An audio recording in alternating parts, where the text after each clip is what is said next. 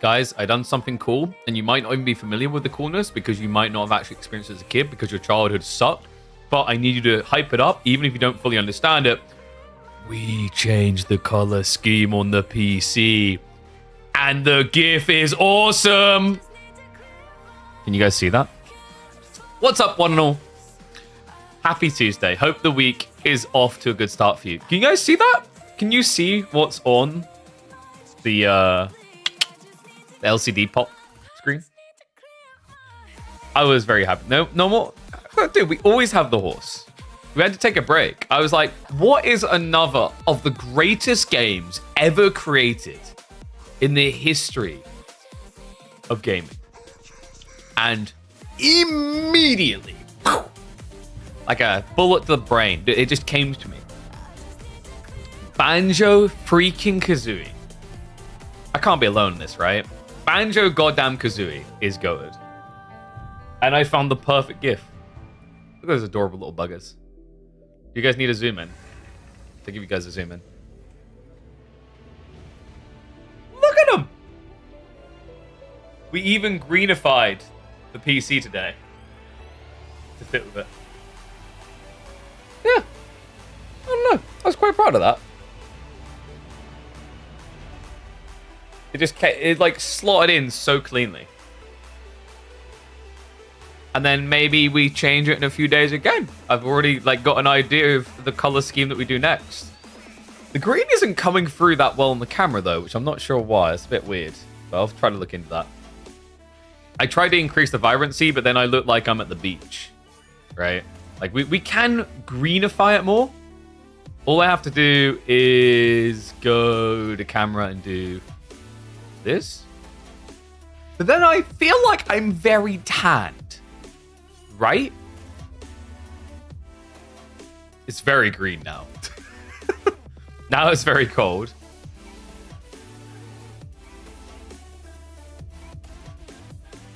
I think there? I don't know if the color on me is a bit weird though.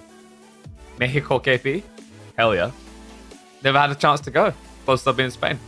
But we're back for more Midweek Muster. We're going to be kicking off and we're going to get swiftly into it with Anatan versus Mahodo, following up with as much of Sasa versus Avely as we can find, because in about 2 hours we have got the quarterfinals between those two. So we have no time to waste whatsoever. Yeah, I just wasted a few minutes talking about my incredible LCD cooling fan screen.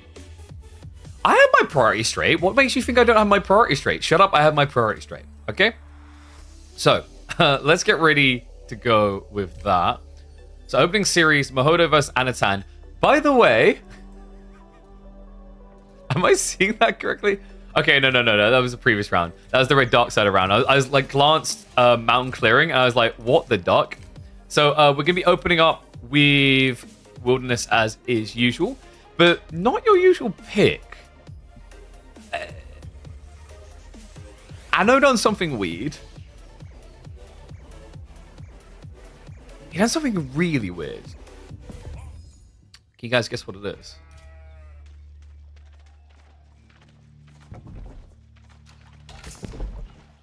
Anno, are you okay? Can you tell us that you're okay? Ladies and gents, welcome back to a weird one. This is the first Byzantine pick I have seen on Wilderness so far. It is an abnormal pick, but one that I'm sure Anatan is going to try and do something funky to justify. So, yeah, we are here in the round of 16.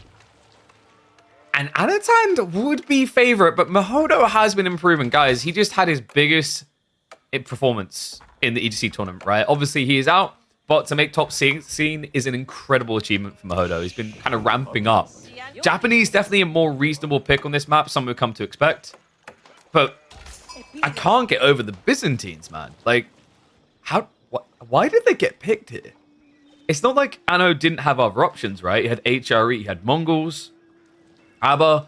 Like, actually, when you look at Anatan's draft, everything but Byzantines makes sense for this map. It's kind of crazy that it came out here, but could work well for him against the civ like the Japanese, especially with the forward spawn in gold. The Lombo Rush could be pretty strong here. So I'm thinking that's maybe what Anno's going for. Then again, look at the way we begin this. He's already rushing out onto the fish. Love this beginning. The problem of Byzantines here is the Grand Winery technically wouldn't be too far away from the TC, but it would be out of TC range. In return, if you did go for this punt, though, you would get an 8 stack of berries instead of a 6. I'm starting to think we might be seeing Hippodrome here. I can't believe I said it. I'm pretty sure like I could be cursed for saying it. Mahodo, in the meantime, has gone for water as expected. I'm not really expecting Byzantines to go water. If you guys are wondering, why wouldn't Byzantines go water?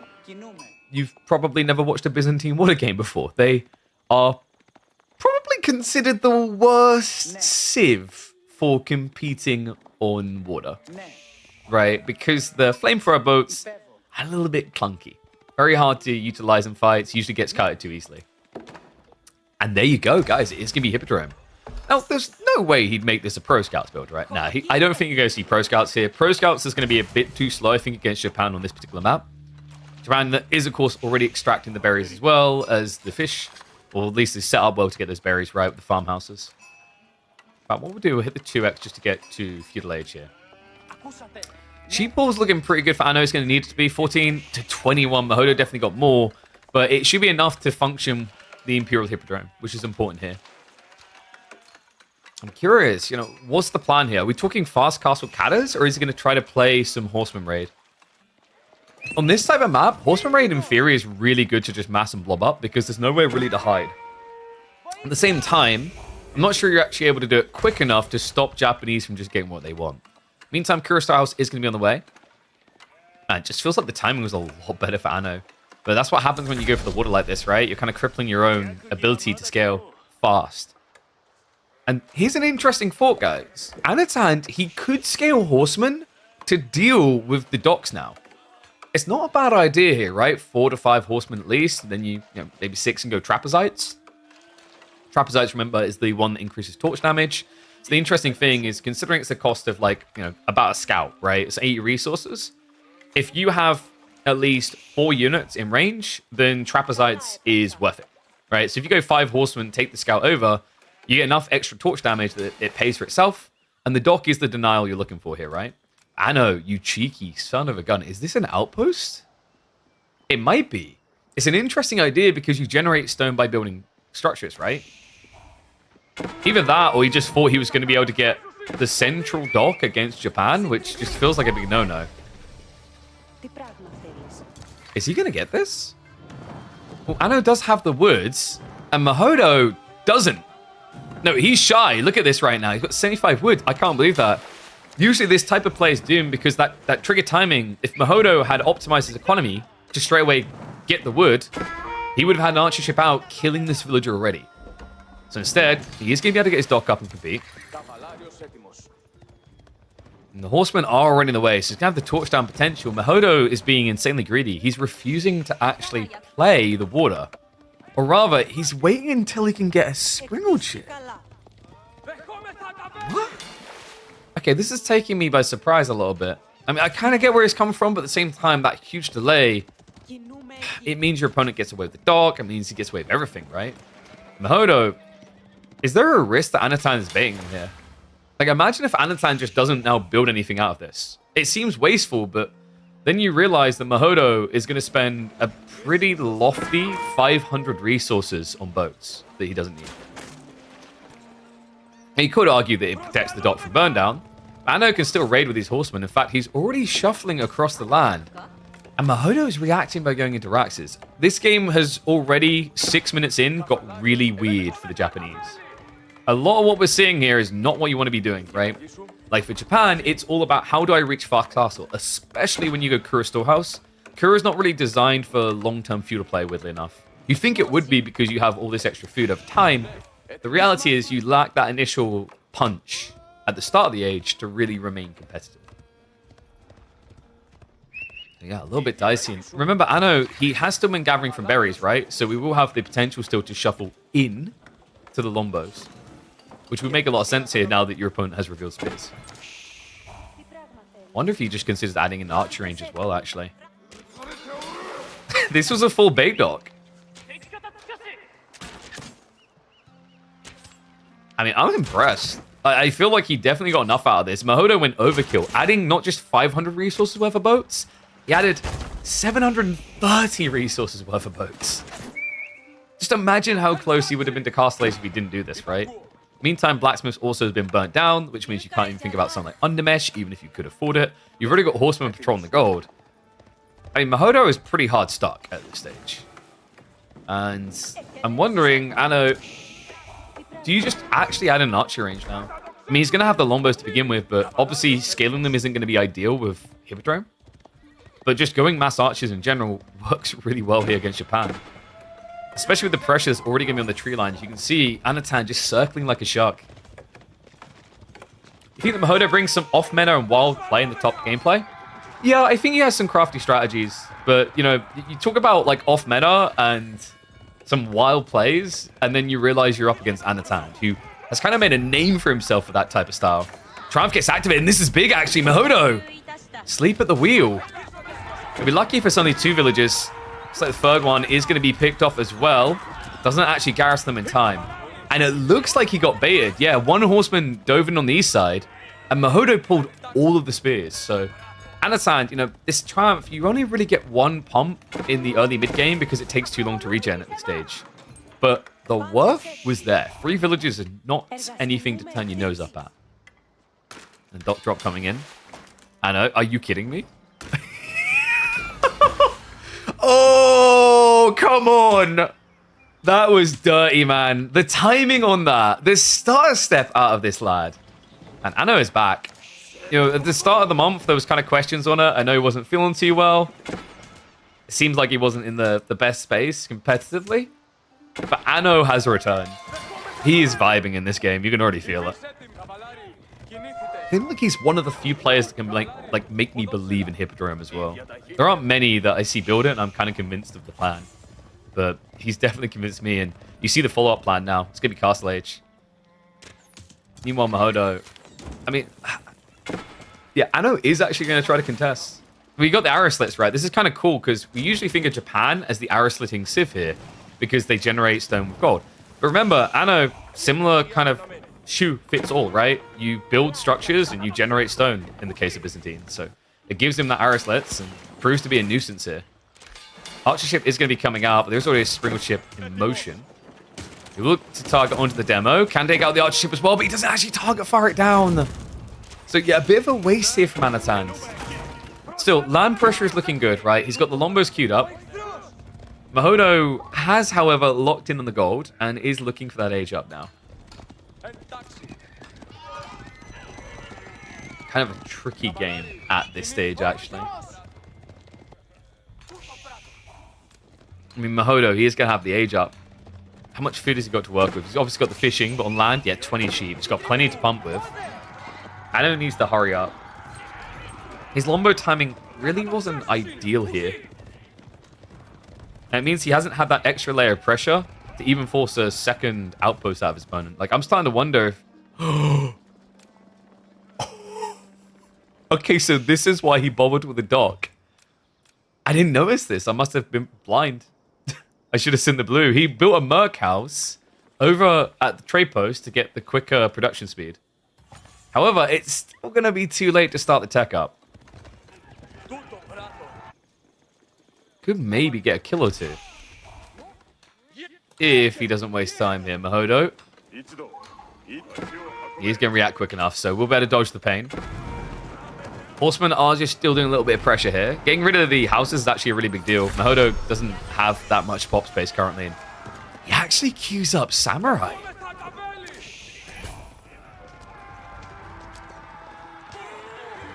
That feels like a game-losing play, no? Samurai over Mounted Samurai here doesn't really make much sense. It's almost like he's expecting the Limitane. We can see there's no Limitane. He's countering a Phantom at this stage. As Mahodo, new top player, he definitely hit into the top 16, right? Because he qualified for the main event of EGC, Masters Winters. Went out in the opening rounds of eliminations, but he still was in the top 16 of the tournament. So, in a way, yeah. But this doesn't feel like a top 16 player move, right? Like, the Samurai just doesn't make much sense. Great rotation there. Anatan just blocking out the first Shinto. Tech up is coming, and you know the reality is you can already see Anatan is reacting as if there's going to be Mounted Samurai. So I guess you could argue, you know, you're going to get some value there. But my issue is because of what you're scaling, you're looking for an all-in timing, not a raid timing. The idea with the amount of samurai is they're very hard to counter at the start of Castle Age. I don't think a small group of samurai being scattered this early is difficult to counter. And Anatan does see them, so he now knows he's going to stop producing the Mitane. Instead, he can just focus on getting Cataphracts out here to raid with and probably going to Vrangin. Wait a second. Did I just... Yeah, he's actually got Magadai accidentally coming from the trade post. That wasn't intentional. I mean, then again, Magadai can kind of be useful here. Your opponent doesn't really have great protection. He will soon, though. Mahodo, he is going for some very ambitious walls here to protect himself. Samurai needs some love. Doesn't make sense. They're so slow for such lowly armored units. I mean, the thing is, they're lowly armored in lore, but they're actually highly armored in-game, right? Samurai is a tricky one. You have to be very careful with that unit, because due to the Adachi tech, if you buff them slightly, they're going to be broken. Check this. Anatan, he's actually going to try to blitz down the dock, and it is going to work. So, on a heavy delay, he can now move into water. It's kind of crazy how big of a delay this is going to be, but still. Yeah, there's no way one archer ship can carry this whole fight, so leaves it on fire, breaks away. Mahodo will have to pull a village if he wants to keep it alive, but it's kind of risky, right? He's going to do it. But you don't really know what you're walking out into. Why is Anatan gathering gold here? I guess it's because he was going for the dot plays and everything else. Good read. Ano is going to be coming back in. He will hurl the final few torches. And that will bring down the dock. So it looks like Mahodo is going to have to get a replacement dock in. Meanwhile, in the Legion of Doom, we have another group of Lombos because Mahodo still has no way of realizing that this is a mercenary house on the trade post right next to him. Okay, this is actually brilliant. This right here was a game-winning play. And it wasn't even so that you could get the unique mercenaries. It was just the positioning. Cataphract's going to ride in. Longbow's going to arrive. We'll start to snipe one of the villagers. Mahodo will seek shelter quickly. But the Cataphracts, we talked about this. Mahodo, although he's got spearmen, it's really not that many. And then they're completely wrong position. And Longbow's also countered them. Okay, but Ano really needs to stop clicking deer. So, spears are chasing. Longbow's going to go for the body blocker. He never bothered to even upgrade the spears. He was so convinced that it was just samurai to win the game. And now we have a problem here. Serunal placements are coming in, but on the forward outpost that's being sniped down, it's not going to get much bang for buck out of this. Longbows have at least been baited away, so maybe you can go for a clutch repair. Needs to. The Magadai are going to be there. The Cataphracts are clumping into him as well. I mean, he gets the Springald in. He keeps it safe a little bit longer, but it does cost him 5 villages in the process. Meanwhile, on the other side, check this. The Samurai are trying to raid, but the Akratoi gets activated. A ballsy move. Anatan pulls all of the villages. All right. This is why the Samurai shouldn't take the Yumi for granted. Those people are tough. So the Ashigaru people are tough.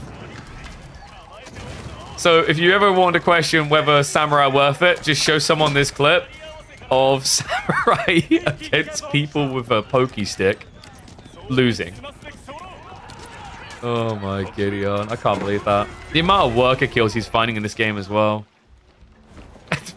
Okay, tell me you don't want to lose water without saying you don't want to lose water.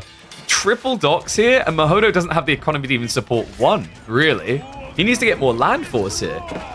Oh man, the Triumph as well. Like, after that fight, he built up so many tickets, right? Look at the damage on the Magadai. They hit for 11 damage per strike. It's ridiculous. This looks done. He's even got Deserators coming. Can you stop? Can you actually just stop? Dude, this kid is always a joy to watch. What a great opening game for the day. I can't believe that, man. So Byzantines versus Japanese. An opening win for the Biz. Oh god, that was brilliant. That was absolutely freaking brilliant. Not for Mahodo, but it's brilliant for me. I'm trying to think what the focus point of that one's gonna be. It might be the Akratoy defense against Samurai.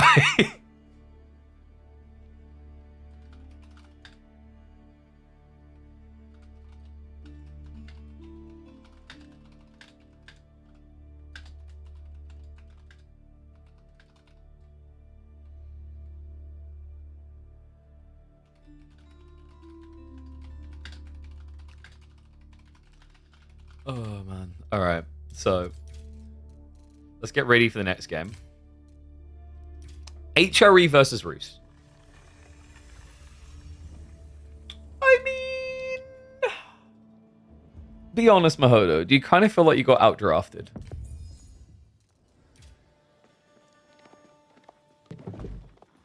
I'm really curious for Mahodo's opinion. Like, do you actually feel like you got outdrafted? Because it kind of feels like you got slightly outdrafted. We're into game 2. Anatan just done wild things in the first. I don't think anyone could have anticipated Byzantines being used exactly that way. But we hop into game 2, and it's HRE versus Roos on a short map. This is intriguing, though. Normally, you don't go for a Rax opening against Roos because they don't have gold for you to harass.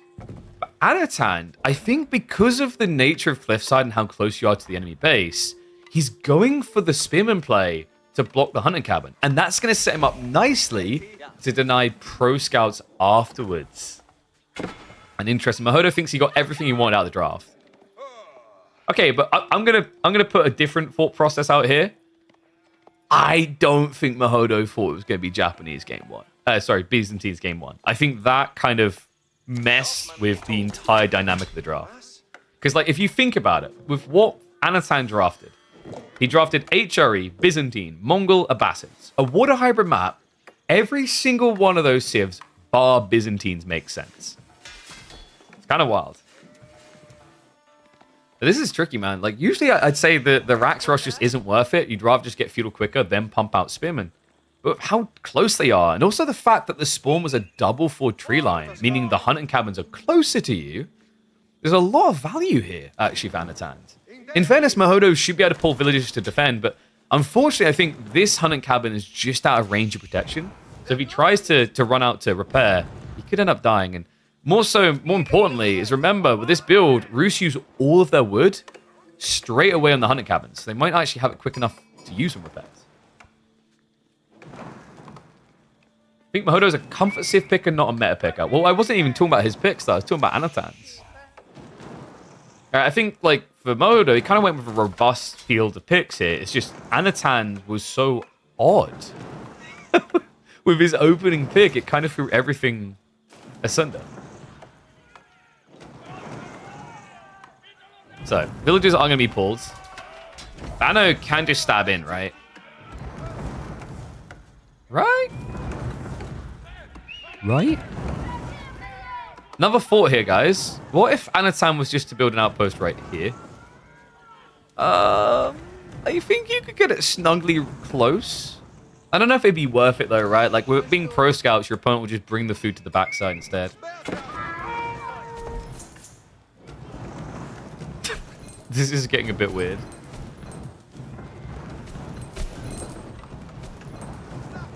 Well, I guess you can argue that Mahodo has one villager that is never, ever gathering resources again.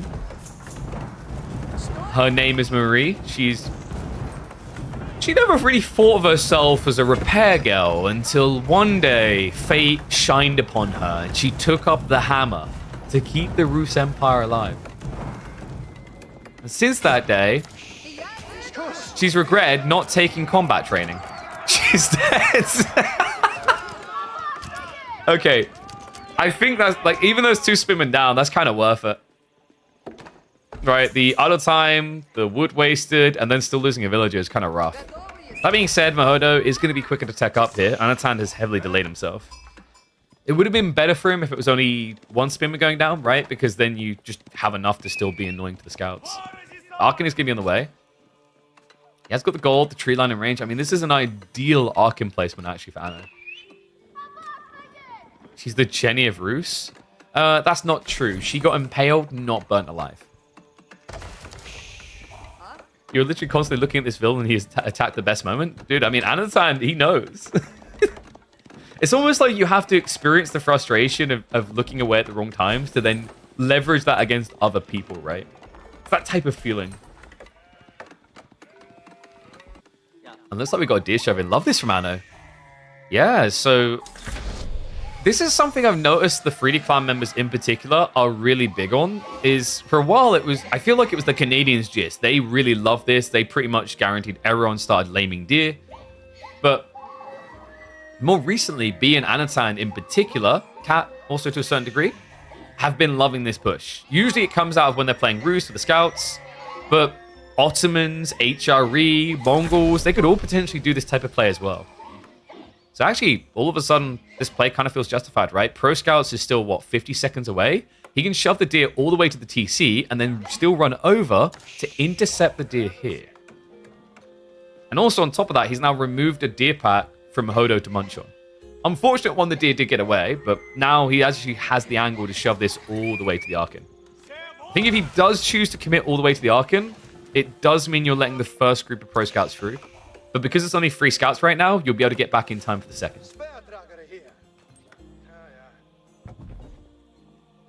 It's the same thing in FPS games when you hold a corner and the moment you look away, the guy peeks. Exactly. Dude, don't get me started on that crap.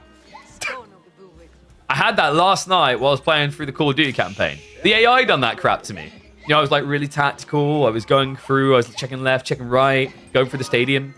And then as I turned right, a Juggernaut walked through the door, stood at the corner, and then started gunning me down. So I feel you on that one. So, deer have made it home. What's the sheep count looking like? Not great. 7 to 11 here. I mean, I guess to be expected when Roos go 2 scouts, right? This is greedy, Mahodo. He actually went wide instead of tight. The spinmen are already on the way, so you're going to get intercepted. I think Mahodo may have made a bit of a mistake here, because he didn't have any deer home yet. Yeah, usually it's nicer to just shove these deer in and pick them up. Like, I'm not really sure what these scouts were doing while Pro Scouts was researching, but this goes back to what we were just highlighting that, you know, Anatan does, B does really well. They leverage this window where they can't use Pro Scouts for picking up deer to at least get them closer to home. So Mahodo does have archers on the way. Anatan, he had options, right? He could have played in the Horseman, which isn't a bad idea here, but because he didn't want to play Pro Scouts, you see instead, we've got a good old-fashioned fast castle HRE build. Getting the stables ready, so it should be Knights follow up, but with the amount of gold gathering, there's no denying where this is going. Kind of a crazy timing, actually. Mahodo, you might notice he hasn't like pulled the archers out. It's problematic. He tried to chase away, but you can never keep up with marching drills. And on top of that, in fairness, you don't want to run one archer out here when there's 2 to 3 spearmen waiting, because you'll just die. So Regnet's ticking in. I'm not sure Mahodo was maybe expecting this. Usually the anticipation is that HRE will play the Age, play Pro Scouts, and take away from you. We've seen them do it incredibly well. Like, I'm actually convinced they do it better than Roost at this stage, just because of their initial pressure point, right? Something that Roost can't do. So Regnet's on the way. It's got the extra food to still go back for Horseman now, which is the ideal play, remember, because although the Roost may be building archers now, would you guys like to guess what Mahodo's going to try to build when he ages up? More archers, just horseback ones instead. And the scouts run into a mess. Yeah, it feels like Mahodo really isn't being allowed to have his cake and eat it here. High trade house is coming in. Get your numbers in, folks. Not even the horsemen showing up. Okay, I've been noticing this more and more with horsemen recently. I don't know if they changed something so it's more frequent. A lot of the time, these horsemen will charge in, attack, and then just stop moving. I think we saw it with Keshiks yesterday as well. It's very weird. It's almost like there's a breakdown in the check system because, like, you have a charge damage and then you have a normal damage. But, like, that excuse doesn't work for horsemen when they only actually have one type of damage. I know, teched up, already has relics on the way home. And more prelates being pumped. Additional stables also coming. A good old classic knight spam on the way. Mahodo, how are we looking here? I mean, the fact he's having to react Raxes tells you exactly how he's feeling about this. He has at least got the tech up coming in. 42 trees in range, so a decent one.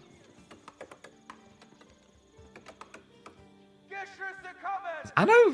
No, he's just going to guard this. He could potentially have tried to shove it towards his home, but it's way too far. It'd be way too much APM at an important point in the game where you need to be focusing on other things. So, by the way, he's kind of still constricting. Mahodo, does it feel like he's taken the bait here? Yeah, because this is what you should be building, right? Like, a horse archers is how you win this game, and I think it's the only way you can win from this type of position. It does rely on Anatan not committing as well, though. It's not as simple as, yeah, my units are better.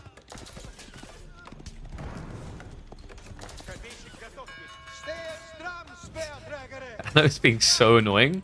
Mahodo doesn't notice again. Oh, no. He has pings going off right now. Mahodo, are you kidding me? He's going to end up losing this game due to a handful of spears. Finally, he reacts, but at this stage, you're now 5 eco behind your opponent. Which is interesting. I don't know if it should be 5. There's no textiles. I'm pretty sure Anatan only pumped 1 additional prolap. So yeah, a little bit surprising. 2 relics already home, by the way. And more to follow.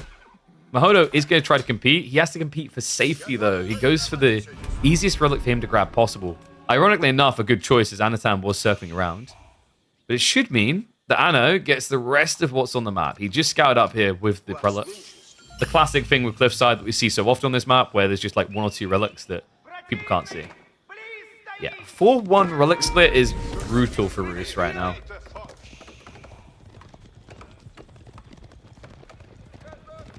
Knights are already circling, man.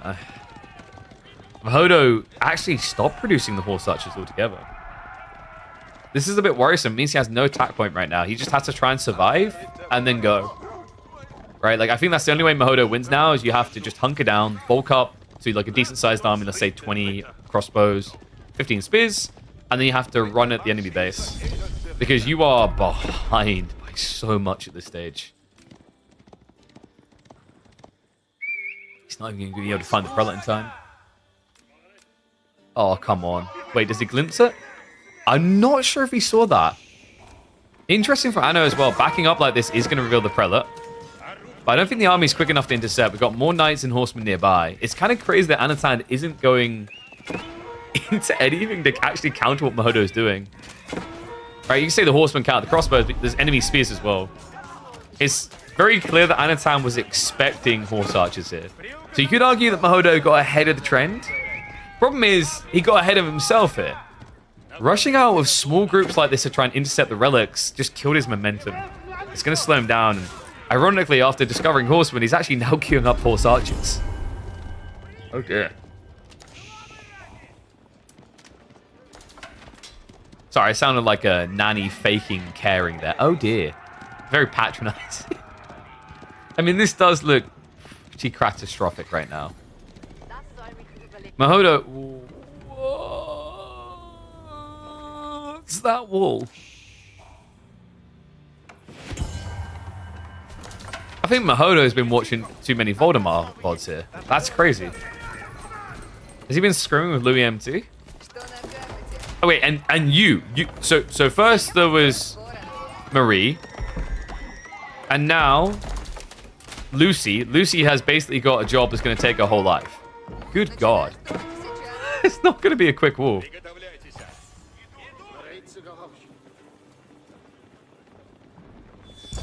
And the high trade house, by the way, 142 gold. I mean, at least he can feel semi-competitive. Anno's actually adding in Landsknechter. Interesting choice. Would have expected maybe more spears here. Spears plus Lanch can make sense. It's like Mahodo actually following up the men-at-arms, so things could be looking worse right now. I mean, not much worse, but you know, it's like when someone is in a car accident and they lose their leg, and you're like, well, you could have lost both. Actually, it's more like when someone's in a car accident and they lose both legs, an arm, a lung. Like, you've still got your health?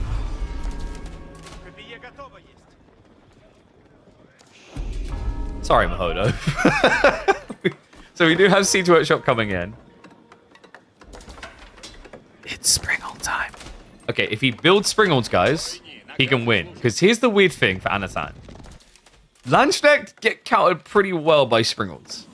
They're low base HP. They have less health than a hardened spearman does. And they're a castle unit. So from that perspective, like, it's a very good way of sniping out these high-value units. And Anatan is zerging them, by the way. We're up to 5, soon to be 10 Landsknecht.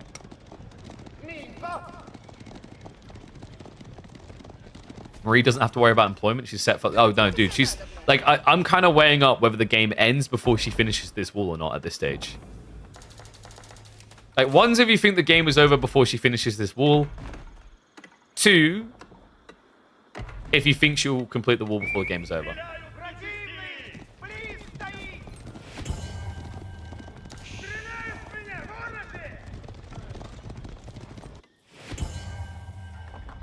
See, this guy got the easy task. I like these type of walls. These are the walls I was really expecting for Cliffside. They're just optimal. That's at least still circling. We do have trebuchets from Mahodo. Okay. So I don't know why I'm going French there. We don't have French in here. What's German for, like, what? I don't know. That's good enough. Kind of have a problem here. The Landsknecht aren't really counted. Because crossbows have worse attack speed, right? So you're going to overkill Landsknecht. And to make matters worse, look at what Anatan's doing. This tech is crazy. Inspired Warriors with Mass Landsknecht, it's actually like you just got Imperial Age, right? The damage buff is pretty substantial. You end up getting about an extra 3 damage on these units. And it does scale well with Blacksmith techs, right? So he can go up to, what, 19 damage without the Inspired Warriors. And then you get that buffer over. All of a sudden, you're sitting at, what, 22 damage. It's crazy. Cav is still raiding. Oh, wait, okay, this doesn't count. She got some assistance and then died to a wolf. So the wall does go up. It was not a one-person task, though. So that ruined our experiment. Anna is vibing, man. He's got all the farms he needs. He's up to 27 already. He's got sprint placements coming in. Easy goal gathering on the flank. Mahodo has gone into trebuchets, but as we know, it can be kind of problematic to get the hits you're looking for with these things. So far, he has a 100% hit rate. You guys ready to watch that percentage go down? Okay, no, guys. We have a legend here. Odysseus has manned the trebuchet. He cannot miss. Oh, got him. That's what you get for not fortifying. You pick up that relic and run away. Mahodo's come to town. House is also now getting demolished. Anna, he's hidden this hand though, right? I don't think Mahodo realizes he's running into Mass Landsknecht though. Which is actually pretty scary. I mean, he has at least got some archers coming, so maybe there's a level of awareness here. Quite a smart read if so, but we actually have Springles from Adam's side. Which, I mean, for both players, Springles makes a lot of sense, right? It's a bit trickier for Mahodo, I guess, because your opponent does have a lot of horsemen. Between those ponies. We still got knights rotating around the back. Can he do it? Can Mahodos get us to a game number 3 here? This keep drop definitely inspires confidence right now. Really wants to start sniping down these farms, I think, actually, more so than just housing. Right, slow down your opponent's ability to keep scaling. Instead, he wants to go for the production. I mean, you could argue it's better value in some ways, and that this is 150 wood and this is 75, but then you have to remember, trebuchets, with their damage level, they can one-hit farms, right? So you can either take 4 hits to kill the stables, or you can take 1 hit to kill a farm. Tango coming in now. Anatan's trying to force the fight. Sprinkles get revealed. Oh god, what have my weeklies become? It's just a Springle playground. Well, they're going to force the clash here. And the Landsknecht just got revealed. They're going to cleave through it quick. Mango shots on the backside are coming in big as well as Mahodo's standing his ground here. Tries to get around the back, but only with a scout. That's not going to do anything. Landsknecht count, there's still 8 of them remaining. Mahodo He's going to lose most of his army here. He's still got some crossbows left over. There's still horsemen chasing. The castle is at least up. So that should be enough to scare Anno away, but the damage done here. Mahodo, with barely any food income, has lost practically everything. 11 crossbows, a handful of spearmen left over. Everything else gone. Trebuchet's removed as well. And Rams coming in now from Anno. Anno also, by the way, is ready to go Imperial Age. Yes, you did just hear that correctly. He just rushed underneath a keep, won the fight, and was in good enough shape that he immediately went, I'm going to go to Age 4. Just HRE things, really. Good God. I feel bad for Mahodo. I mean, it was a decent effort, right? I don't think he was expecting quite so many Lanska. I know, having even more farms now coming in to make sure he's ready to keep that pump going. Meanwhile, like, what do you do as Mahodo? After losing an army like that, the best thing you can hope for is a slow push with Trebs again. You can't slow roll this, though. Time is not on your side. And now, also, the idea of raiding isn't going to be ideal either, because once Palace of Swabia completes, H3 don't care about their villages. Mahodo, however, should care more about his. Gets found out on the board, will get chased out and killed. And correct me if I'm wrong, that's almost any and all food income that Mahodo has right now. The board. Yep, no, he agrees. GG gets called. An unfortunate demise for Mahodo. This game may be a little bit more linear, but man, that opening one was a banger. Anatan, when given the opportunity, always delivers. Poor Mahodo. F's in chat for Mahodo. Actually, you guys like press F to use or press E to use gamer?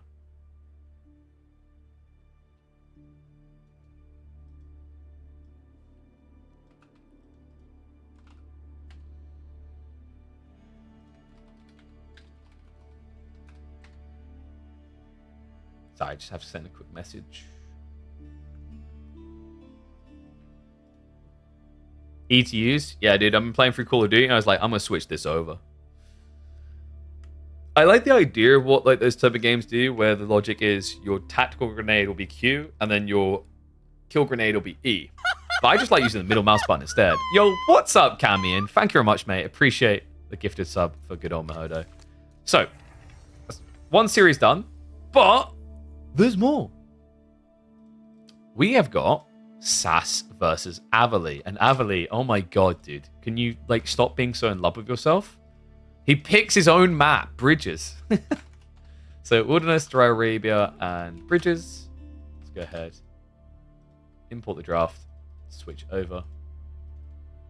And we'll get ready for our second series. Reminder, after this, we should be, hopefully, more or less smoothly just straight away into Anatan versus the winner of Sas/Avely. Oof. So, let me go ahead and open data. And then the goal, by the way, for today, guys, is going to be we do that series. We do B versus Starflock. We do the winner of that up against Numidan. And then I think we'll be looking for Lash versus the winner of Anno/Avely. Okay? And then what we'll look to... Wait, did I not upgrade? Oh, I just realized I didn't update some of the... Sorry, guys. It was a long day yesterday. We did already have Cat versus Myriad. That ended up being a formidable performance for Myriad, but not able to bring down the Cat in the end, a 2-1 score. So let me just quickly update those so you guys have the full picture. Sorry, I thought I'd updated that. My Upuluges. That was, I think, French sounding? Let's assume it was. Yes. So 2-1 for the Cat game. We just watched Anatan 2-0. Let me put Lash in his position already because him and Kat are already waiting in their semi-finals respectively. There we go. And I forgot to add Anatan because I'm a freaking idiot. Don't mind me, guys. I need to drink my Red Bull, but like I'm looking at it, I'm rationing it in my brain because it's my final Red Bull. And I'm like, I kind of don't want to drink it yet, you know? I don't want to just have it sitting there, ready to be consumed at a later date. Okay, fantastic. So, Let's get ready for the first game.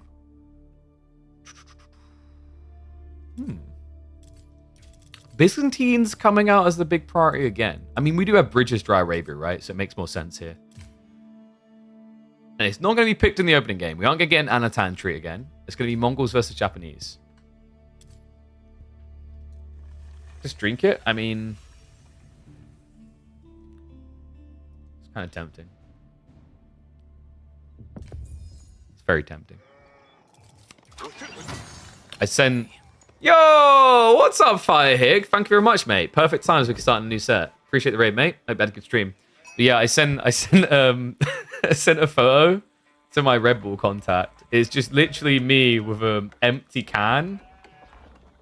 Just like just looking very sad. Oh, what's that? Oh, yeah, wait. I can show you guys quick. Here you go.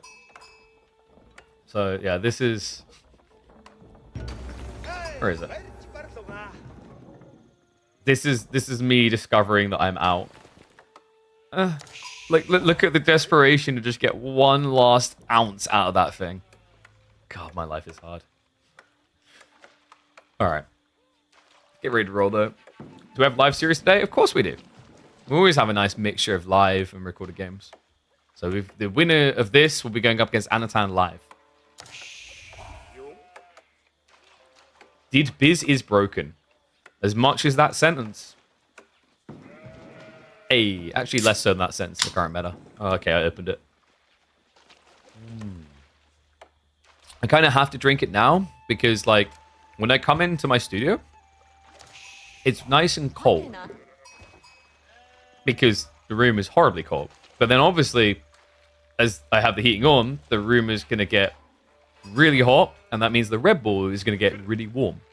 And I'm not a fan of lukewarm Red Bull. That sounds bad, because it is bad. Ice cold Red Bull every day of the week. All right. It's the man that's always sitting there in the chat crying about how worthless Mongols are. We've got him. Ladies and gents, welcome back to the channel. It's Sasa versus Avely. A fun matchup, actually. Japanese against Mongols to kick this one off. And yes, we might get treated to Avely trying to wreck people on his own creation, because Bridges did get drafted for this series. So, let's talk about these players a little bit. You know, Sas definitely feels like the favored seeding right now. It's interesting. I feel like if you go back, maybe a year and a half, possibly 2 years ago, Avely would have been the favored. Avely doesn't seem to be as active as he once was, I want to say. Whereas Sas has been grinding pretty hard. He's been signing up to a lot of these weeklies. In fact, I think Avely has been more of a recent addition to the midweek musters, right? Like, we have an amazing page on Wikipedia to overlook all of them. And when we have a look at that, what we can actually see is let's have a look. Sas has played in 1, 2, 3, 4, 5, 6, 7, 8, 9 of them. Meanwhile, Avely has only played in this one and number 10. So, he's getting back into the groove. I will say, like, some of the games I've watched, you can definitely feel like he's out of the loop on the meta. But there's still hope. We have a Koka Township coming, and a Koka Township is the way to ruin the Mongols. Especially on this timing, actually. The Shinobi should just be able to dive straight onto the villager. Free spinman isn't enough to stop him here. It's quite ballsy that Sas actually tried to do this. Now, admittedly, Avely probably should have used an 8 villager for the timing here. If he runs in, throws out the Sabo and stabs the villager, he should get the kill. In fact, you could just go straight after the villager here. Sas is aware of the timing. Like, he can see it's coming. If he can get that kill in the initial Shinobi, it's huge. Wait, actually, I forgot. We have to wait 20... Oh, no. You can tell I need to wake up this morning. I should know this by now. All right, this is catastrophic. And it's crazy, because if Avely had used the 8 villager there, he would have got the Shinobi out probably about 5 or 6 seconds sooner, which is enough time to kill one villager and stop the second. Instead, we have Avely just going in for a sabotage, and then he's going to die.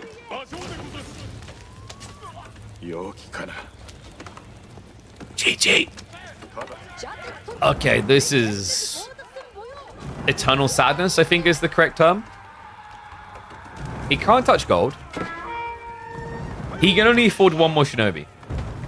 And with what that first Shinobi just done, you'll have to excuse me if I do not have confidence in the art of the ninja.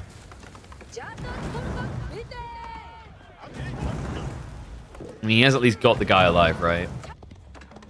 He's going to go around the back, but at this stage, yeah, just leave one swim in here, send the rest round on a rotation. Outpost is going to be coming up, but I don't think this is quick enough. Yeah, I think Sasa's taking a wider arc than he needs to. He could actually have optimized it to get in even faster. He needs to as well. Maneuver speed arrow is still on cooldown for 30 seconds. Spinman can immediately pinch the scout, which is actually a big deal, which is why Avely needs to be careful. Instead, they're just going to dive in, though, straight onto the villagers, and they'll be able to pinch at least one here, maybe two. Needs to target fire down. This is getting a little bit better. Might actually be free. Oh. Avely barely dodges what would have felt like a killing blow there. So it's 2 worker kills. Doesn't lose a single soul for it. And the Shinobi wasted his entire time chasing the Khan. He got outplayed there. Sas being allowed to just bait the Shinobi away like that is a big deal. Sure, you can argue the Khan would have been able to finish off an extra villager. The Shinobi would have been able to kill 1, maybe 2 Spearmen there. And it would have changed everything. So, good news for Avely at least is he does have gold. Bad news is mostly everything else. What did the Shinobi sell in his death animation? Nothing. Because he's a good ninja. Ah, you didn't think of that, did you?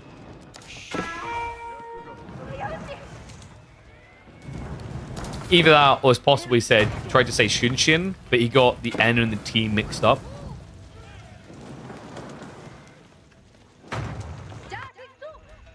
Alright, so how does Avely play from this position? He's trying to scale the Shinobi now, but at this stage, Sas could easily just go into archers.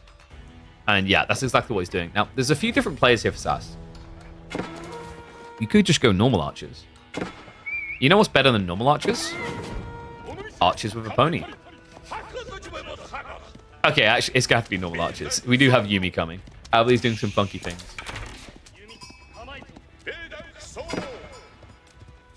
Interesting. Immediately goes to the Khan Hunter as well. Wait, please tell me he's not going to lose his Coca. But if you lose this, where will the Shinobi live? I think if you lose this, you just disguise yourself as a Mongol villager and then say, wait, we don't need a home. So yeah, archers are coming, and I believe he is double producing them as well. Avely is kind of tricky right now, right? Like, playing Yumi can work to a certain degree, but you're very limited on your safe wood. This scares me a bit. Like, one archery range is not going to be able to keep up with Mongol archer production. It's weird. Like, yes, you produce the Yumi quicker, 13 seconds, but the reality is your opponent is going to be generating an extra archer every minute, right? Passive stone just adding in. That type of pump timing is going to leave him very competitive with Yumi Zerg. Alright, one's if you think Sasa is going to win this, two's if you think Avely's going to take it.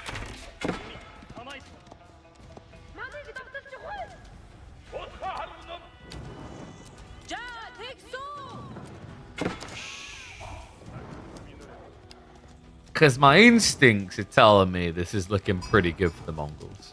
However, there is hope for Avely. Check this. He snuck out for the docks. There may yet be hope for the German. Mongols auto-win against Japanese? I don't know if I go that far. What makes you think they auto-win? I think Mongols auto-win against Kura. I wouldn't say they auto-win against Koka. Because with Koka, like, you have some leverage, right? If you get the initial opening correct, you can then rush the opponent's production line. And if they, for example, have a spawn like this, you can start sabotaging their production buildings. So you pretty much choose what they can or can't build.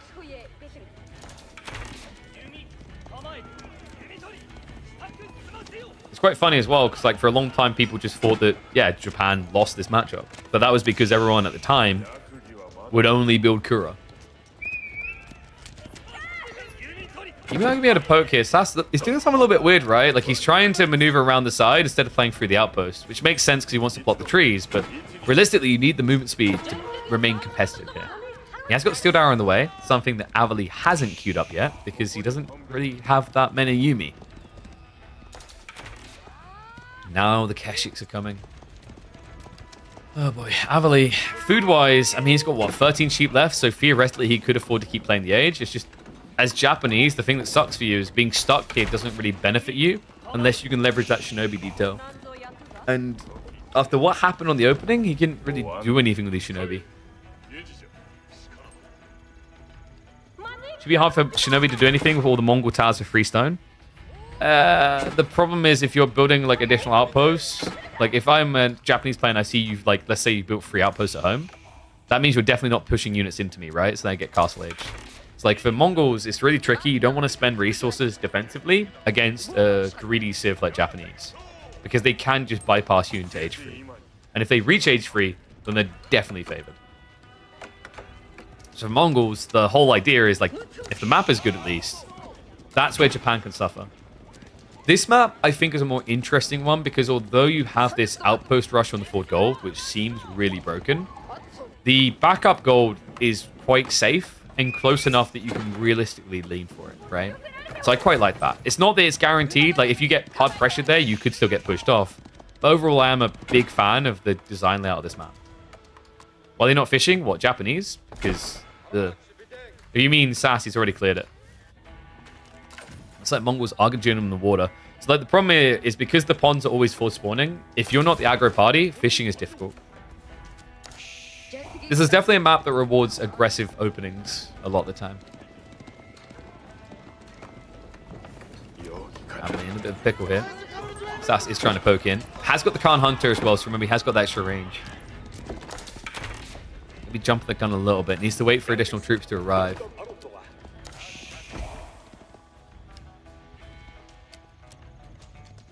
So for Avely, the goal really is to reach castle. There is a move here with Mass Yumi, which can work. If you scale enough of them, you can just vet into them. It might even be worth the Yorishiro drop, because reality check here is if you do tech, you will get dove. So what you want is you want to have a floating gate Yorishiro drop to get your Yumi upgrade in about 24 seconds max. That gives you time to compete. If you have to wait a whole minute, you will die. So we've got, what, 3 fishing here. Only 2 so far on the other side. House is also just getting laid on the side. Oh, I love that. He's got 2 villages down here, so he left 6 sheep for him to eat off of, because this map doesn't have shoreline fish. So you have to find something to do after you come out for the water. That's pretty cool.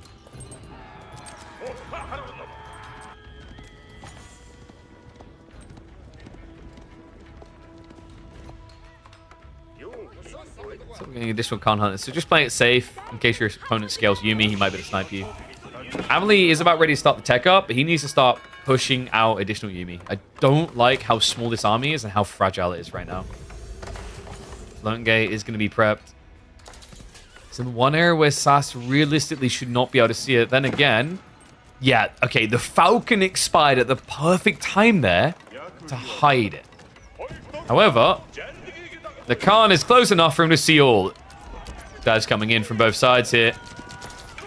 Immediately targets on the Shinobi. Remember, the Keshiks will get countered by them, but not when you get kited like this. There's none left.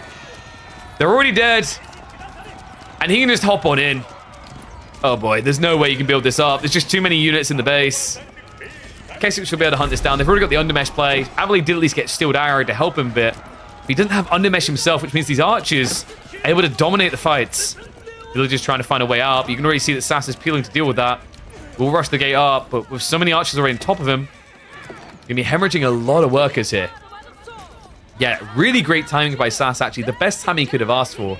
Avely is going to return to building up the landmark. He's got 14 on the floating gate now. The army is going to get mopped up. Sas didn't get the killing blow per se, but he got a big enough lead in economy that he can now follow suit into Castle Age. In fact, he's already saving up for exactly that. He's even adding in the rams on the front side. I mean, the Kokoro is almost dead. I don't think it really matters at this stage. How does Sas know? Because he can see his opponent isn't scaling army. So, like, a dead giveaway your opponent is teching is... If you're scanning regularly, which you are in this situation with Mongols, you're looking and going, okay, he has 13 Yumi. You come back a minute later and you go, huh, this kind of looks like the same amount Yumi, right? That doesn't seem like he's investing in army. So what else would he be doing? So it's just kind of a reasonable assertion at that stage that your opponent must be being greedy. And then it's a matter of reading the timing. And the reality is he saw that there was nothing on the backside here with the Falcon. The moment the Falcon expired, he needs to check again because he knows his opponent is coming in with a tech up soon. So you can argue it was luck. I don't think so. It's just logical timing there. It's like after you lose vision, check again. Flash coming in. Right now, these Mount Samurai aren't fighting optimally because the Keshiks do outnumber him. And weirdly enough, Sasa, I thought he was going to go for Castle. He's reinvested. We're back up to 7 Keshiks. Avely in trouble, in quite the predicament again. Gets caught going out on the berries. I don't blame him for this, by the way. Like, understandably, his mindset here is, oh yeah, like, he got me good. He's going to go Castle, right? It makes sense. Unfortunately, that's not what Sas had in mind at all. He doubled down on this aggro after losing the army, and now has massacred 15 of the Japanese villages. Good lord. Even burned down the coke in the process. I mean, you think surely now would be the time to tech, right? But then again, you know, for Avely, what are you meant to do for food? You've only got 1 deep water fish. You've got way too many fishing boats. The double deer stack is 40 of your base. The berries are 40 of your base. The fishing is 40. Like, any source of food is kind of beyond your means here. I think Avely, like, the misread is with so little food, the only play that actually is available to you is Yumi. And he didn't do it.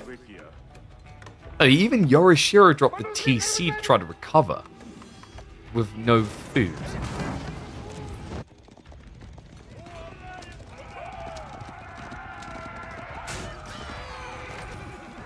Yeah, the amount of samurai just not finding the wallop they're looking for either. And he's already just sending the archers in again.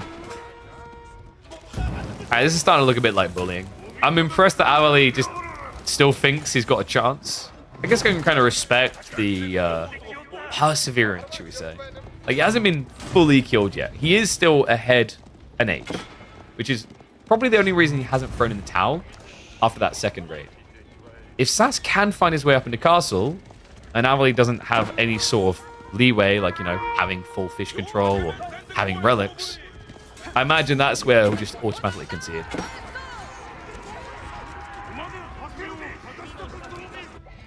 Oi. Keshiks are now arriving on the deer. I think he noticed that they start to die, right? Or he's just, once again, making logical assertions here. Where is he getting food? How would he get units? Sas instead, though. It looks like he's heading for the dock. I mean, just as important of a detail here, right? Like, this is the thing that's been keeping Avely alive this entire time. Remove that. He's just as royally screwed here. And with this many Keshiks, 13 of them, he could easily destroy this dock. So we have got a veterancy for Yumi finally on the way for Avely. But the problem is, by the time you're going to have it, Sas is finally going to be in Castle Age. And then I think your big concern here isn't the archers anymore. It's actually going to be the Keshiks. Let me dive in here. Avely is queuing up the demo ship. Sas needs to reposition. Might hesitate due to the Springle being here, actually. You can end up losing heavy cav fairly fast at that. He needs to be careful. Wait. Sas? Sas? Oh no, the demo came out the wrong way. He didn't realize straight away either. That's so unfortunate. Avely won. You know, he didn't react straight away, but also the Springle ship pushed it further away from the coast. So 100% a missed opportunity there to get huge damage done to the Keshik mass. Meanwhile, Kurotine now on the way, so Sas definitely on a collision course to Japanese home.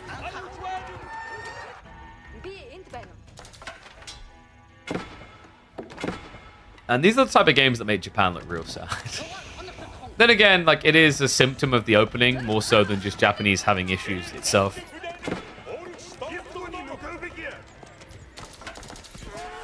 It does feel like a game where the fishing also kind of turned into a bait, right? Like, the Mongols just get so much value on water maps like this because the implication that you can't fish, because if you do, I'll burn it down.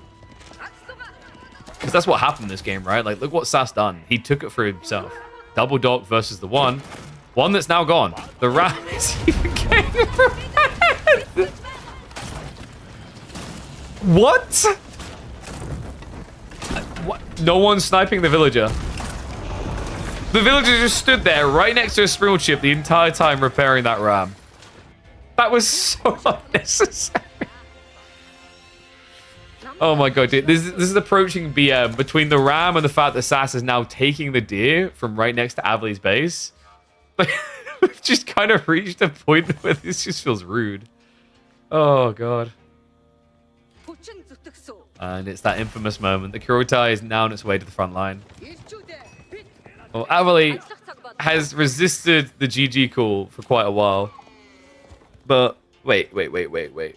I mean, there's no way you get away with that. That is pretty snaky, though. I gotta give him credit. I wouldn't have expected someone to try and dock the very edge like that. Like, I have God vision. I can see the whole map, and in my mind, I just imagine this as a straight coast. I don't think about this little creep point at the bottom. Thought that Yumi did get caught out of the base, though. I'm gonna have to run home. We do have Kaburia being prepped, so he's looking for an Onimusha switch, but I think he just cancelled it. The size is not the play. I mean, right now, he needs a front line. This is a lot of Keshiks. For the third and final time, they're in the base. And this time, they're going nowhere. They're castle variety. 5 ranged armor. And an additional 30 HP on each of them. This will not stop. Until Avely throws in the white towel. White represents the surrender. Stop it. He's dead already. Avely's like, but no, I've still got the dock. Woohoo! He kind of needs it right now. It's 29 villagers versus 54. Yeah, but here's the thing. Like, you still need to deal with this. And you also just revealed your fishing idea. He just literally pulled him across to the dock. The ram's now coming. This won't survive. You will at least get a small stay of execution with the demo. But there's just, like, Avely, there's nothing left.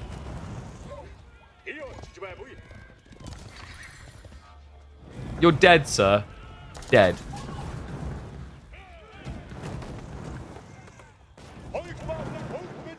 Like, you're actually just kind of bombing us all out now. Go game 2. Pick bridges.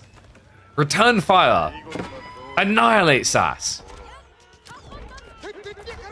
Oh, good guy Sas. He's like, hey, I've got 3 landmarks. You've got 2. How about we share one?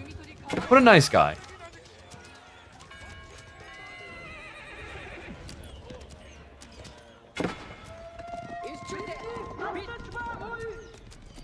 Oh god, we're trying this again. Maybe they won't know it. They noticed us. They definitely noticed us. I'm gonna hit the fast forward for his own sanity at this stage. This is Kiljadi's 6 villagers level of not giving up at this stage. I mean, in theory, if Sas micros like a goldfish, right? The 5 Onimusha, yeah, they can. No.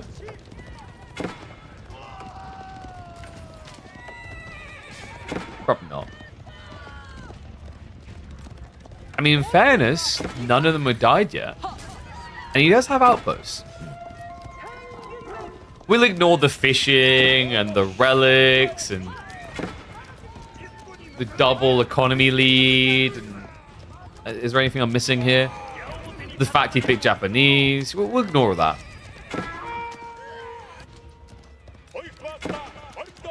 Avely, please.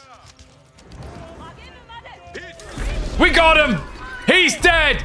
Suck on that! Yeah! I'm pretty sure that was the inner monologue of Avely right there. TCOP! By the eternal and deep laws of the land, Sas has to call GG after that. Doesn't seem to be working. I'm gonna hit the 2x again. I feel like Avely had better economy at minute 4. Onimusha are at least rotating around, but I feel like they're just worse Magadai at this stage. Here we go, guys. This is his moment. Avely. Avely. Okay, you can't even one-hit a villager.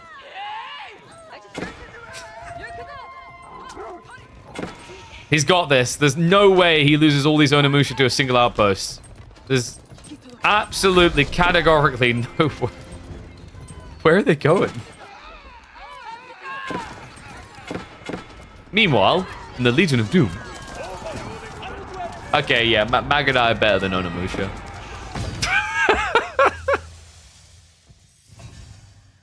Jesus, man, throw in the towel.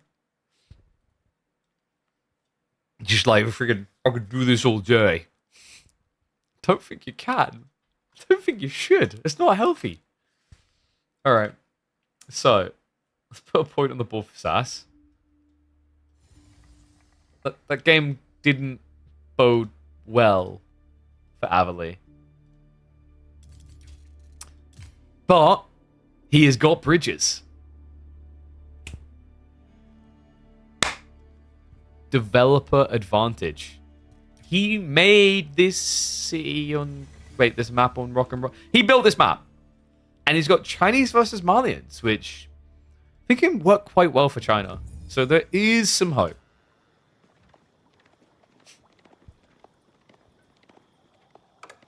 No, don't say Japanese OP. Please don't nerf my Civ.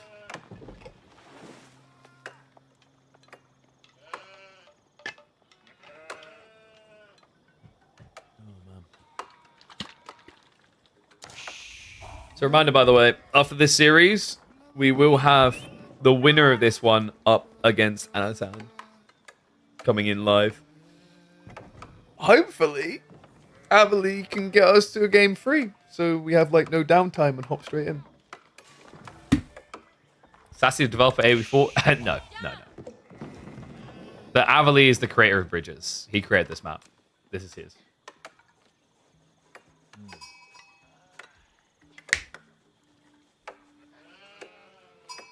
You like this map? Yeah, I feel like it doesn't get played that much. I wasn't sure why. It's kind of a weird one. It just kind of fell out of rotation entirely, right? Out of nowhere, it felt like. Oi, oi, oi. Well, let's get ready to go. All right, game number 2 between Avely and Sas. Sas leads, but Avely is looking for the morale booster. He has picked his own map, Bridges. If he cannot win here, he'll probably retire from AoE4 forever. Gotta guess that game 3, right? For a mod? Yeah, Avely created this map. This is a custom map. So this doesn't exist in the game by default. There are tools that map creators can use to make things. Maps, mods, etc. And Avely, this is one of his creations. Avely has actually made a lot of popular maps historically in AoE4. So he made Basin, he made Coastal Cliffs, he made Scarguard, Bridges. He also has a new one called Oasis, which we may take a look at soon. But Bridges was one that kind of came and went. I feel like it evaporated a bit quicker. Coastal Cliffs, by comparison, stayed in the competitive rotation for a very long time. I think the biggest issue with Bridges is the whole concept on this map are these bridges that you can destroy, right? And repair. And it divides the map into different chunks, which is really cool, really neat. Very Command & Conquer-esque, which I'm a big fan of. The problem is, they're a little bit buggy. If you destroy the bridge, you can't sail through it. Which really handcuffs you on what you can actually do with boats.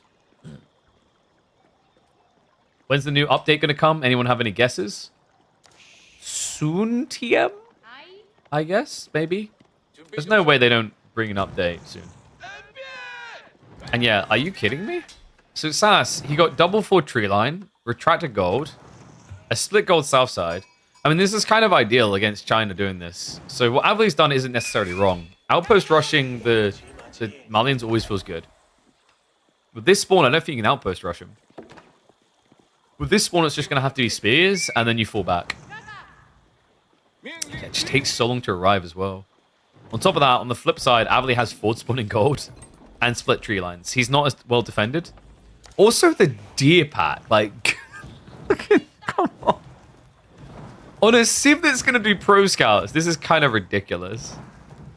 It does mean that Avely could still get some value out of just camping this area. But it's just so far out there that unless you want to commit the outpost, it's not going to work, right? And he doesn't want to commit an outpost because Mali scouts don't really care about that, right? They can actually kind of kite it out and still get away.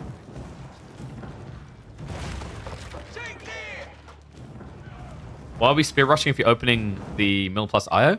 So you have the meat to do so. I don't think this is a problem per se for the spin rush. The whole logic here, by the way, to explain why you would actually want to have the Imperial Official.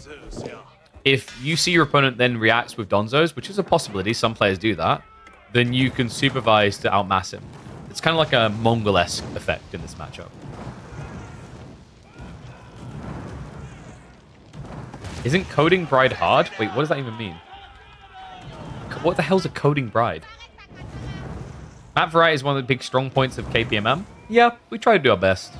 We need to get some more map creators in the community, to be real, though.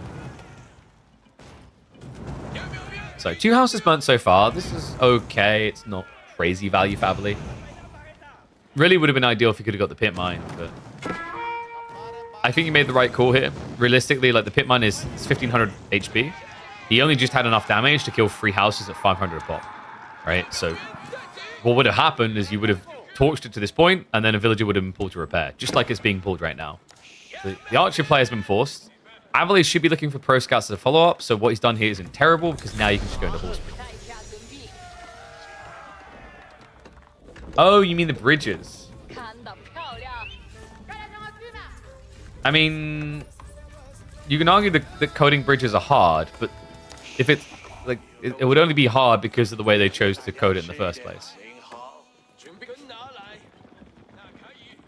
You mean so bridges spawn broken, so you have to repair it before the area? I'm not sure about that.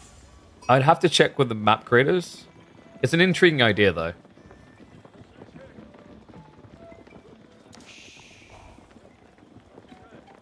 You don't want to kill the pits and build another... No. If you can, you kill the pit mine.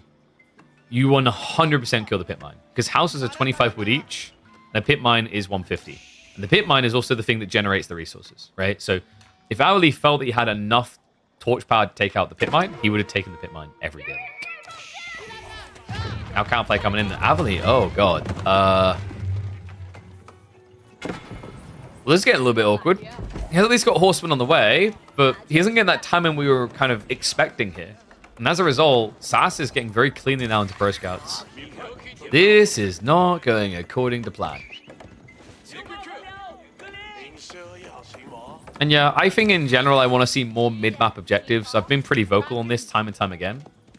More flavor to the map, more things to interact with, and as a result, also more ways for a person who actually isn't just camping in their base to win off of map presence. I think these are all necessary things. You know, I highlight the idea of having like a new food type, which would be cool, right? That would also kind of dilute the pro scouts play as well.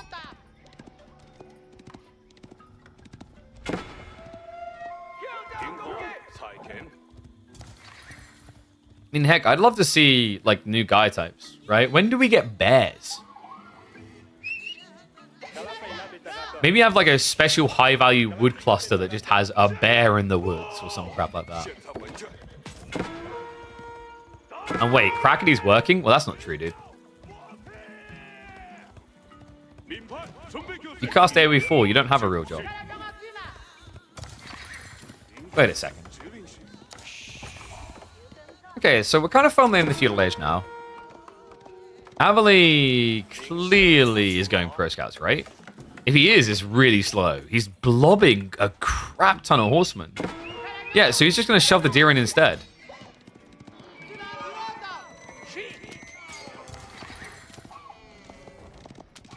Whoa. Drama alert! EDC only pays you $30 a month, Crackety. Crackety went to make a joke. He's like, oh no, what have I actually done?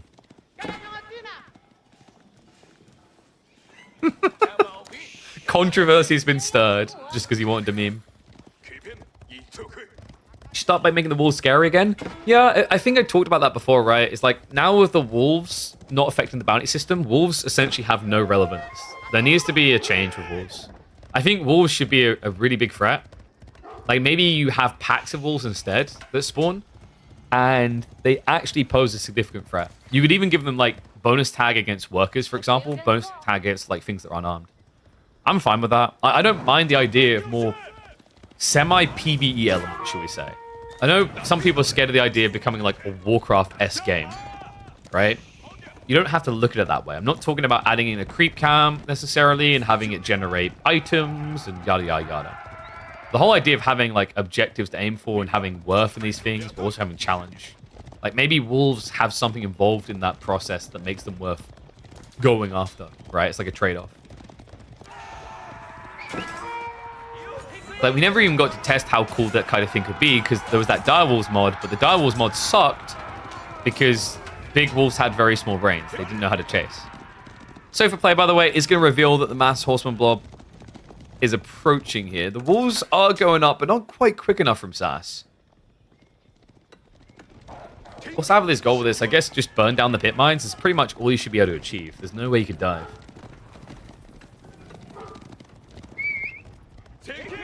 Isn't Crackly the caster that BC showed his kitchen on stream, saying that casters get... Wait, what? Crackety can afford a kitchen from casting? Alright, I'm gonna have to go break Pesty's kneecaps. He's not paying me enough. So, Barbican's coming in. Looks like Avely is going to be able to insulate himself on the flank. We might be seeing 2TC here, the classic, against Mullions, but that was back when Mullions always done Fulani. Nowadays, they like Farimbra with Pro Scouts. It really changes the matchup.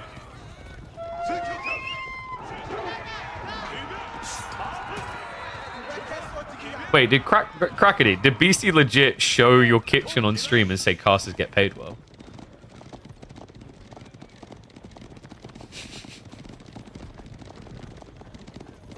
I'm not sure if that like I could genuinely imagine that happening.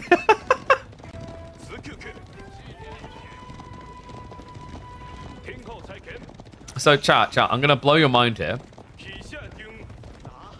There is one caster in the scene that can afford to be just a caster off of casting AoE 4, full stop.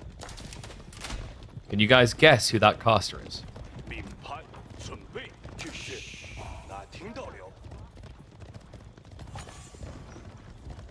It's Drongo. It's not me.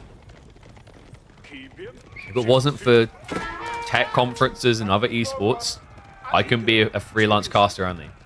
Right? Drongo is literally the only person who is able to make a living off of casting AoE 4, and that's it. There is no one else. We ain't rich. Beastie is quite easily, I would say, the most wealthy content creator in the scene, I reckon. If I, like, based on what I know from, like, an influencer side, as in looking at the size of his streams, etc., calculating, Beastie is the one who can afford Crackety's kitchen times 5.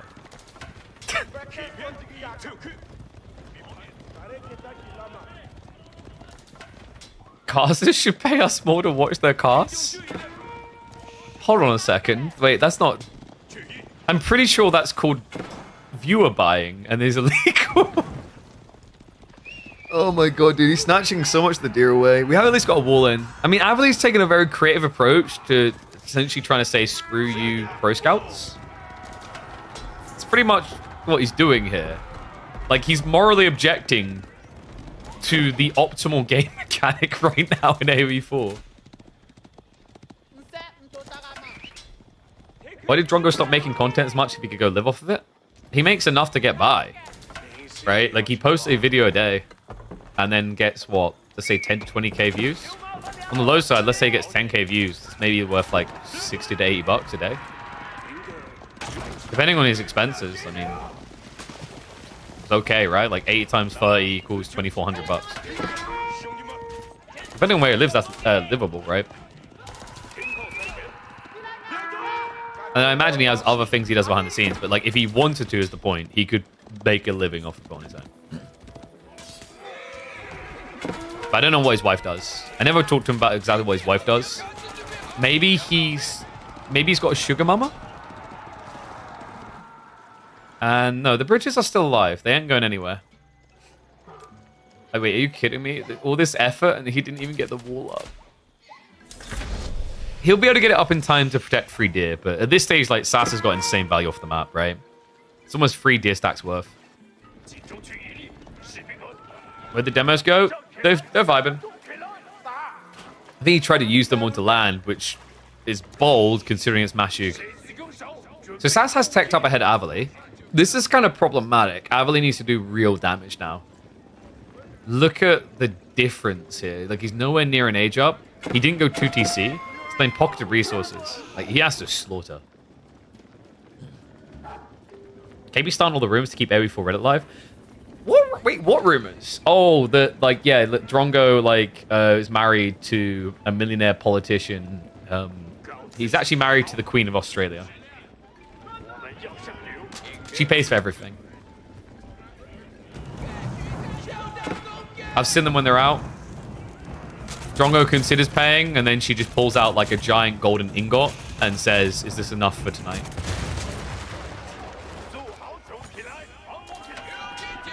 Jesus, do I need to like put asterisk with sarcasm? You know what I need? I need a blinker that is just like a giant text. I'm gonna have to start having like a giant text thing that pretty much goes like this. We'd have to have giant text that just pops up, right? And it would just be like this.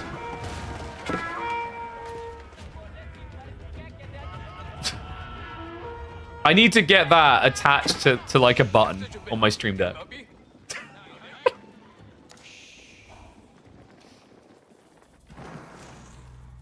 Okay, so Imperial Palace is coming in. I like this choice from Avely. I think Nesta B is not really going to be that great against mass Sophering. In theory, it's okay against archers, but the vision is going to be more important to see the Sopher raids coming, as he hasn't walled the whole map. I think that was another thing, right? Like, people think that it was the nerf to Siege that meant that everyone switched to Imperial Palace.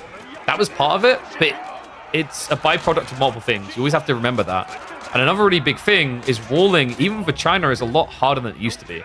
So Imperial Palace solves that problem of you not being able to wall the map as fully as you would have just a few months ago by seeing everything ahead of time. Oh my god, he still wants the deer. Just put your hands up, step back from the deer, and let him have it. It's like, okay, I wasn't here. I swear I didn't eat it or anything. He took the kidneys.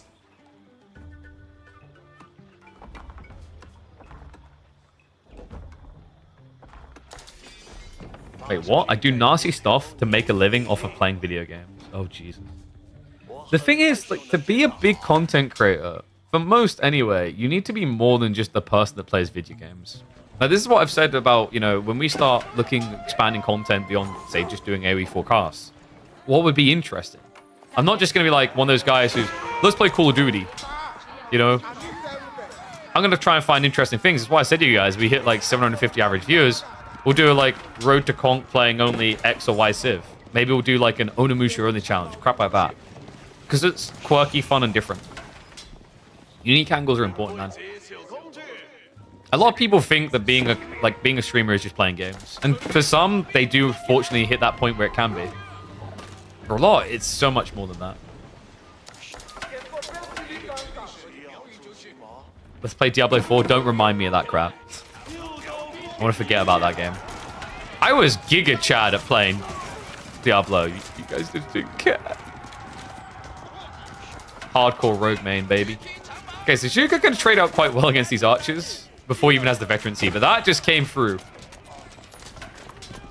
Should better push him back behind the walls, but I mean, the problem I'm seeing right now is this was Fulani, right? It's not full yet, but it's getting there, and Avely, he needs to find some sort of eco booster. He's got granaries on the way, but he hasn't gone 2TC.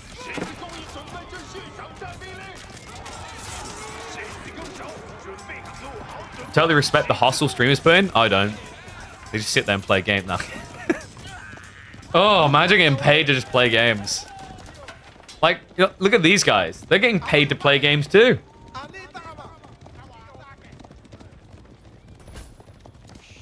What about allowing the community to choose the name of your next child if we hit 1K average viewers? Sure, I can do that because I don't intend to have another kid. But yeah, like there's yeah.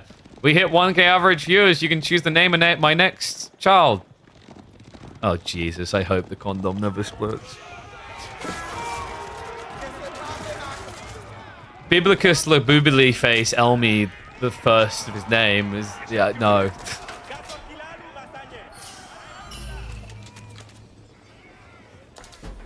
Screamers always act like they do mad work. I mean, like, some do, in fairness. But yeah, like, the current content meta is pretty lazy at the highest, like, tier. And what I mean by that is, like, React content. I kind of hate the current cycle that, like, content is in. I've contemplated whether I need to do it as well. Like, Jesus, like, we done, like, a piece of content breaking down... And this isn't, like, shade, because, like, BC went and done a response video, right? We broke down Red Bull Wallow, and then we had a response video to that. And I genuinely, and this is, like I said, it's not about Flame Beasties. It's that my brain actually got baited into going, do I now make a response to the response? Because that's the content meta. It's so sad right now. Because the other sad part is, like, if you make original content, one of the big content creators just watches it and reacts to it. And then they take the views. Right? I don't know, man. I look at people like Queso, and I'm like, man, I kind of hope we get more of that in the future. Just being able to be you and not having to play by the rules. Right? Not being able to, not needing to, like, Mr. Beastify everything. Doing React content to these games? Hey, I'm doing the camera work as well. I'm tolerating you. That's also a big bonus, Gully. No, this is, like, different. like okay. So the React meta that I hate that I'm talking about, you know, like, the equivalent would be if I just left follow camera and didn't say anything for 10 minutes, then, yeah, this is looking pretty bad. And then went quiet for another 10 minutes.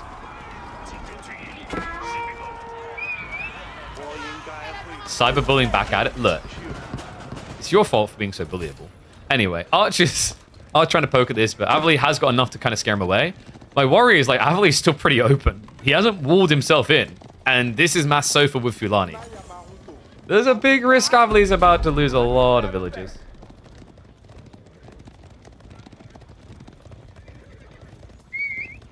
Who's expected to win the EGC tournament, in your opinion?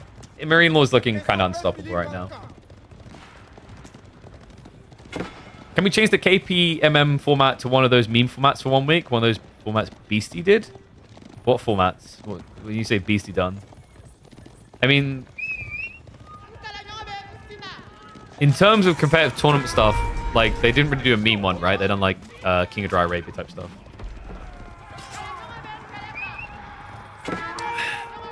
It's something to explore in the future. I don't think Midweek Muster is the thing to do it with, though. We have a budget for Midweek Muster, and we have a way that the structure has been done and was agreed. If I fundamentally changed the core concept of the tournament, I'm pretty sure I'd be contradicting what contractually was agreed with Microsoft.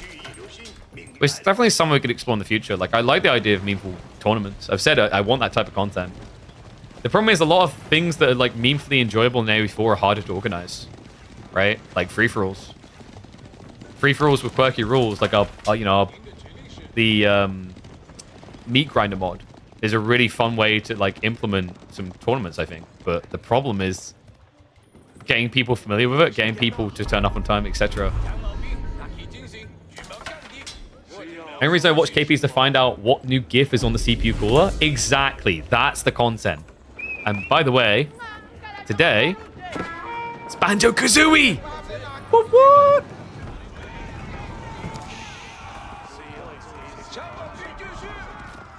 So, Mr. Fadi coming in. Interesting choice considering that your opponent has already built mass spearmen. I don't know, this is kind of starting to look better and better for Avely. I think this is like a perfect example of one of those games where it's good to have these talks going on instead of just annotating the action. Because, like, while things have been happening, nothing substantial in the game flow has changed. So, like, from a high level, you could see this was always going to kind of drag into the late game with the way they both approached it. Keeps also going up, which is just going to double down and solidify that element. One thing I am worried about is Avely doesn't have the Northern Island, which is a big deal. Right? It's double big gold vein for the Malians, and it's no big gold vein for the Chinese. That's a double negative.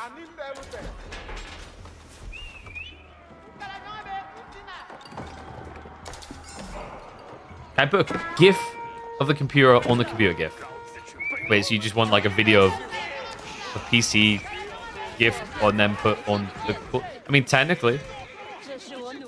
And Avely's getting desperate. Instead of just adding in big boy walls, we've just got fat-ass keeps being dropped everywhere. This is sad on the food front, though, man. Avely still doesn't have the mass transition. I mean, the farm count is going up, but this is so slow that he's going to be lagging an entire age behind. Crazy thing is, like, he didn't complete the granary transition and then do 2TC. He started the granary transition and then done 2TC.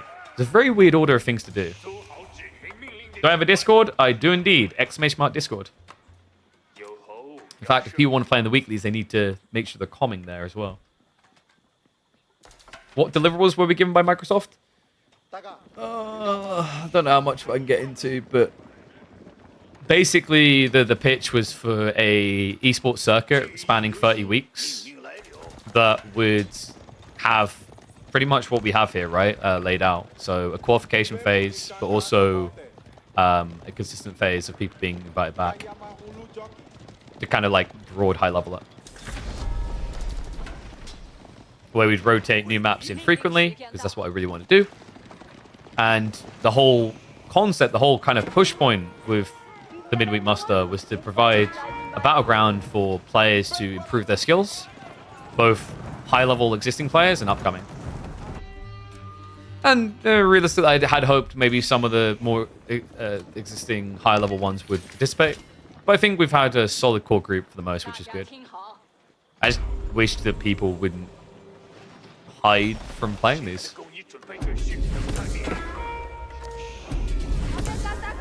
So decap coming in. We have some funky shenanigans here. Sasa is trying to force a Sacred Site win condition, and Avely is giving it to him, which kind of makes sense when you look at his economy. He can't directly contest. We have some abhorrent walls. This Rax is griefing everything. Same with the keep.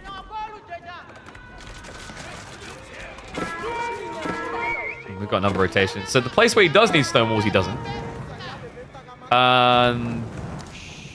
This is also towards the farm area. Another thing that worries me is Avely, I mean, he has at least got keeps here, but he hasn't left room for like a Great Wall Gatehouse, which is usually the pristine defense for the farm area. Also is missing that extra layer to the cake. Usually you feel good once you've got that second layer of farms extending out around here. Kind of surprised actually that the sofa couldn't break through a little bit quicker there. I guess the double wall did work out. It's always risky when you do this because if it's too close it breaks. Funnily enough, if Sas had attacked this piece of wall here, he would have broken in. Right? Because the daisy chain effect, it would have burst this wall piece and opened it up. Whereas this was the master bait. Made him waste his time.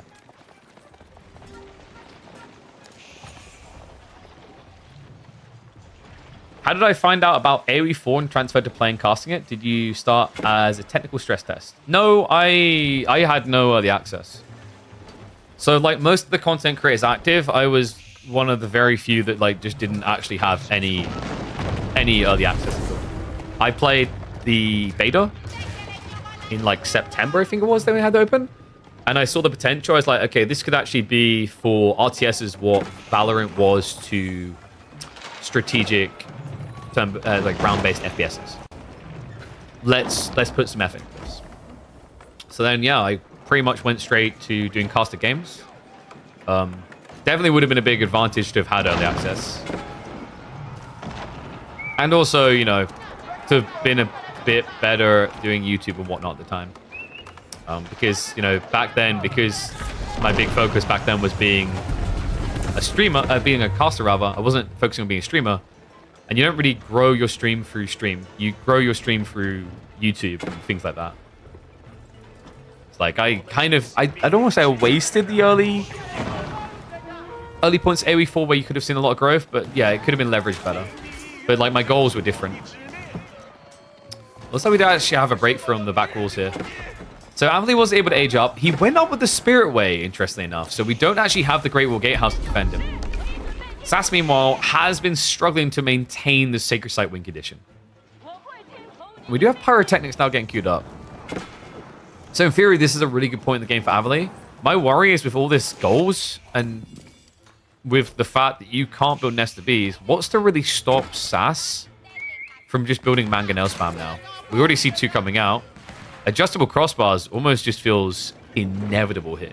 At which stage, this game gets incredibly hard for Avely.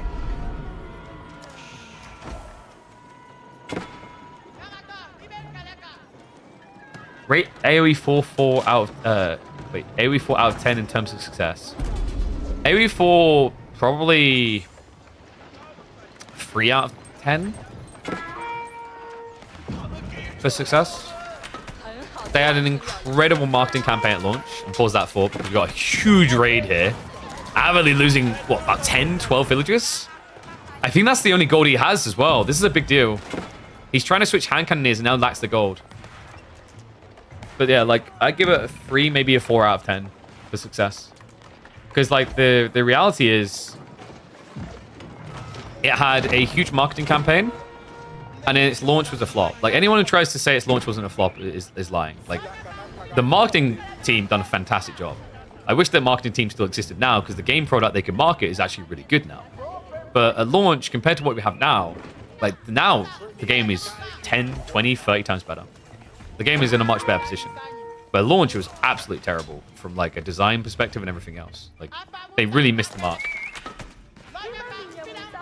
But the problem is, like, the success, you can try to argue 8 out of 10 success now, but the problem is, first opinions matter a lot. It's very hard to rebuild a game to success. It's not impossible. Just take a look at No Man's Sky. Like, No Man's Sky, I was talking to my friend the other day. I didn't even realize it because they didn't really remarket it, but it rebuilt into a huge success.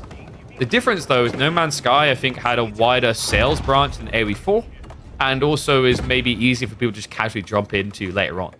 Whereas, like, the longer it takes you to recover a competitive RTS, the harder it is to get new players in, because now when they enter, the lowest common denominator is much better at the game than when the game first released, right? So yeah, the 3/4 out of 10 success matters a lot at the start, right? And although the success rate has increased, the problem is until we get like a big marketing effort around AoE 4 again, which really they need to be doing with the upcoming expansion. If they do that, we could see a huge influx of players that will hang around. A huge influx of players that could also, for example, house modders within that community, which then gets you more custom games to keep people around. So if they start getting the content flow right and also the marketing alongside it, AoE 4 can still keep regrowing.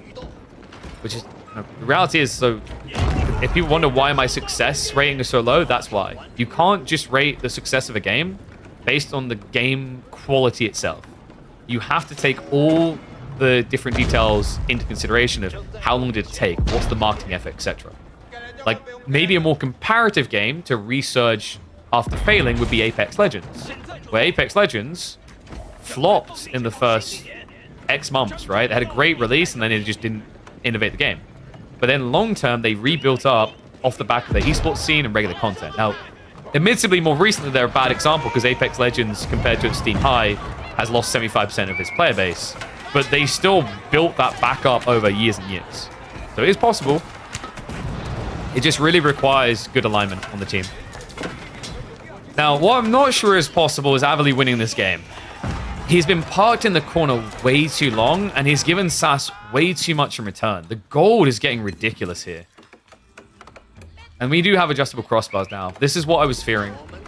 Like, what does Avely now realistically have? He'd have to have 4 bomb bars to guarantee a kill on 1 mango, right? Because once you get siege works, 152 HP, and you do 50 damage. This is tricky. Nest of Bees don't really compete with mangoes in late game. And the hand cannoneers are going to get destroyed by adjustable crossbars. RTS in general is not doing great, therefore I'd say 4 out of 10 is harsh. But like, now you're being selective on your measurement, right? Are we measuring against game success or measuring against specifically RTS success? Are we measuring against other Age of Empires success? Are we doing it against wide media? I'm doing it compared to other games.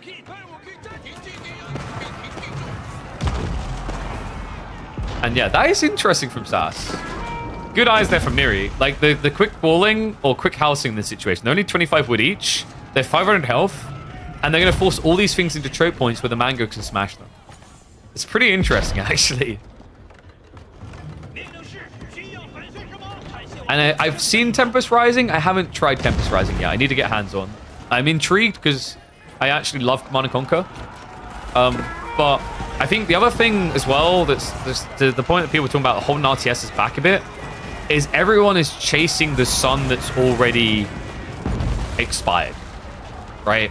Everyone's always thinking Age of Empires 2, Warcraft, Starcraft, instead of thinking like, what does RTS look like next, right?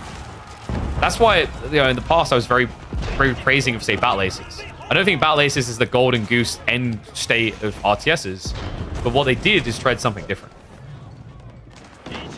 Tempest Rising, I don't know. I'll give it a try. It does look like it's trying to be a good shout out to the good old days of RTSs, which means it will do well. It doesn't mean it's going to be huge, though.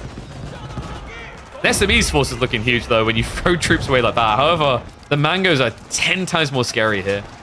These keep drops as well, man. We're down to 4 minutes on the Sacred Site.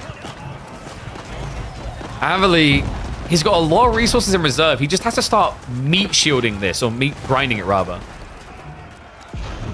Instead, he's slow rolling it. Which means Sas, with banker repairs, is able to keep this castle alive for quite some time.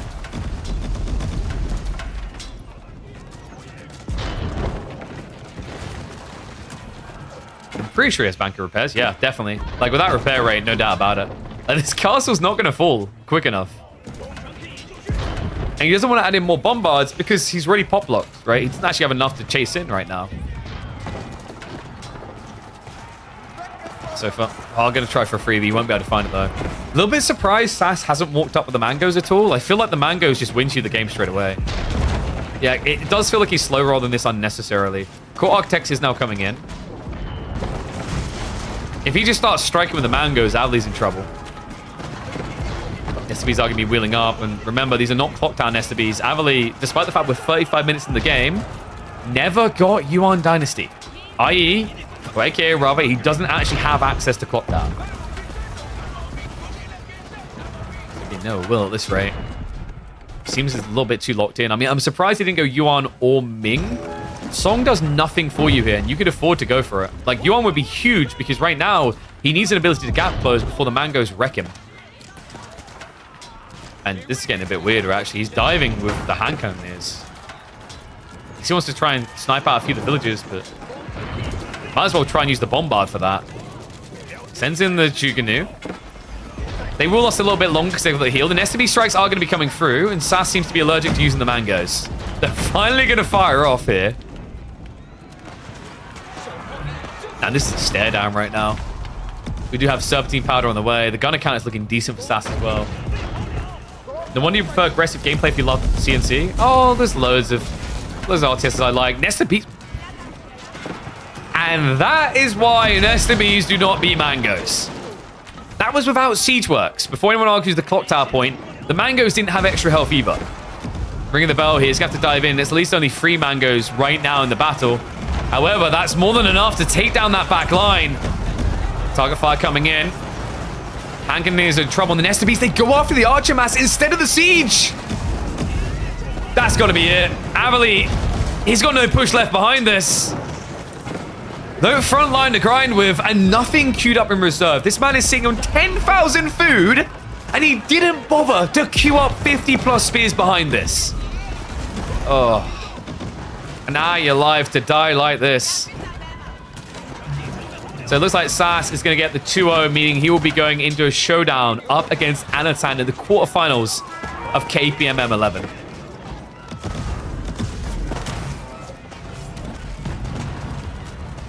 And also to the debate on AOM, I mean, maybe we'll save that for another video. Age of Mythology, I don't think its remake was a flop.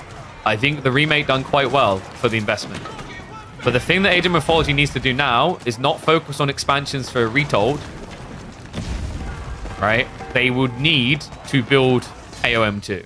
But let me know what you guys thought about this commentary. It was quite an interesting mix. The game was a little bit slower, but hopefully the deep discussions were intriguing. Drop your thoughts down in the comments, and I'll catch you all in the next chapter.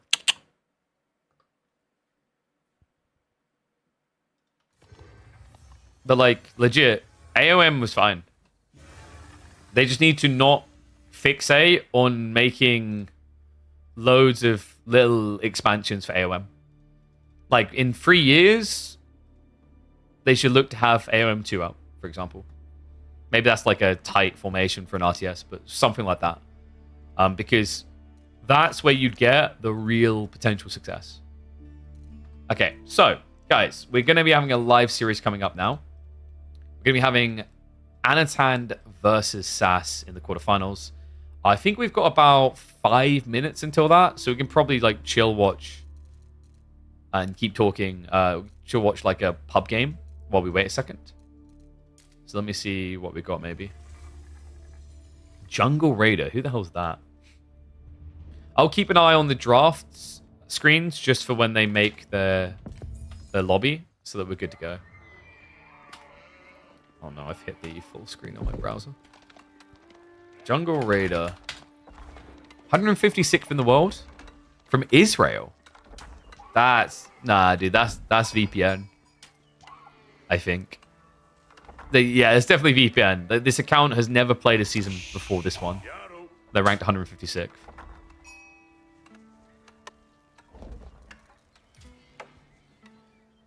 We'll put it on 4x.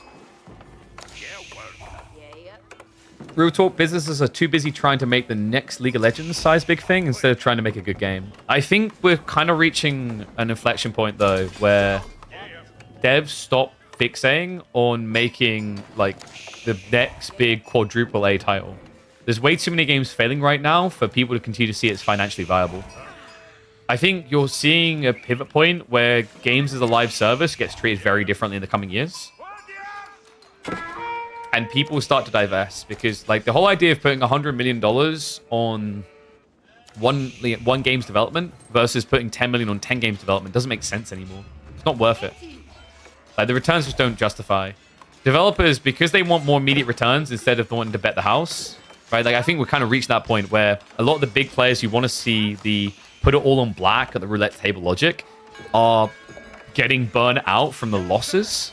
We might see more and more shift across. This is hilarious, by the way. Killjoy literally just began this game the way he began his competitive career, by Dark Age meta arms rushing on a map like this as well. I mean, you kind of have to get creative with English, right? Because HRE take a giant crap on you in the feudal age. Interesting. The gaming industry is dying. Okay, so dude, what I hate is a lot of devs are looking to GTA to save them. And what I mean by that is give them an excuse to increase their game prices, which I hate. So the argument that's getting made by a lot of developers is that game prices haven't really risen in conjunction, in parallel with the rising inflation, right? The counter argument, though, is that games sell more copies nowadays than they did 10 years ago. Games also have DLC and extras on them to a higher degree than they did 10 years ago. And also, the users have less money than they did, real-term money than they did 10 years ago, right? Because a lot of people, like, if you look at your, what you can get for $100, you get a lot less now than you did 10 years ago. So it's really dumb when there's developers trying to argue that they should be able to increase their prices to $80, $90, $100. It makes no sense. The numbers don't support it. GTA will get away with it because GTA can prove the value prop because of previous titles, right? Like GTA, if you think about it, the developers, like, has Rockstar in the last 10 plus years had any misses, right? As in any games which suck. I don't think they have. I'm trying to pull up that game list now. Right, Red Dead done really well. GTA done really well. And you can go, well, KP, they don't make many games. That's why. It doesn't matter. Even when you look before that, like, a lot of people loved LA Noire. Bully was really popular. Max Payne, maybe. Like, Midnight Club was maybe the most polarizing one that comes to mind. But you have to go so far back for that game. So they can get away with it. The fact that, like, let's say Ubisoft thinks they can get away with it. No! I don't care if your game is quadruple A. That quadruple A could just stand for 4 asses, right? If it ends up being a worse game than what Notch made on his own for Minecraft. This is pretty rough, though. Jungle Raider, he's got a lot of meta arms after this fast castle play. Burgrave really has just enabled this type of push. And, you know, I think the other thing, if I'm not mistaken, didn't he go for Pro Scouts? No, this was a 0 Pro Scouts build, which is kind of sick. I really like that. Aggressive timing, though, and Kiljadi is distracting him long enough here. Now, hold on. Don't call him dead just yet. The first wave of men-at-arms has been contained. The White Tower is on the way. He has got more MAA coming in, but he needs worker kills now.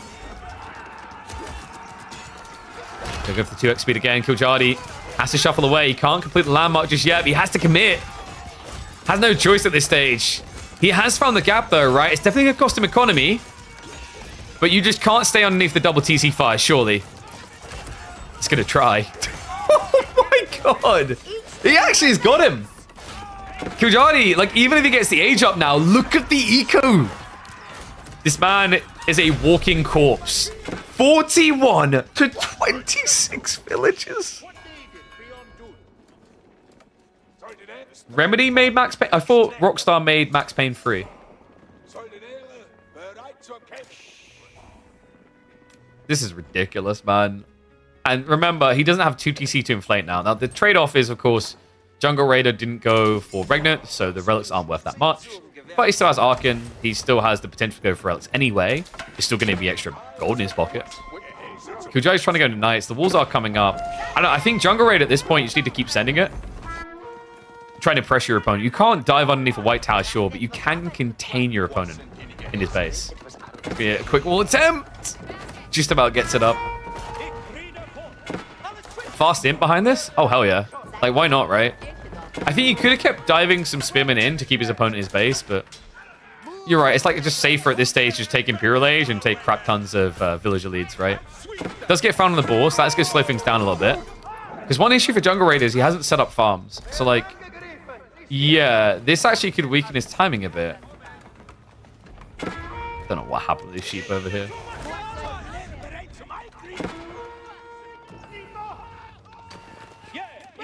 I do find it almost cathartic that Kiljadi's attempt to cheesily rush his opponent with Dark Age meta arms completely backfired by him getting rushed by Castle Age meta arms. Ah, yeah, so they did do 3. But the point is that Max Payne 3 was like, what, 2010? So, you know, Rockstar in the last 12 years, they haven't released a failure of a game. Right? That's the fair statement. And, you know, so there are developers that if they want, they could get away with that rise in price. There's a lot of developers that can't. Like, you know, even with CD Projekt Red, as much as people had issue with the launch of Cyberpunk, they recovered the game. They recovered faith in the game. But then, look at some of the other big players in the industry. Right? I played Battlefield 2042 the other day. And they stopped supporting the game, by the way. They basically said the game is in a complete state. I wouldn't really say that. The game is playable in the same way that me microwaving soup for 50 minutes straight is edible. By a scientific logic of you can get it down your throat, probably yes. Doesn't mean it's good, right? But like, these are the type of developers that want to then go and charge you, if they can, $100 for a new game. They are not any way justified in doing so. They'd have to sign a contract with me that stated that, like, if they fail to deliver X quality, they can be sued, which they're never going to do, right? Like, I don't know how you'd even enforce that. But like, this is the state of a lot of development.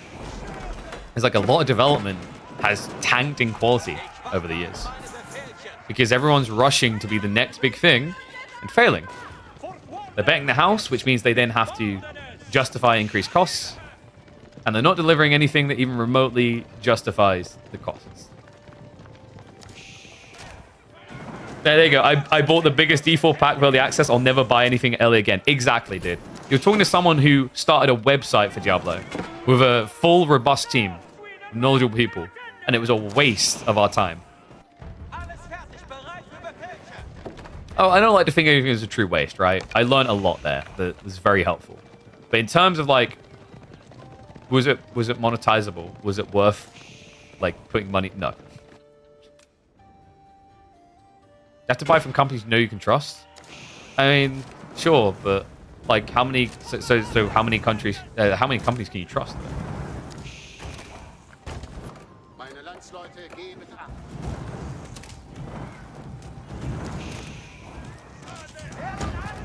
It's when you really think about those type of things. Like the same with, you know, we were talking earlier about the launch of AoE 4 and how it was a mess.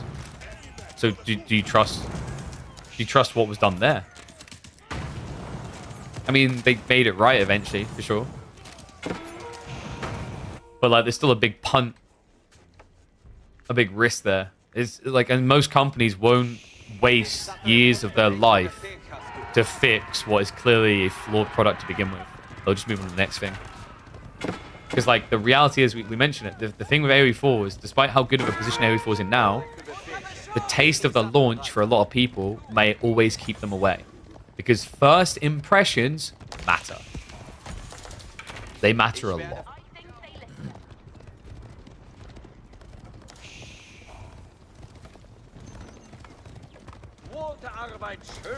So, game has been dragging on a bit here. Killjadi is flailing like a fish at this stage. If he doesn't win in the next 2 minutes, I think the game's over.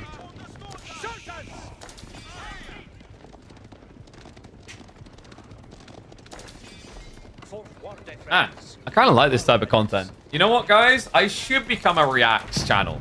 We could have videos of people talking about these things. But unlike the channels that literally sit there and go, for like 40 minutes, we actually say things.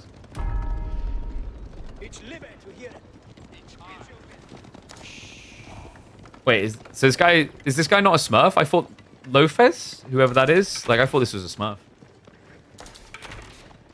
Whatever happened to Deadlock? Deadlock was weird. The problem is, like, Deadlock was not ready. I think what happened is Valve was almost expecting the same thing they done with Dota 2, where you just let people invite people. The difference is Dota 2 had so much development behind it from the Dota All-Stars and everything before, that like it was set up to provide enough content, I think. It's also a different time that we're talking about, right? Deadlock's still popular? No, not really. Deadlock has maybe like 1,000 or 2,000 people max watching on Twitch. And as for like the game's player base, like Deadlock, let's have a look here. What's it down to? I can't even see it, actually. That's weird. I can't even find it on Steam charts. But the numbers are definitely down. I think the other thing that's kind of weird to think about is like, how do you replicate a Dota 2 success when fundamentally the way that we enjoy content and the way that we enjoy games has changed? There aren't many games that have released in the last several years that keep longevity. Like right now, everyone's onto Marvel Rivals and is going crazy for the Marvel Rivals. I would be surprised if that continues beyond like another year or two. It's not that it'll just die, but I don't think it's going to maintain that course forever. You know?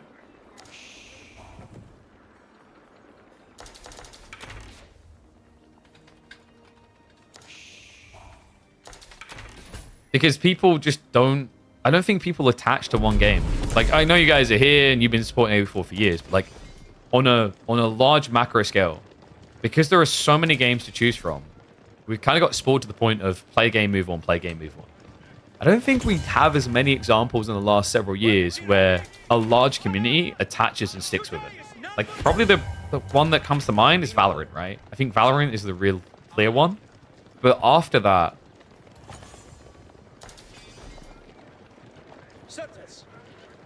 it's also the issue of these games that have hung around for, say, a decade. Like Angichus is talking about Dota there, right? They've been developed and refined to such a deep point that it's now hard for a new competitor to pull people away, right? Very hard.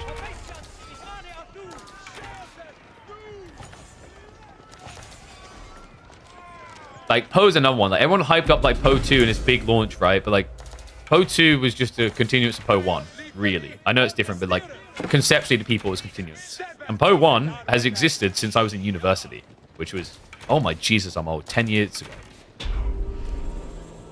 I still remember playing Path of Exiles when it very first came out and be like, wow, this is giving me like Final Fantasy X skill tree vibes. I love it.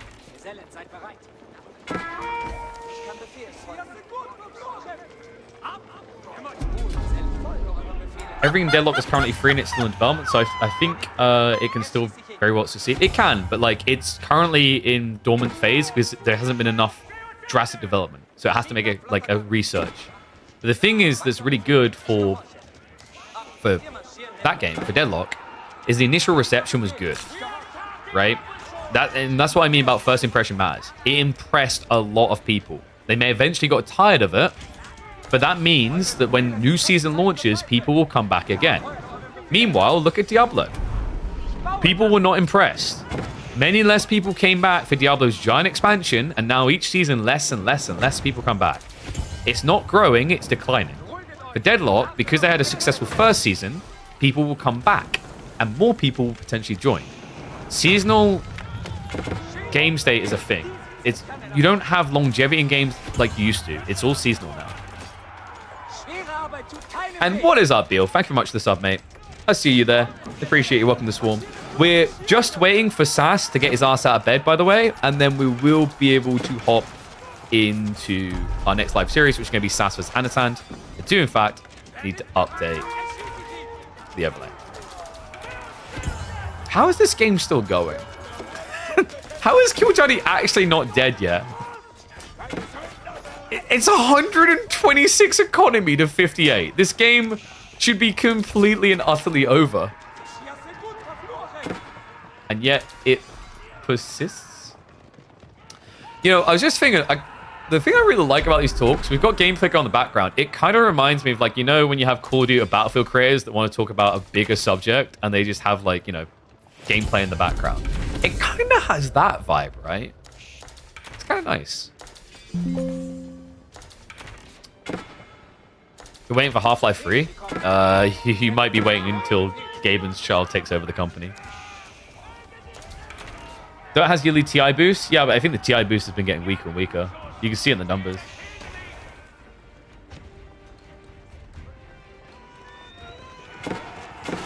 And yeah, Bohemian is an interesting one with Daisy and Arma for sure. But like those games are playgrounds for activity, and the modding is once again what can carry them. There aren't many games that also have good like modding communities. The thing with games like, for example, Skyrim and Minecraft and Arma is they were built at actually the right time where people really ironed out the idea of doing mods, right? They really locked into doing mods. The problem you have is with newer generations, games like AoE 4, games like, you know, I'm trying to think of other popular modding games at the moment, you know, like newer games that have modding support, is people just don't really attach themselves. They would rather just go and develop their own games. It's very different. Because back when games like Arma and Minecraft, whatever, were popular, developing a game was hard from an infrastructure and technology standpoint, right? Whereas nowadays, with Unreal Engine 5, you can pretty much copy and paste your own template. Jack and Jill can make a game. Even before that, Unity had simplified the development process between how you put your game on PC and Android at the same time, how you do netcode, because they had their own inbuilt elements that were easy to utilize. Like, you go back to when Arma came out and Minecraft's coming out, you know, you need to learn C++, which is a lot more complicated than learning C#, right? To make a game happen. So, yeah. That's why you don't really see games succeed from a modding community standpoint like they used to.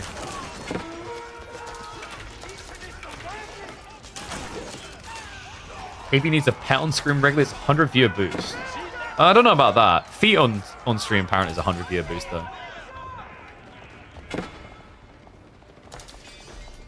Modern tools for AoE4 are pretty limited though. Yeah, I mean that definitely doesn't help. But like once again, it goes back to like how do you even encourage these people to do it? Civ 7, dude. Like, would anyone even? So I'm kind of curious about this. Do any of you guys have you ever watched Civ? Like actually committed to watching a streamer play Civ?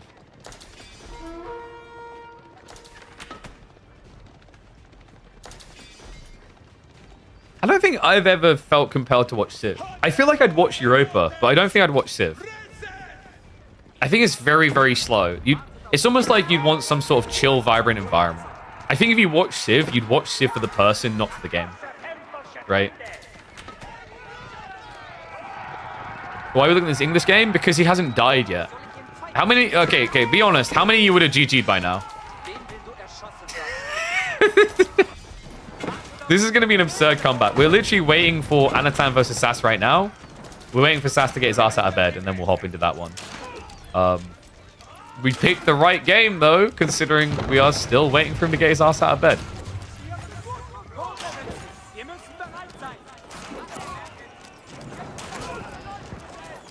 It'd be cool to have AoE4 Pro Stat lobby for Civ for Politics Tech. So, like, that's a cool idea, I know. But that's one of those things where... How to describe this? You've niched within a niche. You know what I mean? So now you have to take, like, the AoE4 community, and then you have to take a subsect of the AoE4 community that would watch Civ. We've got to get that... I'm cooking that content brain for Yanatan. You have to go the other way around. Get content creators from all these different games. Get a party going with, like, you know, you and Beastie, and then you have Lyric playing, and then you get, like, Weehaw from Dota to join in. You go like that. That's how you do it, right?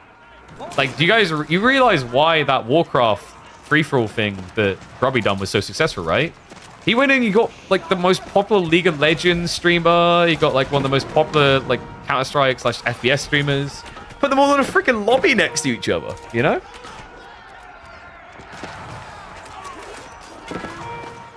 That's once again, by the way, an example that no one gives a crap about, like you know, necessarily being the best at the game. They need to care about the game first before they care about who's the best at the game. And that's where, you know, having great personalities can do a lot more to grow a game. That's why I still really want to see a Pro X influencer event where you'd have, like, Ludwig plus Beastie, and you could have, you know, let's say, like, Summit plus Anatan, and, you know, maybe, well, we'd have to weaken Grubby a little bit. So we put Grubby with Core and, you know, like, stuff like this. There's overlap? I'm not saying there isn't overlap. But to my point, like, you are the niche Narc Mage, right? Like, okay, in chat right now, everyone put the amount of hours you have in Civ games. Yeah, I was trying to think where we put Grubby. Like, Grubby is borderline, like, able to play AoE4 at comp level, right? There you go, yeah, right there. Finally, equals GG. I don't know how this game lasted this long. Oh, the Killjadi effect. He admits defeat. Yeah, look at that. Like 0, 0, 0, 900, 500, 80, 0, 20, 500, 100. You see what I mean? Where now you've, like, taken a niche and you've niched it more. It can be a good thing if the niche is big enough. But if it's not, then it's like, it's a negative effect. It doesn't actually benefit.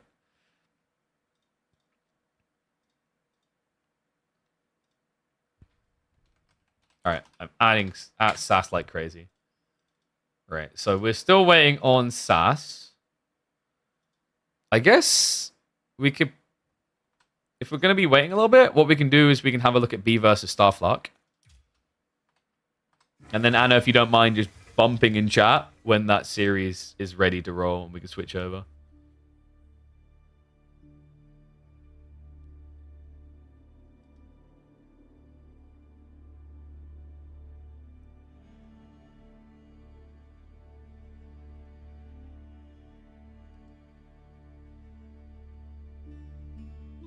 Okay. I just got an update on the scheduling things. Yeah. So. Yeah, let's hop straight into B versus Starflock. Have a look at that. Where is that draft?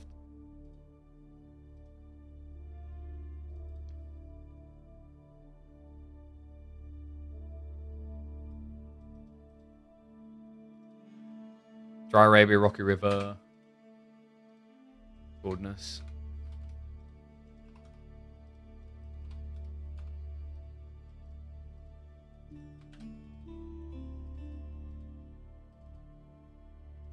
You know, it's all about, like, niches and identifying, right? Like, for example, these talks we're having, you know, it's kind of curious to see how many people prefer these type of talks to me just talking about the game and casting the strategies, you know?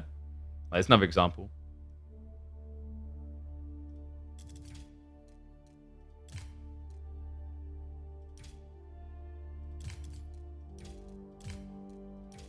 Okay. So, we should have B Starflock now, and then after that, we'll be hopping into the Numedan series. that should start drafting shortly. So what we'll do, we might speed through this a little bit, just so that we're ready to roll. But yeah, until I get confirmation, we can chill with this first series.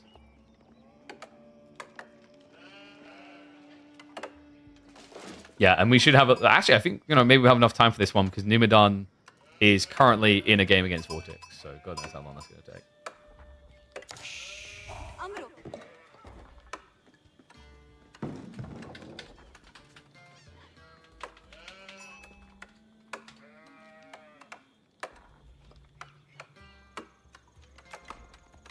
Me and the other potential 50 viewers would still really like to see Civ 7 game with AV4 Pros. That's fair. But it's like this is what I mean. Like, as a content creator, you're thinking, like, what will get the viewers? Because you have to a certain degree. You have to get enough people watching to make a living off of doing it. Is there a place where AV4 community can vote on content they would consider contributing for? I mean, you can go to my Discord. We have channels where people can have these type of discussions. I'm curious what people will be interested rather in seeing. You would rather watch KP actually playing some AoE? How about that? I think you might be in the minority of the 300 plus people watching right now. But I appreciate the sentiment. I think a lot of people, like, some people like to meaningfully say they like to watch me play, but then I guarantee once they watch me play, they wouldn't want to watch it that much. It's probably the novelty where they're like, for 1 or 2 streams, like, wow, this is great. And they're like, oh, God, screw this noob. When are we going back to casting the pros?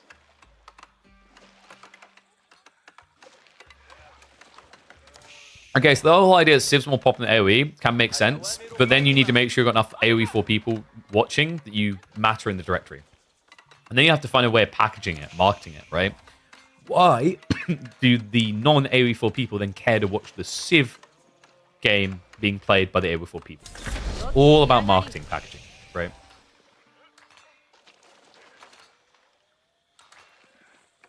You want to guest cast by Riley Knight? I mean, the thing is, Riley doesn't play AoE 4, right? Like, I don't think it'd be of interest for him. More track talk there is, the more people watch, right? That's why I've said, like, I want to actually, like, I kind of want to have a tournament where players have to be in comms with each other, and there's some sort of incentive for them to smack talk each other. How come you know the strategies when casting but lack when actually playing the game? Is it due to APM? I think of... So, like, to that whole point, it's a really good question to start this off. Ladies and gents, we are casting B versus Starflock. We're getting ready for the next series. So, winner of this is going to be over is Numidan. So, let's check in on this. Game number 1 is going to be Japanese versus Ibids. So, going to dive right into that question from J2 Shots. How come you know strategies when casting but lack when actually playing the game? Is it due to APM? It's not APM for me. Because I'm very APM-y. Let's put it that way. Like I was in Dota 2, and even when I play FPSs. What it is you would have to take time to build up more of the muscle memory of it. It's kind of like, another way of kind of compare it more easily is like with FPSs, say a Battle Royale, I'm playing Apex Legends. I instinctively know what a good or bad position is or what a good or bad rotation is. And it's not even conscious thought, it's just the repetition of the action, the familiarity. That matters a lot. So, for example, if I started streaming AoE4, me playing it, I'd have to really warm up getting used to cycling TC consistently, making sure that I'm rotating my scout all the time, right? These are things that players like Starflock and B, who've been playing for hundreds and thousands of games, at this point, just instinctively do. So there may be some thought that goes into it on a strategic level, but the monotonous execution, that's the fairest word, but like the more frequent execution of it is just generically done. It's not thought about. So we're being on 2 times speed here for the early game. Starflock, he did actually go for logistics wing play, and oh, why?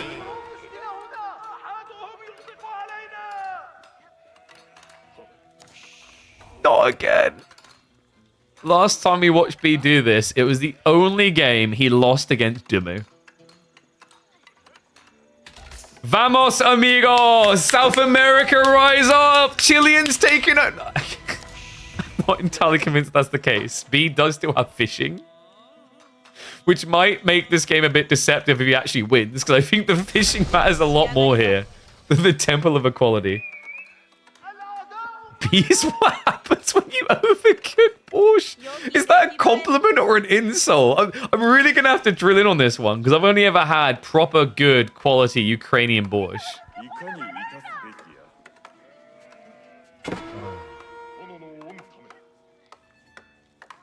There's no prominent Civ stream. We could be filling a new gap. Okay, but one second. I just think it's, like, personally, in my eyes, I think it's because Civ isn't an enjoyable game to watch. You know, I've talked about that. There are games, like, don't feel insulted. If you love Civ, and I'm saying the game is not enjoyable to watch, it doesn't mean it's not enjoyable for you to play, or maybe me to play. I said this about Beyond All Reason. I think Beyond All Reason is not a great game to watch. Definitely not from a casting POV. Maybe from a playing POV. Definitely not a casting POV. There's just too much. Like, it's too disconnected, right? That's why, for example, we don't full zoom out. I've started, for a long time now, zoomed in like 2 notches. So you guys can feel closer to the small boy's actions here. Like the Shinobi that I don't think really done a crazy amount. I mean, 2 worker kills is pretty nice here. But this was Growth Wing Castle, which means that right now Starflak is ahead. And the Relic Rush, he's already got 2 coming home. Interesting one law not even really needed, but I guess it just guarantees the Shinobi doesn't turn around. We should have Buddhist monks rushing out.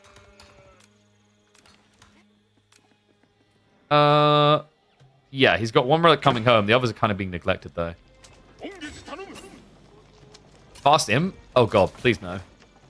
Wait, don't you just die if you fast imp here? Especially against Onimusha Shinobi spam, which is... Wait, what? Okay, this is why we love watching B, folks. Who would ever... to still scale Shinobi in castle like this with Onimusha? It's pretty smart. We saw a similar strategy like a year ago from Baltoon against Ibid's on Gorge. It didn't involve the Shinobi. The whole idea of going Onimusha was in there. It was really, really creative, actually. And I think it's a solid solution against what Starflak wants to do, right? He wants to be opening Camel Lancers. He wants to maybe be following up Archers. You control the narrative by going Onimusha first.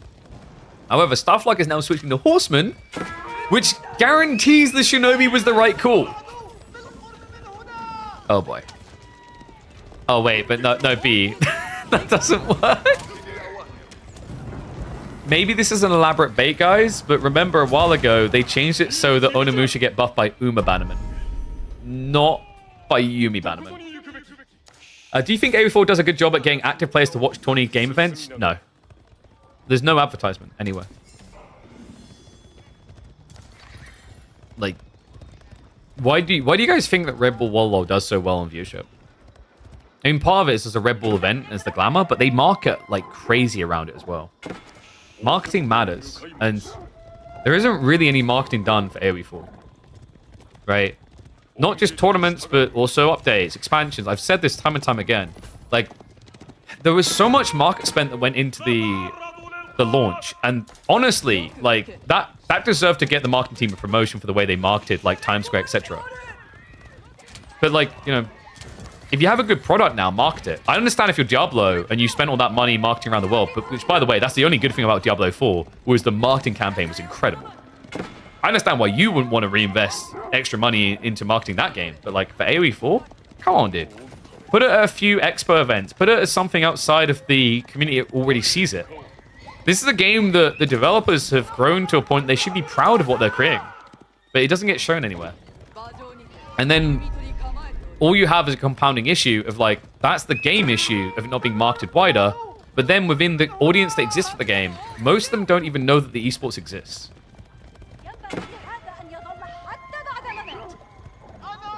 No offense to EGC, but making tournaments then disappearing for 2 months.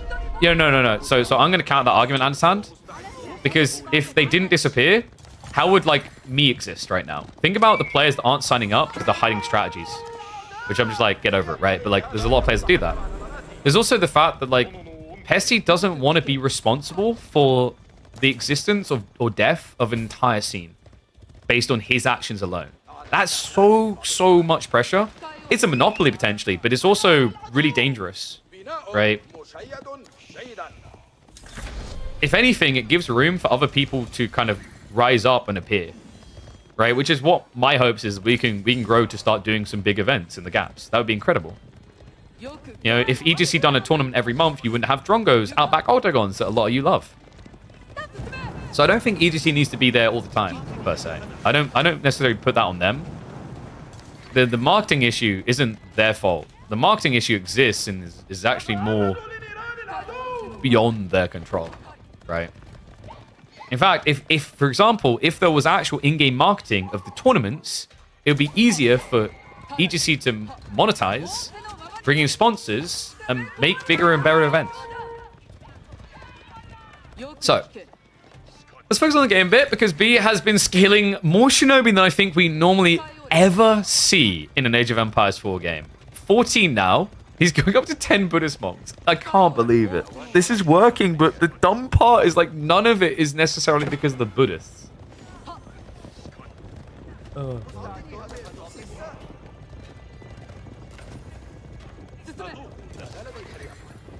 But this is the other reason why, by the way, why you need to coordinate with outside content creators, you need to market the game itself, and you need to market the tournaments and the content creators that you have. It's like right now, you can use one hand to count the amount of content creators that can make a living off of Avely. That's not healthy. That doesn't promise growth, right? Like, that's, by the way, why we lost a lot of players in the last 2 years, is because they couldn't justify existing. They couldn't afford to. I don't know if Starflock can afford to exist in this game much longer, though. I mean, he never really done anything on the water side, right? Like, the fishing has still been going on. He tried to have some presence there. We have seen him wall himself in the corner, but there's just no pressure on the other side of the map. And also, the mass Buddhist monks, remember, is now generating gold. It's getting paid her. Look at this bad boys. 25 gold every minute. So he's getting an extra 250 passive gold off this play. Already has 3 relics and 2 sacred sites.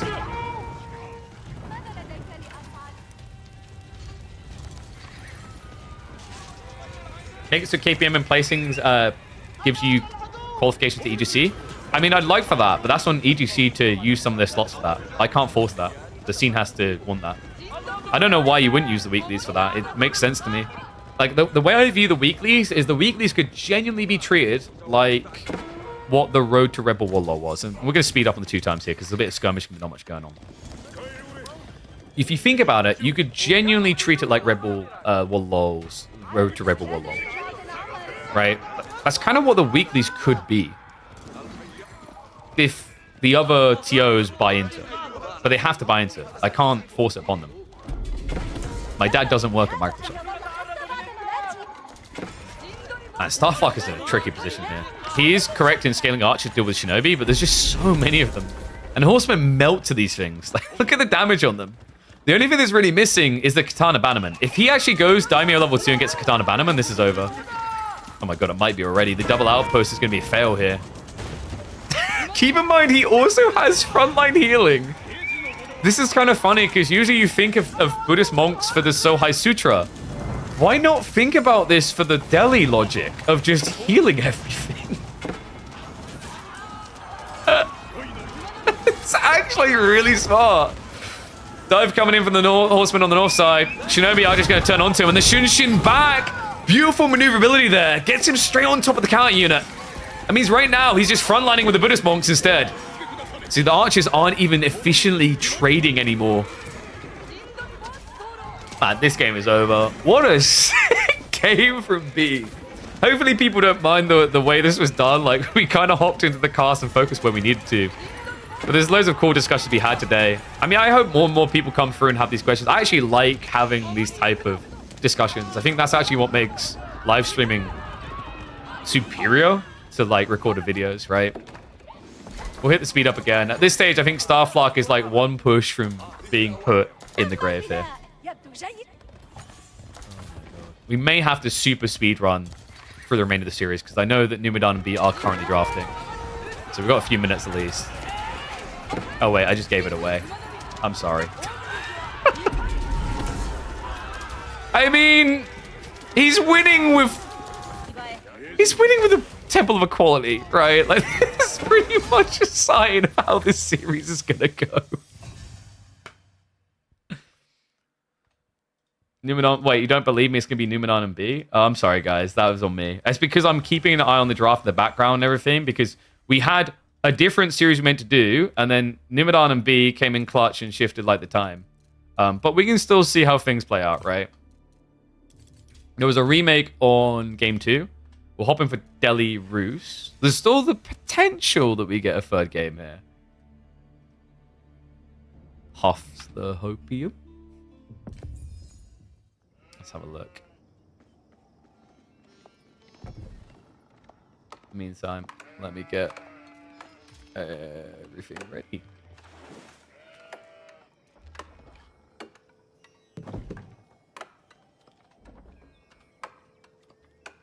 I feel really bad about spoiling it for you guys now.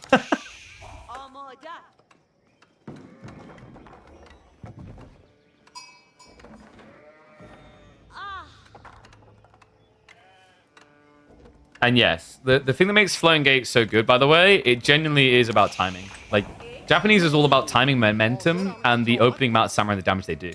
By going for Temple of Equality, you lose that. You lose that pace.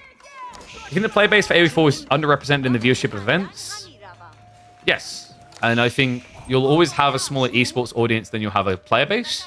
But I don't think anything is actually being done to market the game to people. Like, you know, how often do you see tweets out from all the official Microsoft and Xbox and whatever profiles about X and Y event? How often do you see anything in-game about said events? You don't. When you see, for example, a little announcement on the Steam front page, like all these things really matter. They seem like low, silly little things, but like they're not low, they're not silly, they're actually really important. They may be low lift actually, but that's the more ridiculous part, is it doesn't take much effort. So I'm going to stick on the 4x speed. And we are going to be having pro scouts coming in. So this is an interesting one, actually. Like, when B plays Delhi, he's been stomping every single Roos player. But when we see Roos Delhi in other matchups, Delhi have looked pretty damn good. The problem is B understands this matchup from both sides, right? And that's my worry. So stuff like this is the correct call. Stables, racks is usually how you deal with this. I'd argue you do racks and then stables. Looking at this spawn, though, this is harsh, man. I actually think B got the best spawn imaginable for this game. It's a wide spread. B has been stomping Delhi how? Sure, so you go racks, and then you go stables, and you just push across your opponent's pro scout play. And then you follow up with Sacred Site caps, fall back for Castle Age, and scale. He's been looking really good in this matchup. There's multiple replays, Johan, for review. I definitely recommend checking them. Obviously, it's always going to be slightly spawn dependent, but as long as there's anything kind of remotely like 2D stacks on top of each other, you can starve your opponent out. But this is harsh, man. I think this is a really good spawn for B to take control.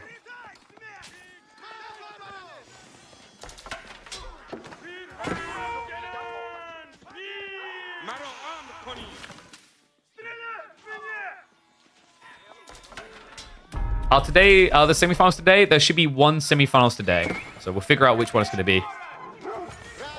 Most likely, it's going to be the Cat semifinals.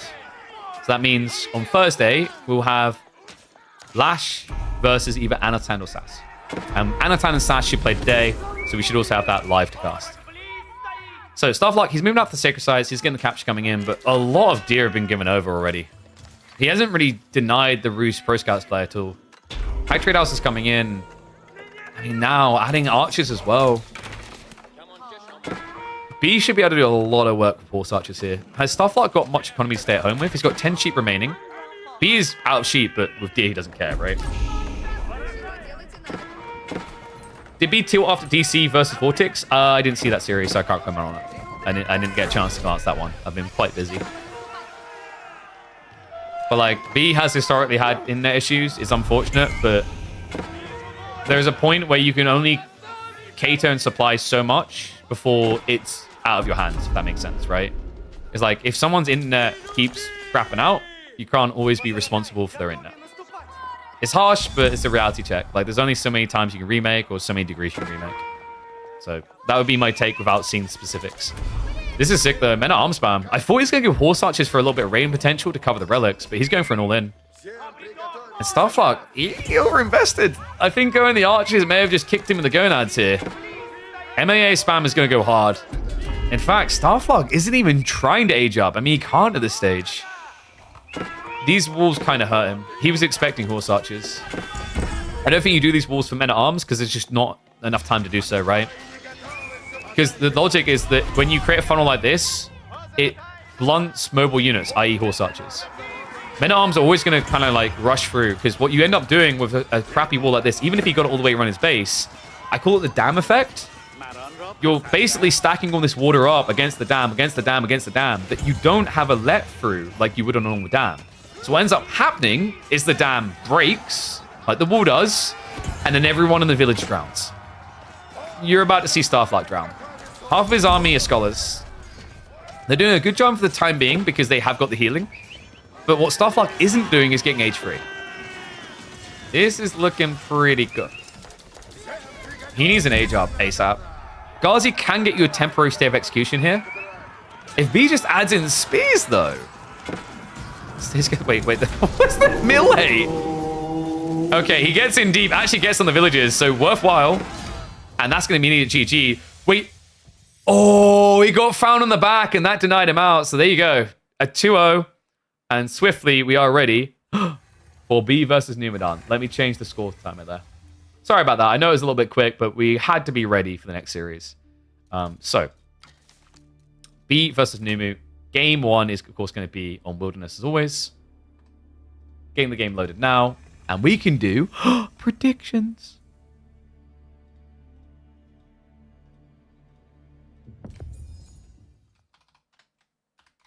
All right, we've actually got 4 minutes, so we can keep chattering.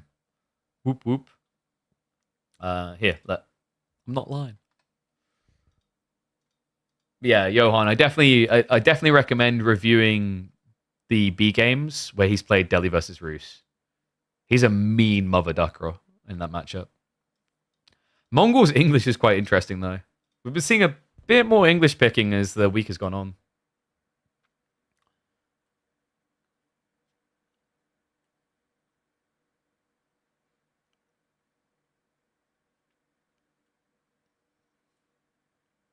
And you missed an E in that long name, Pock. You know, one thing I was thinking about AV4 World that like felt weird is they have an embed section. They don't have any sponsored streamers to like push that, right? And what is up, Pope DS? Thank you very much for the sub, mate. Appreciate you. Don't forget, guys, get this Prime subs in. The other thing that I found interesting is like you guys have seen this, right? With good old, what was that? AV4 World. One thing I found a little bit weird. It'd be really cool for the community if this was random. It's always the biggest person. I noticed that recently. It's interesting because the YouTube side pushes different creators. It doesn't just push the biggest videos. The Twitch side literally just goes by linear order, like Twitch already does. Not sure how much the difference that would make, but for some small streamers, man, that might be. I know, like think back to when I was like a 1 to 3 viewer streamer. It's crazy how different that makes you feel just having a few people. And yeah, I absolutely love Kayu's loading screens. They're fantastic. Does High Trade House have overlap penalty with hunting cabins? No. Only other hunting cabins. So hunting cabins overlap. Hunting cabins has a problem. They share the trees. High Trade House does not.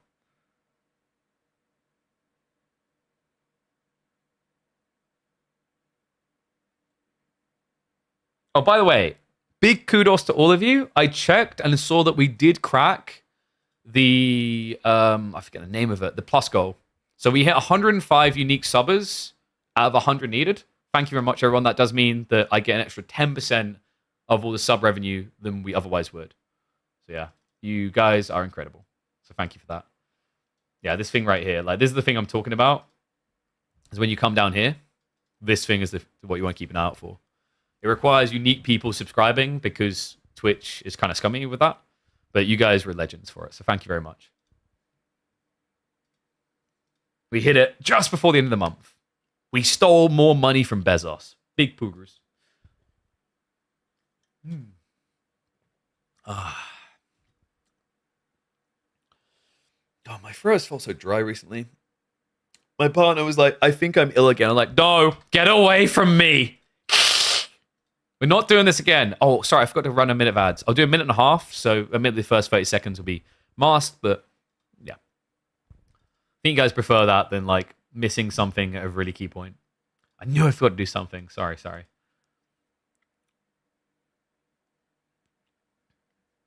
So loser interviews can be weird, especially remotely. If we do get to LAN with AE4, I like to push the idea of loser interviews, and bluntly put, I think I'd be the one to do them. I don't know if anyone else would be able to handle it. Doing loser interviews really requires a seasoned interviewer.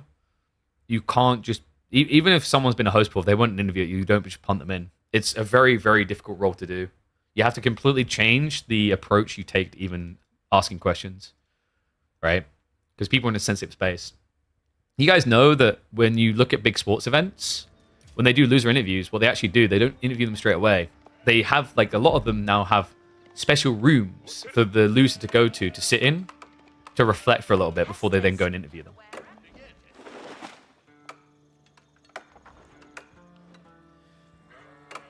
This weekend, draft having a cash 20, max elo 1150, thoughts? It's not going to work how you think it's going to work. Fundamentally, low-ranked tournaments that have prize pools don't work. Because someone will smurf. We talked about this actually the other stream. Like, even if the money on offer was just $100, right? Someone will smurf. If it was $50, someone will smurf. If it's $20, someone will smurf. I speak from experience. Like, even in team games like Dota 2, I've seen it. Like, $200 maximum prize pool, so each person gets $40. A team brings a smurf. It just doesn't work. You can't offer prize pools to them.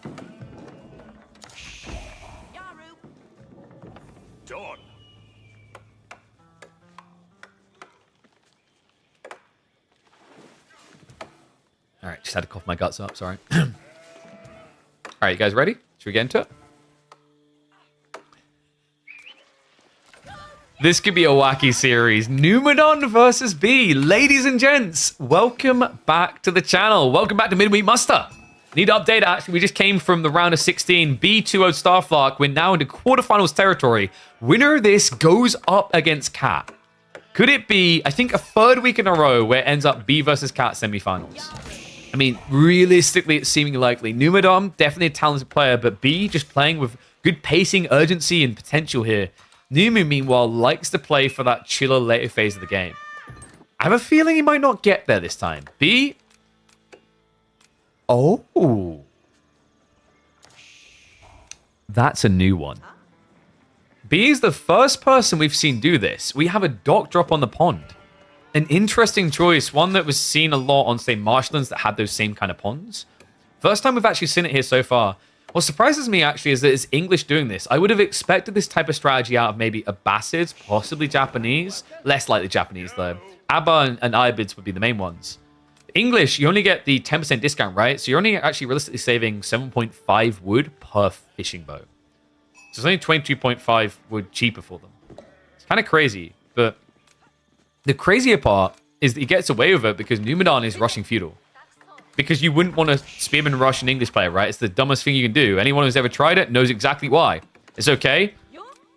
You can do that, and I'm not calling you a dum-dum. I'm saying you learnt why it was silly. If you rush with spearmen, short bows kill you.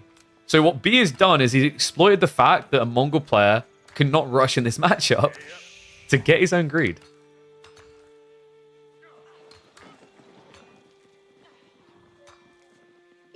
Okay, now this is interesting. Numadon is at least going to get his own fishing, but it's delayed, right? I like the way he done this, where he prioritized the level up. He scouted first, because if he walked out and there was 2 English villages there, he would have died. And this map is wilderness, by the way. This was Karyu's creation. You've got some deep water fish far, far away, but it is a long... I'm running out of mouse mat. Wrong distance to your base. And we do have the Council Hall build. So this is what I was expecting. I think English are really good for Council Hall here. The Abbey of Kings is kind of It's not actually a value play. By going for Council Hall, you have a longbow rush timing. Because if you look at the spawn, it's not very safe. A lot of exposed angles here. Small tree lines. Things that you just can't really hide in. So Numu, as a result of this, he's going to want to be rushing into likely archers himself. I think Yam can give you that mobility. Keshiks will be the safer call, but it does set you up to get raxed by spearmen, because if this is a proper longbow rush timing, English always like to add in the racks almost immediately. B would be seen doing that, actually. The Falcon, I think, has got, what, only 5 seconds left. He's going to expire before he knows if it's just Lombo. If it was Lombo Spear, you just go Archers as Numadon, but if it's just Lombos, you need to be in the stables. This is the trade-off of what Numadon, by the way. You're seeing it, right? Like, there's no Stone Gen, so I think you have to go Keshik here, right? If you had the Stone just generating, you'd go Archers and Blom. But it's double archery range versus 1 if you do that. Yeah, I didn't notice that at first. It's kind of surprising because most of the time, even if Mongols want to go water, they tend to go for the Uvu straight away. So he's going to be going for the stables. Have to pump out this Keshik 1 by 1, which means B can now just very organically follow this up with a Rax drop. You can see he's already stockpiling the resources. I don't know, man. I think this fishing choice by Numadon has actually hurt him. It's just weird to say because B done it as well. But it's the order of things in which he done it. Right? Like Numadon got this very good timing on Fuel Age, but he didn't really do anything with it straight away. 2 Keshiks just getting queued up. Just shows you how kind of staggered things were, right? Like if you can afford 2, you could have afforded 1 probably about 30 seconds ago. Archer range follow-up is going to be there as well. B does now have the rats coming in.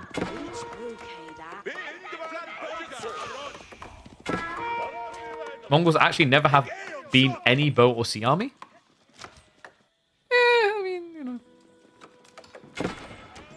Do you have problems with our lack of historical accuracy? What about archers never missing a shot?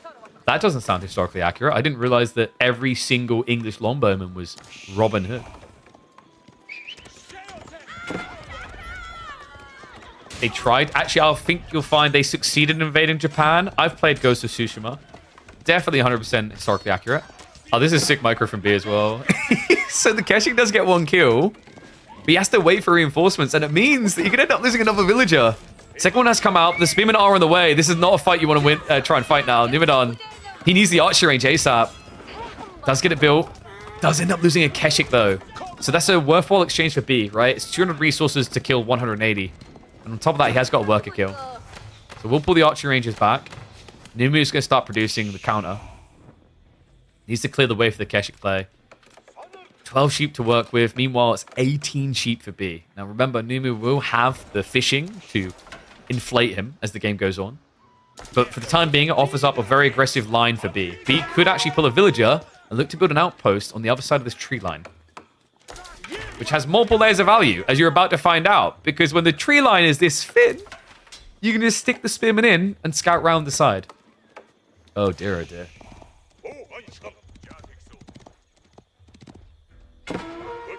You're under the impression English school children still train with longbow? We do. It's really, really important. So, you know, we're not old school, though. As a civilization, we have modernized. You know, in our country, it's all about stabbing now. So what we do is we train our kids to shoot their bow, but they don't use arrows, they use knives. And we're bloody good at it. This is not looking bloody good for Numadon, though. That was a sick read. Just going for the campfire in that location, the full vision rounds. Outpost is coming up soon. He needs to fight. With 5 archers, I don't know how you are meant to here. This is interesting, actually. B has been the only player truly leveraging outpost rushes non-Mongol so far, right? He'd done it against Hussein in the opening round of 32. And he's doing it here in the quarterfinals to get what looks like a very dominant start to this quarterfinal series. Numadon's trying to change the momentum, though. I like this. He needs to go and cut reinforcements. The problem is the distance on Wilderness is so short, it's difficult to cut reinforcements. And he immediately GG's.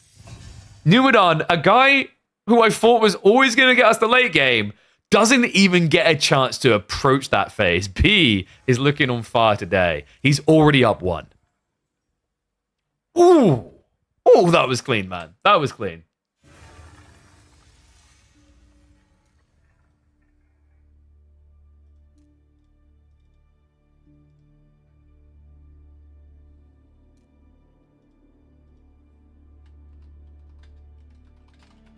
The one dock a Mongol can't touch.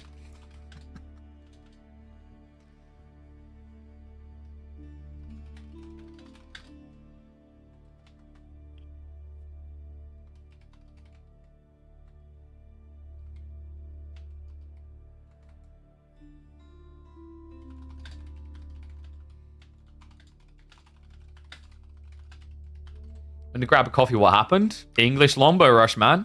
We got the classic. It's a blast from the past. So we'll pay out predictions there. Game 1 to be. And game 2 is actually going to be on bridges. Interesting. So we've got Chinese versus Malians. It's interesting that Borderland is in rotation and Numu didn't save Malians for there. But we have seen Chinese look okay here. We just saw this series a little bit earlier today where Malians won. But I think China does actually have a pretty good surge point to attack here. So we'll start the predictions. We're 2 minutes out from in-game. Yeah, I'll give you guys the extra minutes. What we'll do is we will run 2 minutes of ads now so you guys don't get them in-game. Good lord. Talk about a fast series. Maybe. I mean, I'm hoping Numidan can actually get a game on the board. It does feel like, with what we just saw, this could be a done in 30-minute series, which is crazy.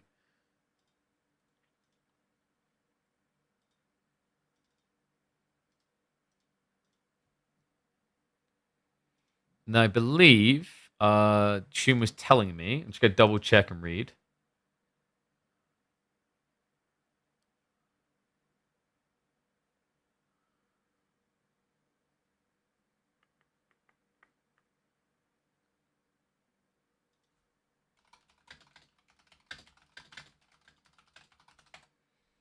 Is that it might be that Numidan versus the winner of this happens in 2 hours, which would be a very big gap we'd have to figure out. So I'm going to see if we have count and standby in case this is a very fast set. Oof.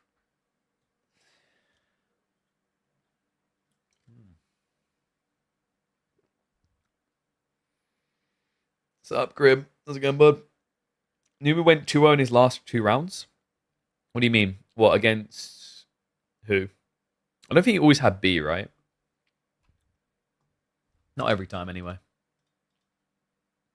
I'm still very proud of myself for the little Banjo-Kazooie on that LCD screen. I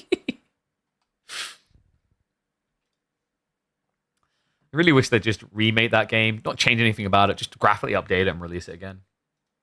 I can still hear the lines in my head like, Reba! Hey! Hey! God, throat's still dry.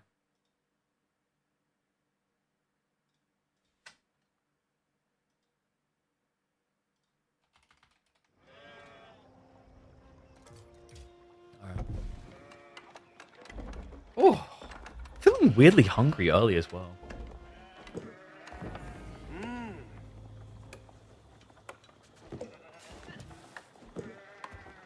Oh, you mean Numidan's previous series? Yeah, Numu 2020. But like I mean, you can say the same about B though, right? I also still need to update that because it's a slow day in my brain, guys. Forgive me for I have sinned.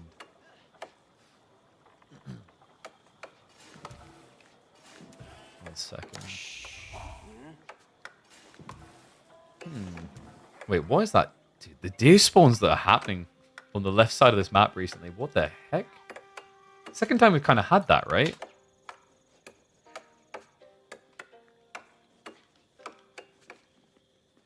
Just updating the overlay now so that it should show that B is in this series.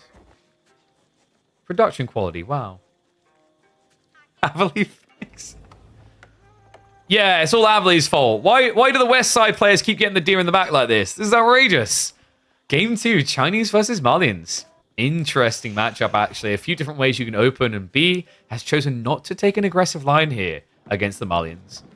Instead, he's... Wait, no, it's happening. We have got the Imperial Official. I was about to say, that might be a giveaway. So you can usually tell if a Chinese player is going to go for the Rax Rush if he adds the Imp Official in. Because you need it for the supervision. You need the extra food to get the pump going.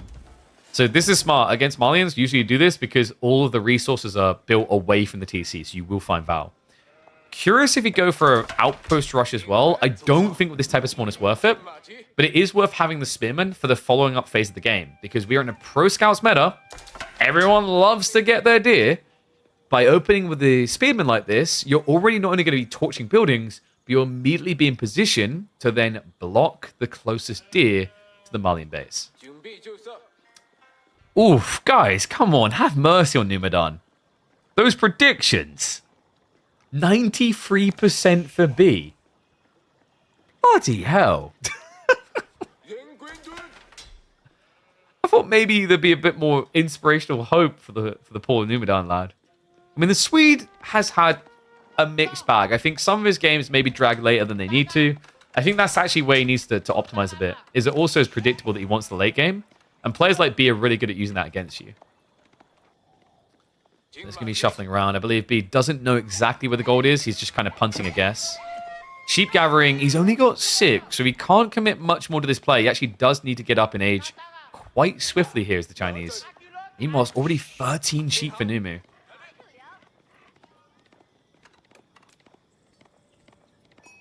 We don't have a villager pool, right? I like that. I don't think with China it's worth sacrificing your timing here. I just feel like you lose a lot more when you pull a villager because you know it's going to be one of your food workers, right? The other weird thing is because you have that Imperial official, you know, if you choose to pull for an outpost, you're splitting your economy more and you can't supervise the wood. That's what makes it a little bit bad for China compared to other outpost rushing civs. We do have supervision still happening on the racks. He does need to get back to work on the food. Nice tax drop off. We'll start to collect what he needs to get to a tech up.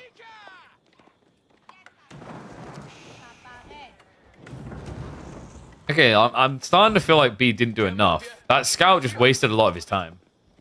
Tech up's coming through. He hasn't got anywhere near close to killing the pit mine. He should be ready to follow suit soon. You can see he's got enough taxation here, so we'll better do 2 more drop-offs and then go for the tech. Should be the Imperial Academy, but I don't know, man. I had faith in the Spearman opening, but I think a combination of the spawn and also that interception by the Malian scout ruined things here.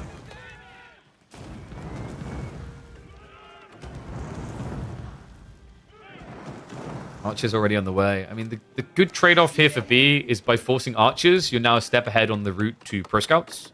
And also, the route you take is stables, which will count with archery range anyway, right? Meanwhile, for Numidan, the tricky part about this matchup now, and I think why this type of play is better in the pro scouts meta, is Numidan has to follow up with racks, realistically, right? Because his opponent's going to have spears and horsemen. So if you go for like your own stables play, you're technically playing into a counter. So you have to basically choose to be weaker in a fight or miss your pro scouts timing. And missing your pro scouts timing is kind of unacceptable against China. So expect him to go stables, but expect it to be a little bit reluctant. And B really didn't get much off the map, though. 5 sheep. 11 on the other side. He's at least scouting north side, but Numu already mostly went up here. There is a few sheep in the absolute north. Maybe 2. This is the punishment you get for this type of player, though, right? Like, in an ideal world, that was a fort spawn in gold. Had that been a fort spawn in gold, the scout would have immediately went scouting everywhere else. And what is up, Benny boy? Hello, hello, Dumu fans. Hopefully you had a good stream, my friend. Big shock and awe this week around. I hope you're feeling a little bit better. Myriad, of course, proving a little bit too mighty this week. The winner of that, actually, in the follow-up was Cat. We're currently looking at the other side of the quarterfinals bracket. Winner of this will be going up against Cat, who has made it consistent back-to-back semi-finals. Right now, B looking dominant. He just had a 9-minute victory with a longbow rush on Wilderness. Good old classic with the English Mongols. And now that we're on bridges, things got a little bit weirder. I think B, this spearman play, just didn't really get what he wanted out of it. And there we go. He does avoid having to go in the racks. Does, however, mean that B's follow-up play into stables is going to counter what Numidan's doing right now. Pro Scout's timing is just always so ridiculous with the Civ, right? Like, he hasn't queued it yet, but think about it this way. Numidan is 45 seconds away. B could realistically mirror and match the timing because of supervision.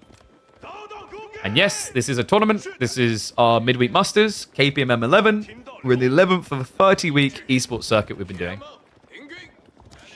You can catch it every Monday, Tuesday, Thursday, and Friday live on both my Twitch and my YouTube.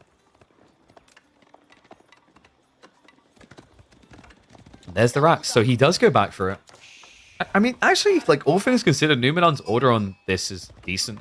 I was a little bit worried he was going to have to skip, because usually you just blob a lot of warrior scouts. People like to go up to 8 here. But his choice to just stick at 4 and not be greedy has left him quite strong by getting into Donzos. Donzos are going to counter everything B is doing right now. Even the spears, because remember, Donzos are just better quality spears. Stonewalls in age 2, not in mud tournaments. No, we have wood walls coming up. So B is just looking to remove the deer option. Really smart play. If you look at these 2 small walls, it practically guarantees that you get 3 stacks of deer. Yeah, he needs it, right? Like, we talked about the lack of sheep. He actually had to go for a second mill and out onto the berries this early. Looks kind of ugly the way it's had to be played. But you can see he's now prepping for the Pro Scouts transition. I think something that's really cool here is, like, although he can't realistically win the fight over this first deer, he's forcing Numenon to add a lot into contested. The negative of this is going to be if you now don't mirror, your opponent can just blow up this wall on the north side with loads of Donzos. So keep an eye out for that timing. What B's likely going to want to do is try to attack the backside here with the small group, because then Numenon has to run away from where the wall is. And that means that B can run for these deer first. And what is up, Wakar? Thank you very much, mate. Appreciate the sub, and welcome to this one.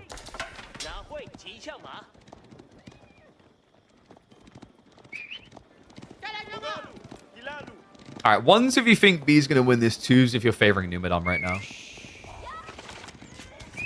If Numenon reads through the play, he's in a really good position here, but he needs to scout what's happening, and there we go. Info comes in, now knows about it. Hey, sup, MC Johnson. Appreciate the sub, mate.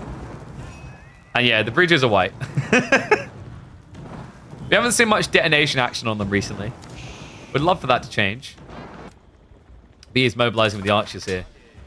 Massing archers is really good for B right now because Numenon's only counters javelins. These warrior scouts don't do anything, right? They're chunky, but they don't actually get bonus damage against range until age 3. And what is going on? Is B getting a sandwich him? I mean, I'm hungry. I would like a sandwich right now. It kind of feels like it. With the way he's camping here. Maybe looking for an over... Okay, come on.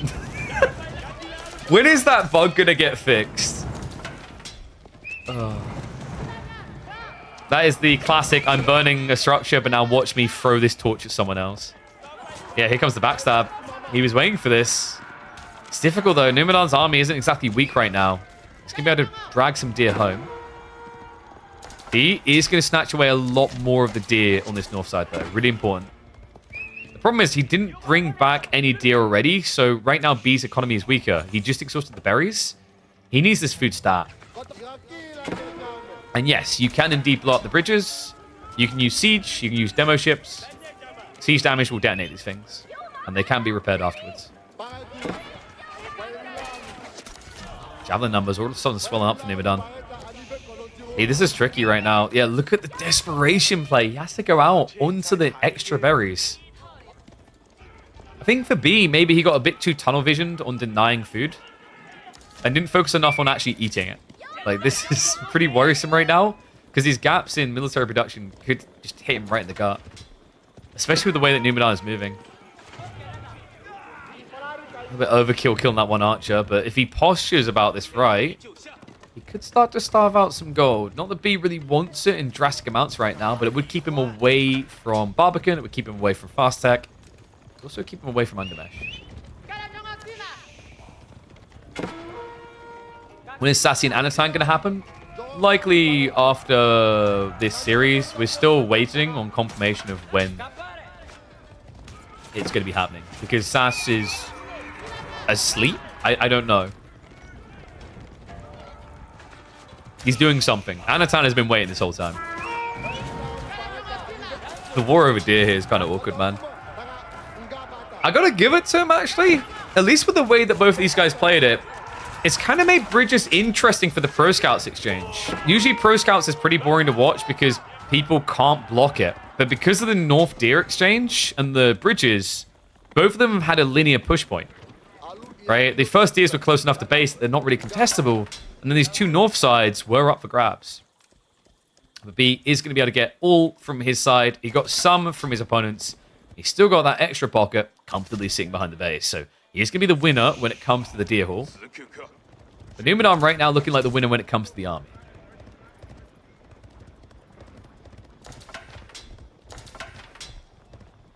Wolves are going to start going up. So Numenor aware that B is going to have to try and do some damage here.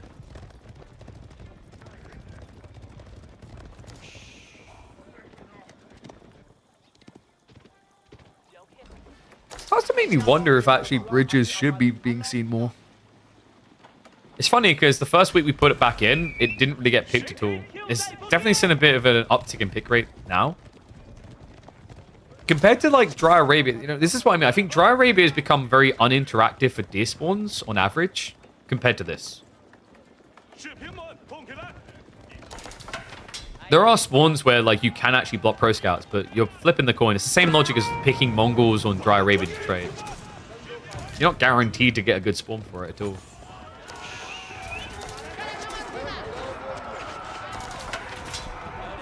Nice initial exchange there. Javelins and the Donzo shot just getting maximum value. B is saving up, but credit to him. Numenor not falling behind here. I think we're looking at Farimba. Wait, no, he's going Fulani. Interesting. I thought maybe he'd look Farimba just for Freeborn, but, you know, China does like to open with Lancers a lot. So instead, we'll be mirroring with Mass Sofa. Astronomical Clock Tower is coming in. Smart choice. Your opponent has built a lot of Javelins. Malians also like to stick to Archers. This will be the blocker. Got to give it to him, though. Numenor looking a lot more alive than Game 1. After I saw Game 1, I legit thought we were looking at speedrunning this series in 30 minutes. So there's hope.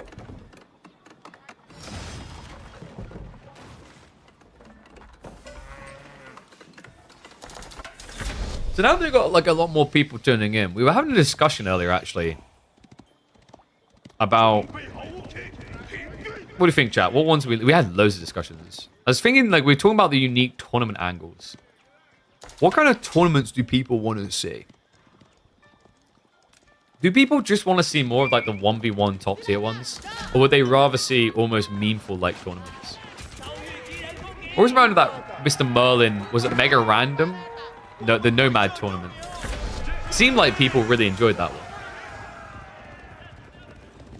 TV220 was fun. I think the problem is, like, it doesn't matter if it's only 2 extra players. The moment you add in more players, it's almost like there's a disconnect with the current viewing audience, if that makes sense, compared to what they'd like to watch. Nomad FFAs. Yeah. FFAs I'm not entirely sold on. FFAs are tricky, especially because we like these kind of midweek schedulings, right? So we don't have to try and compete on prize pool with EGC or whatever. That's really not possible. I was saying one thing I like the idea of is legit just having players have to be in the same like talk channel as each other and finding a way of almost pushing them to smack talk each other. Going for listen-ins would be incredible.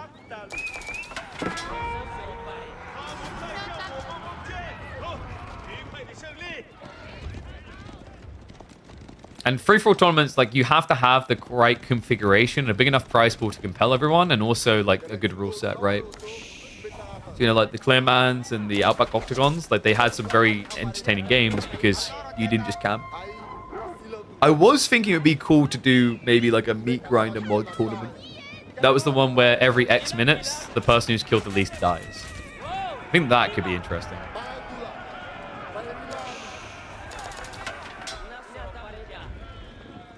Okay, so we've got a coming moment here. Looks like they're just kind of macroing up a little bit. With Fulani, we should be seeing Sofa coming through, but weirdly enough, Numenor is just sticking full infantry there. Donzos and Javs. Yeah, not even an archer switch up yet. B's looking to rush the relics. Very much rush the relics. That's 6 monks. Good God. What about a victory point mod like Company Heroes? Yep, we actually have one like that. We've hosted free-for-all tournaments, free-for-all like community games rather, with that specific rule set.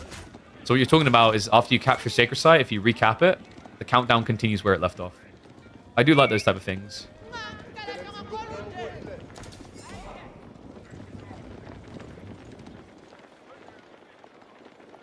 What is his wing condition in his eyes? I can't I can't imagine you want to go into Imperial here. Like, in some ways, it can be desirable because China has Nesta Bs, and Nesta Bs peak in Castle. You do need to secure the 8k golds, though, to justify that in play. And right now, you can see he hasn't done that. By some miracle, he has a pit mine up here, but he doesn't actually have any control of that area. And no active gathering in it. B, he gets found building the Barbican on the ball. Not just that, it's also going to be a denial on the relics. So well played on the timing there, Numidon. We're going to force him to cancel. Really important as well, because B, these ball, the reason they're so critical is it stops him needing a granary transition as quickly, which is kind of necessary at this phase against mass ranches. Also delays the point of song, which means you're not scaling a villager lead. Like right now, B is actually quite economically weak. You're against Fulani, right? Like your opponent just has a 20 villager inflation. It's very hard for Imperial officials to fully match that at this scale. There's also a worry about the quality. Like, he just has so many archers, not much front line. I'm starting to think Numenon has done it, guys. It feels like a game 3 is inevitable, as long as he doesn't just trip.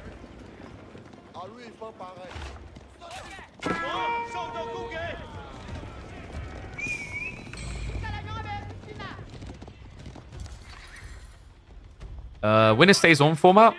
So winner stays on formats was one idea we had for like what to do with the weeklies. The challenge of winner stays ons is it's not very inclusive and can get monotonous. So if someone's dominant, they win, they're just going to keep on winning, right? Like at least with the featured format that we do, you know, yeah, we had a stint where Papa was winning. Now we have a stint where B just keeps winning. But there's opportunities for other people to play. It's not just a linear effect. And that was sure, it doesn't destroy the bridge, but it harms these Donzos instead. Now a dot play coming in from Numu. Needs to be careful with the villagers though. Does pull them away. And a wasted detonation now from B. Barbican is coming in again, but the delay that this has caused now for B.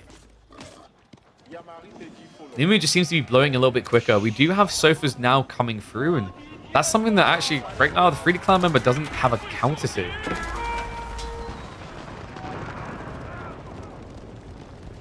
Mid-game blind player swaps. What does that even mean? Oh, you mean like musical chairs? I mean, I've already said, if I ever run a LAN, we're doing a show match that is literally musical chairs. Where every X minutes, in a free-for-all, all the players swap seats. And they won't be allowed, like, if they want to change key binding, there's no pause. They just have to work through it. Like, use some of your 5 minutes to change key bindings. Oh, the griefing would be incredible.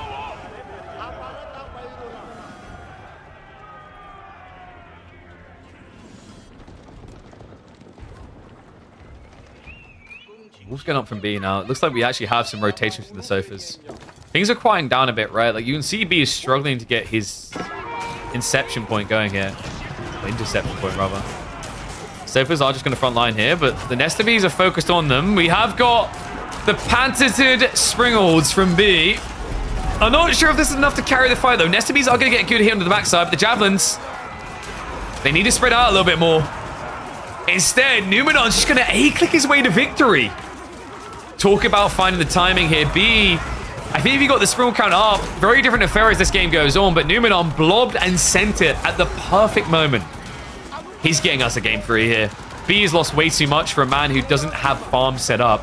He has no reboom.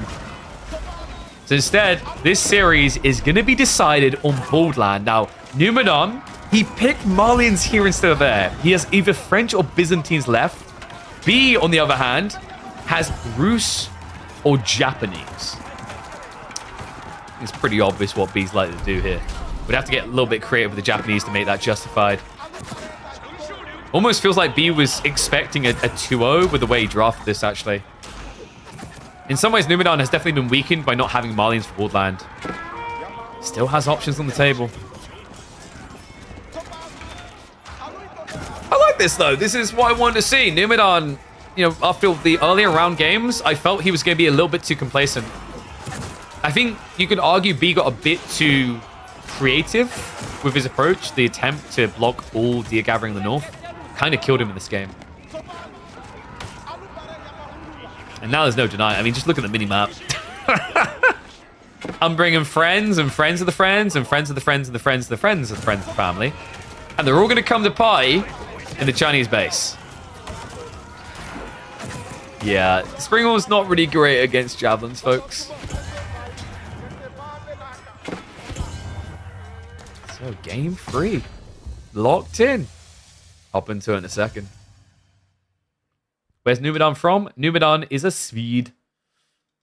So let's pay out the predictions there.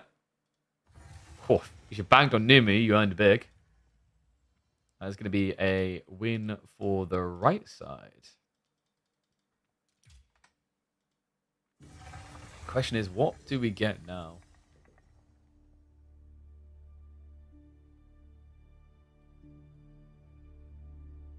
What about the push-ups? Oh, I already done them off camera. There we go. 1, 2, 3. Yeah, I can't do proper push-ups for probably at least another 4 weeks. So you'll have to suck it up. That'll have to be good enough. Okay, Byzantines versus Rus. Interesting, because he had French as an alternative, but I don't think you want to do French into Rus, right? That doesn't feel like a great matchup. What I'm going to do, guys, going to run a minute and a half for ads now, so you don't get them when we're in game. Those are commode push-ups. Those are what I'm stuck doing because I have a broken ankle. And I broke my ankle in a manly fashion, god damn it, climbing walls. Not like Marine Lord who just got pushed over. Sorry, M Lord, but it is true.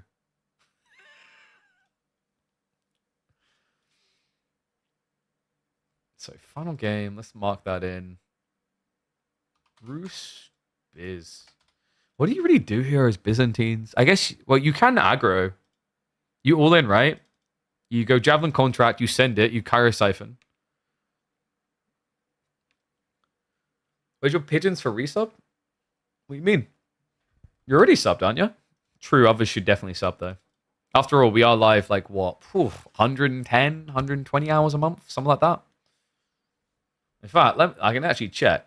Overview. We're live 103 hours. And obviously, we had a few days off for New Year's. So I reckon, yeah, we're about 110 hours a month. Pretty good bang for buck for $5.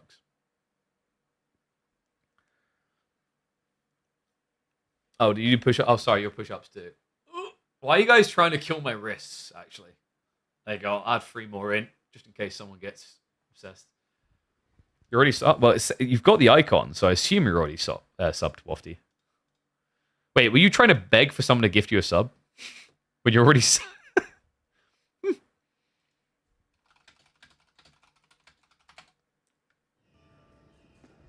I mean, I kind of respect it.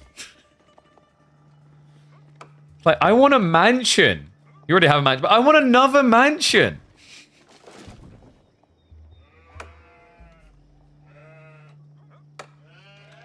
All right, you guys ready?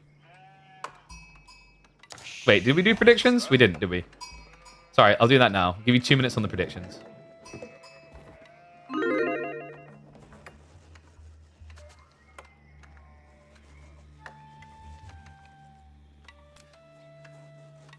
We got a game 3, and we've got an opportunity here for B to get denied away from the grand finals in the quarters.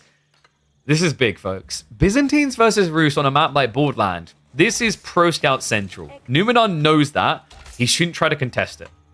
You can't mirror Pro Scouts here as Byzantines, right? It's going to be worse than the Rus timing. But what you can do on a map as barren as Borderland is send it into the abyss. Byzantines do have that classic aggressive timing off of the back of the mercenaries, something that you can lean into very hard here. I'd say Horsemen plus Javelins. It sounds wild, I know, but hold on. Against Rus could make a lot of sense. If you see them react with Knights, you know it's not Fast Castle. All you need to do is block the gold and then add in Limitane. We're cooking a little here. It's a very unique build because typically if you do Horsemen, it's Lombos, and if you do Limitane, it's Javelins. So I'm pretty much telling Numidan to go against the winds here. I think you have to against a Pro Scouting Civ. And it is going to be B's patented free scout opener. He loves doing this. The key is to try and scout where your opponent is and cut him off. But it looks like Numidan sniffed that out. He actually got a really good rotation here. So right now it's like, what, 16 sheep compared to 12? but he's got the territory ahead of him to even that gap. He should be able to cut the backside. Yeah, B is usually really on point for this free scout opener. He tends to get, I want to say on average, in the games we've been seeing, maybe 70% of what's on the map. This game's not the case, though. Numidan had the correct read, didn't waste any time or efficiency in his rotation. Does somehow miss... Yep, let's go back for that one. And the other interesting part is, like, B, I think what he done different here, which is surprising, is instead of sending the third scout north, he sent the second scout, right? Actually, I think this is even the first. So I agree with this rotation here, but I thought he was going to rotate around the back. He must not have seen Numidan scout. Because normally, if you knew your opponent was rotating south side, you cut him off here. Second scout mirrors across to here for the cutoff, and then the third cleans up north. So it looks like he did misread the opening from Numu. Trade post mercs? I mean, it's a fair point. It is close, but yeah, it's Musafadi. No. Camel Archers, maybe kind of worth it. Camel Archers is actually interesting here. Numidan doesn't strike me as a neutral trade post mercenary, but it could be good. Audio is dropping in and out on YouTube? Really? No one said anything. That might just be you, England. Or is it other people? Should be fine. Yeah, checking the connection. It says it's stable right now. I'll keep an eye on it, though. Haven't seen Kremlin in a minute. And you'll be waiting at least another hour. Yeah, Kremlin's not going to come out here. You'd think it would be good because the tree lines to protect it, but if you go Kremlin, you have to touch gold, and if you touch gold, Byzantines can kill you. Right? Your goal here as Bruce is to resist the gold. Right? Don't look at the ring and decide to put it on. Toss that crap into Mount Doom. B. Good old classic deer shoving. He loves to do this. He's going to be having pro scouts come in as quickly as he can. Whole goal is pro scouts will complete. The deer should be about here. Actually, maybe even here. And then you have a quick drop off right next to your base. Numu, he is going to be going the Limitane route. So no interest in the Horseman opening. We have got Grand Winery, so we are going to see him accelerating towards those mercenaries. Done something a little bit peculiar with the placement of the system, right? I think maybe there was better value. Actually, no, he's got barriers in range here. So this sets him up quite nicely to just keep pressing. Can you connect Golden Gate with normal wooden walls? Oh, you, my friend. You are asking the questions that has been many players' complaints for years now. No, the Golden Gate, despite its name, is a terrible gate. It doesn't let you through. I mean, there's a giant gap there, but yeah, you can't walk through it. Excitement cannot be contained with the Sipahi. Well, there weren't in this game. There could have been knights. That ironically could have actually been horse archers to count the enemy horse archers eventually. But yeah, no mercenary play on the trade posts. You see what I'm talking about with this play. Like, guys, if you want to know how to level up your roost, this is the way. When you have this many scouts, there's no scout opener on the other side that's going to contest it. So you should be able to shove the deer freely as deep as you can while pro scouts is ticking it. Takes a little bit of micro, but incredibly worth it. It just gives you all the food straight away the moment you have pro scouts, and no one can stop you. Any Civ, really? It's easier with Roost, though. Like, with any other Civ, you're staggering like this because you have one scout. But with Roost, you'll always have at least 3.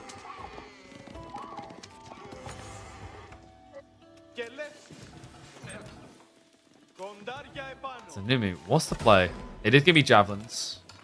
He needs to be fast about this, though. You can already see the P is almost halfway to what he needs. And remember, he's got ticket stockpiling, so the accelerant will come in immediately out of nowhere, right? He's gathering the wood already to guarantee it. Done something a little bit different here. A little bit surprised by this. Didn't go for the wooden fortress at all. He's focusing on getting the wall up instead. So this is a variant play based on the spawn.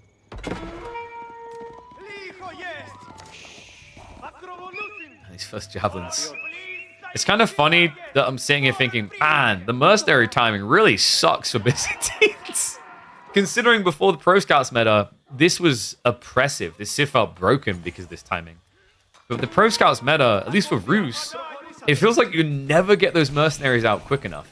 You kind of wish you could just pump them out one by one.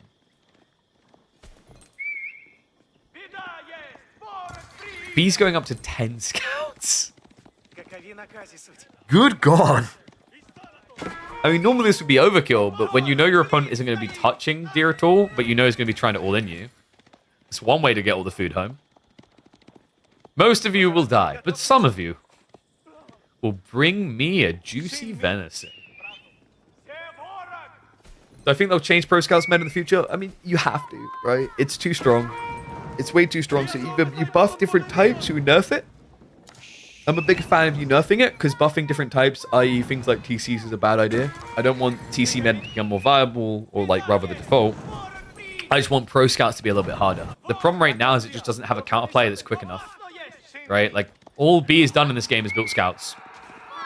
And has he been punished, or has he got Fast Castle? Meanwhile, did Numinon do anything greedy here? Yeah, he built his cistern. Okay, but for real, guys, like, what did Numinon do that was greedy here? Nothing. The only less greedy thing he could have done is maybe Hippodrome, but then you don't have the Javelin Mercs, right? He went all in, and B is just going to bypass him on the edge entirely. And yes, Men-at-Arms is your player here. Like, you should be prepping Raxes, because obviously you don't want Horse Archers against the Mitane and Javs. We have got the Kara Siphon plate going. This is a pretty powerful one for Byzantines. The one ram timing for them is better than any other Civ. It does cost a little bit more, but this Kara Siphon is a lot more impactful than building one ram. So should be able to burn through. Could probably actually target the Lumber Camp, get the Hunting Camp at the same time. But obviously he wants that Wooden Fortress. So if he lines up here, he can hit both, and it also keeps him far enough away that he won't necessarily get rushed by the villagers. There you go. It looks like he did clip it. So he's cooking. You can't burn this. If you jump out, the javelins will snipe you. High trade house now on the way. Get your numbers in. And there's the correct play. Raxes being added in by B. I love how there was just a comment. B doesn't like Men-at-Arms, but he's going to damn well build them. A little bit ambitious on placement. Numinon, that's actually a really important force. Just kind of waste villagers' time. Meanwhile, we're losing gold here. He doesn't have any tickets to work with right now. And, oh no. No. Car 7's going in.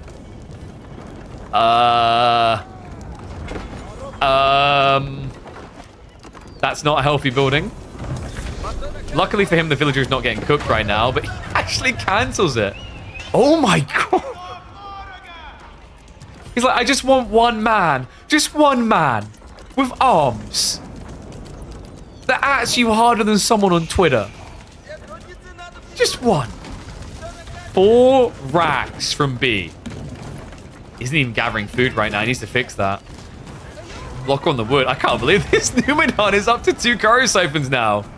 House is being targeted. I mean, there's a growing risk here that B is not going to be able to spawn a single Men-at-Arms. Or more than a single because of the houses. Yeah, Numinon just needs to read it and target them right now. Like, you could win this game right here, right now, if you take out the population. And these houses are a bit tight. Realistically, he could have actually shoved in there earlier. Instead, he focuses on the production buildings. Only 3 Men-at-Arms right now. This is actually wild. Numu, who kind of got a little bit of stick from us in the previous round for maybe dragging games out unnecessarily, and a bit of hesitance, has woken up in a fit of rage and aggression in this third game. No chill, no wait, just go. And look at this. He's getting ready to go up in age. Numinon, not really that far away from his own castle play now. Talk about getting banged for buck out, the Karo Siphons. Will be shoved away now. B has got enough Men-at-Arms to be scary. Still, it's difficult when you throw them out one by one like this. We even have the Steeled Arrow upgrades, so Numinon hitting as hard as he can. This is ridiculous. So oppressive. Scouts are still trying to drag back whatever food they can find remaining. I mean, that's the good news, right? He should have plenty of food to work with here. In fact, he isn't even using it right now. The problem is he just doesn't have room to produce units. And now the houses. B, he's about to get pop locked. Not just that, the javelins are in on the tree line. I gotta give it to him, man. He's been cooking, and I'm not just saying that because it's a Karo Siphon. So B finally gets rid of the rams.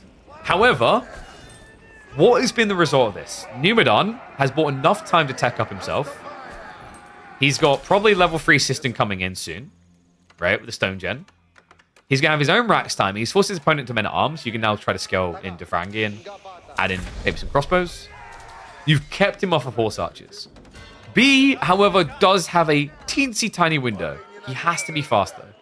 He doesn't have Undermesh. And also, Numadon has the aggressive production speed via the Conscriptia. So Varangian coming out every 25 seconds here. Wait, yeah, okay, I was about to say he was accidentally on Dialecticus. Every 18 seconds to produce them. What B needs to do is try and actually just shove 1 or 2 Men-at-Arms into the berries. The time being is going to keep contesting front side. We do have monks coming from both players here, so they're both aware of the real objective. High Trade House was a depressing 83 gold. Somehow that's depressing. He literally got a relic for free. Welcome to the Rus Empire. It does not make sense, so please leave logic at the door.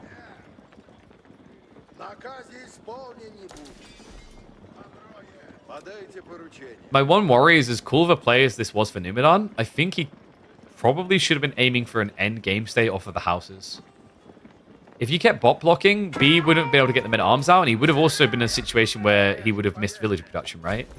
This Rax obsession maybe cost Numu a little bit, because at the end of the day, although you slow B down, long term, who has more food? Is it the guy who got slightly less sheep and has been playing berries? Or is it the guy who picked up all the deer?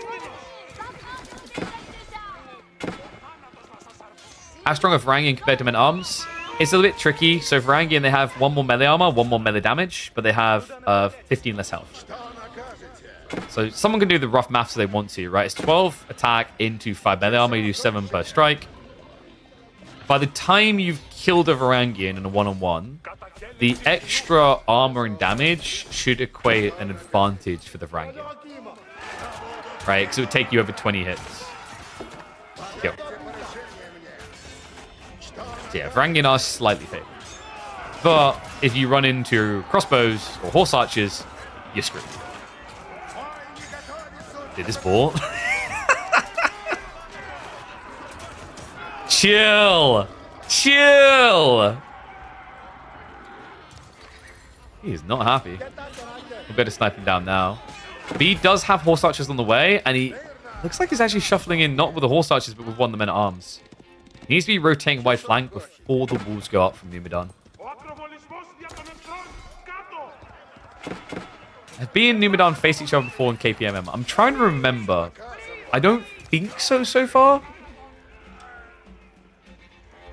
think we've had Cat versus Numadon, but I don't think we've had Numu versus B. Maybe once. I mean, I'm impressed with Numadon, though. We talked about the timing he needed to hit. He found it. Done a little bit different than what we expected. I thought Horseman could have worked as well, but this worked just as well. The problem now is obviously going to be the horse archers. He needs to contain them. With 20 javelins, it should be realistically possible, because right now B doesn't want to fight. He can't fight. Right, he has 8 Men-at-Arms. You have 19 Varangian. He needs raids. So Numadon's read to go aggressive is once again just on point here.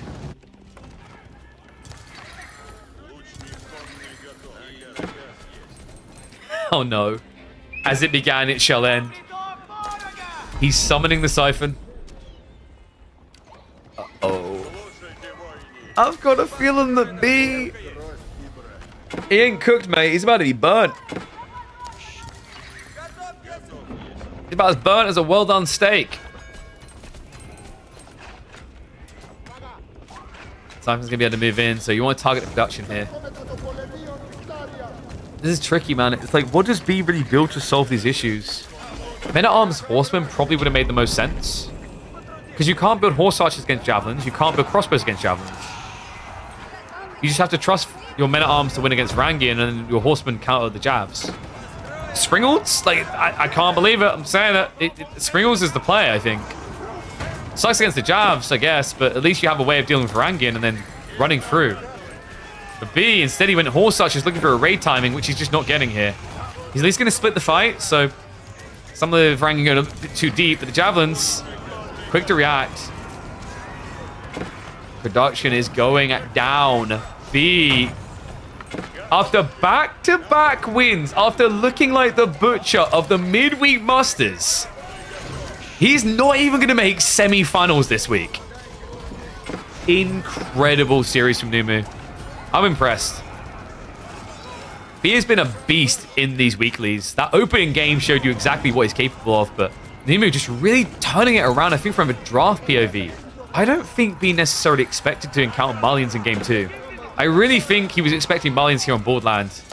I got caught off guard by this Byzantine all-in.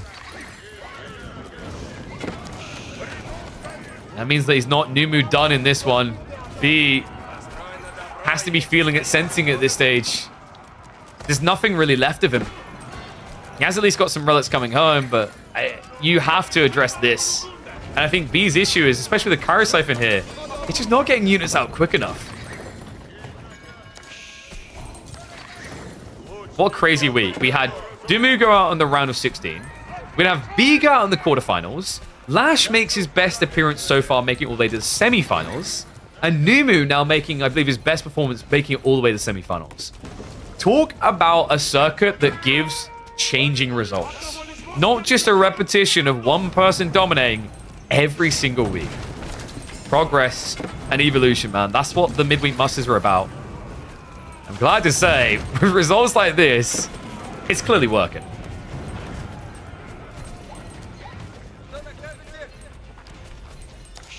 Wait, someone bet 250,000 on B? You are not going to be able to feed any more pigeons after that. Jesus.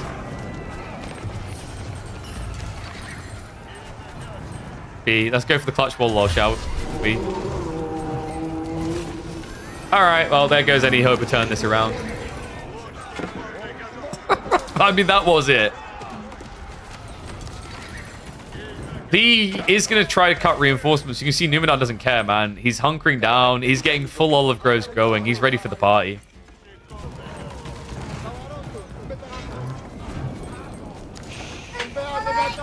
Uh-oh. Prayers arrive for reasons.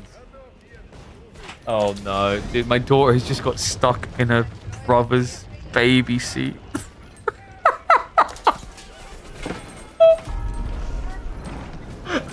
Mommy, can't. Can you guys hear Freya right now?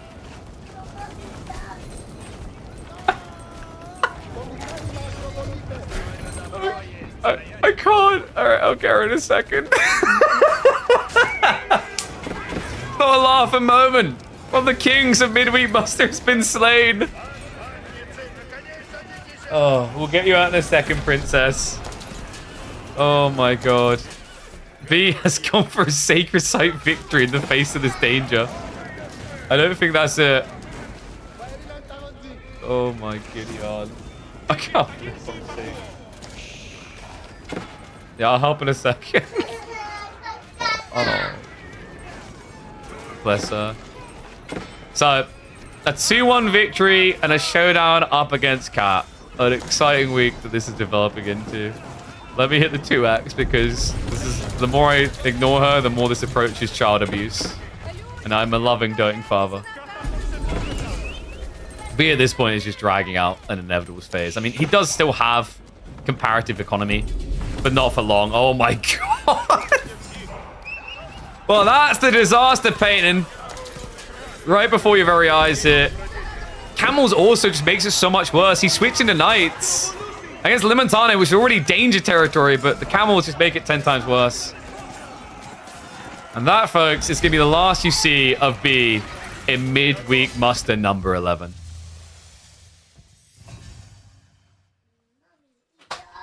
Okay, guys, 1 second.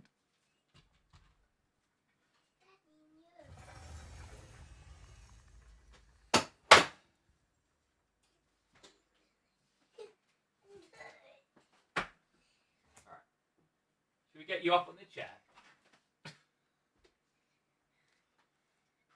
Do you guys see the problem? Freya, you stuck? Can you get out? Say, Daddy, please get me out. Daddy, me.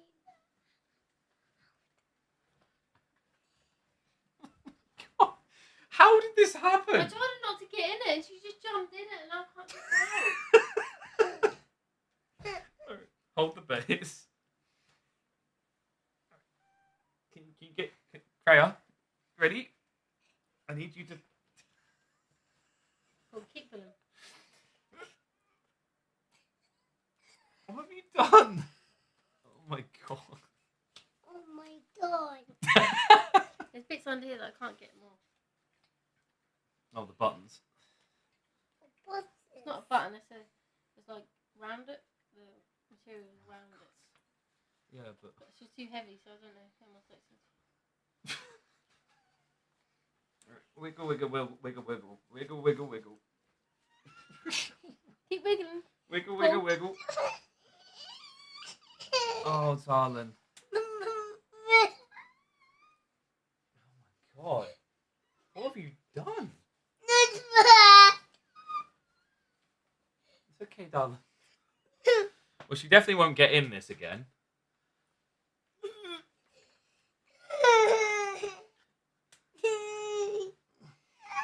You need to push for her legs. Yeah. Jesus. No more food for you. No. Jesus. Don't say Jesus. No. Can you? The problem's her legs, isn't it? Yeah. Push her bum underneath. You see? Yep. Bum. Yep. We're getting you. You My have to bum touch. push it down the other side.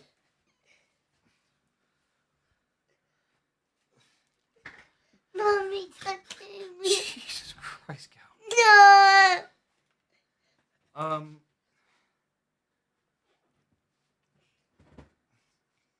I think she stays like this for good, really. I can't undo these. If we could undo these, then the material would come off. You can probably rip them if you really want. I don't want to rip it. Well, do you either want to rip it or your daughter becomes a seat? She can become a seat. I'll back in a second. Mommy.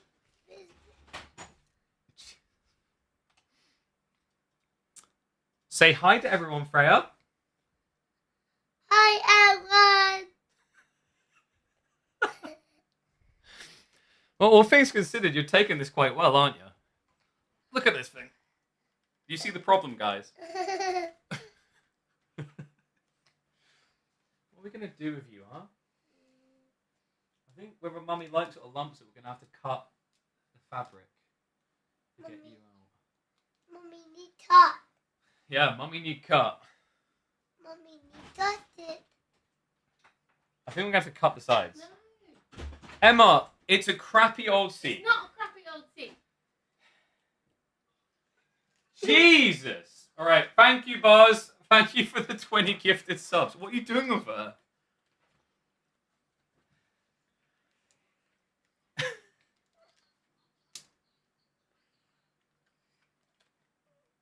Like, I'm going to have to rip it in some you're area.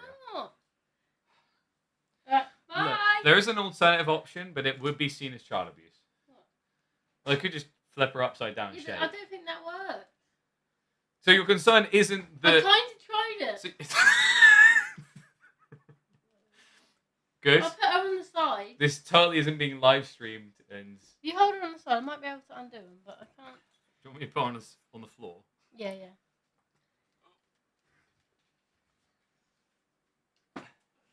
Down you go. You're okay, look. Okay, darling. No. Can you crawl out? No. No, you can't because your legs will be up in the air.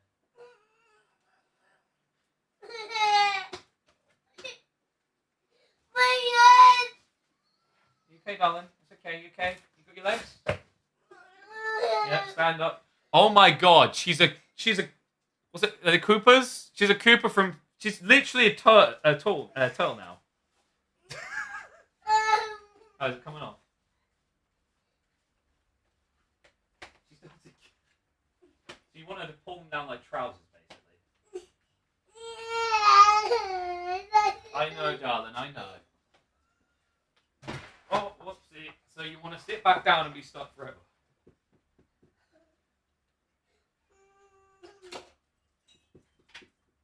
It didn't pop out at all. The problem here, Emma, is because it's already tight, it probably unhooks, but it doesn't unhook with her big butt in it.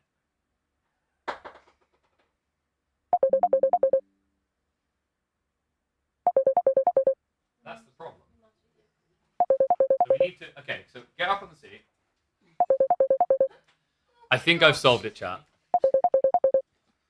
Okay, so... what we need to do is lift her by the butt and then unhook the things. Are you lifting her? Yeah, she's heavy.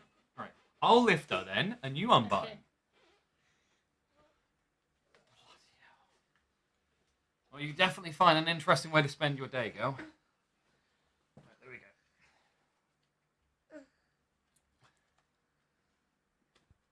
You get it?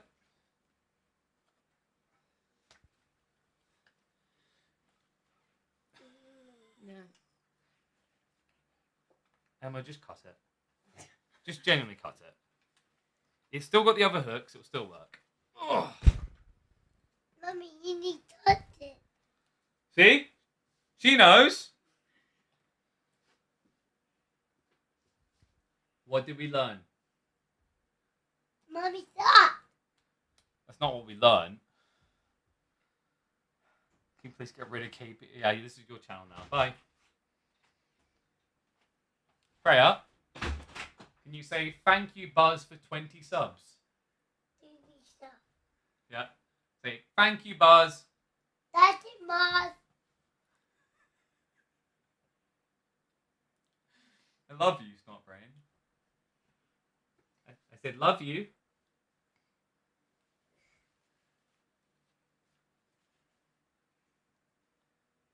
The mic cut out? Oh, sorry. Here. Freya, can you say thank you, Buzz?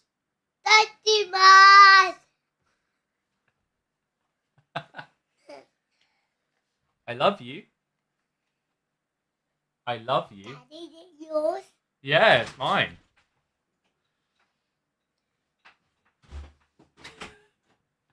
Mommy, you don't touch it. Yeah, you want to get under there and cut it. I'm going to hold her hand so she doesn't take her fingers with you.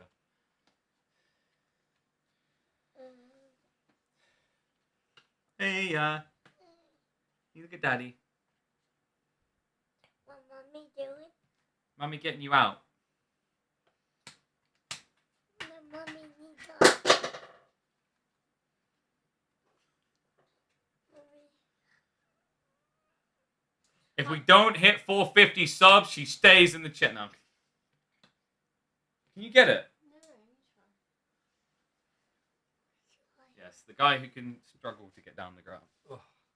Try. Yeah, we try. Try. We try. Say I don't know You what cut a little bit. You don't have to cut the whole thing off. You'll get what you get. You either let me do my Alright, thing, do it then. or our daughter is a turtle. No, don't touch.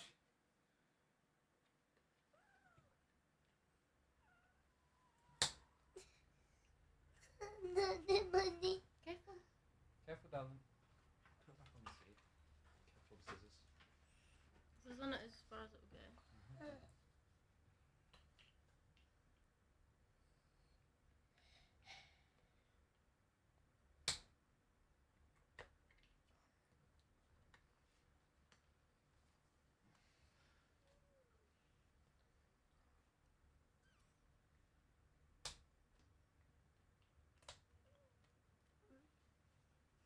Can you pull it off now?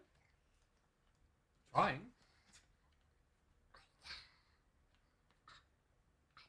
Not quite.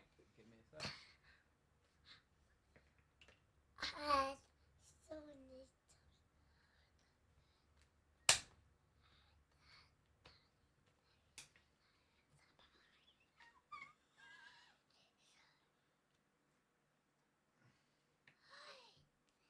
You're a funny one, ain't you? Careful. No. Seems should plan. I. Hang on, Daddy's need dinner. Whoa. No.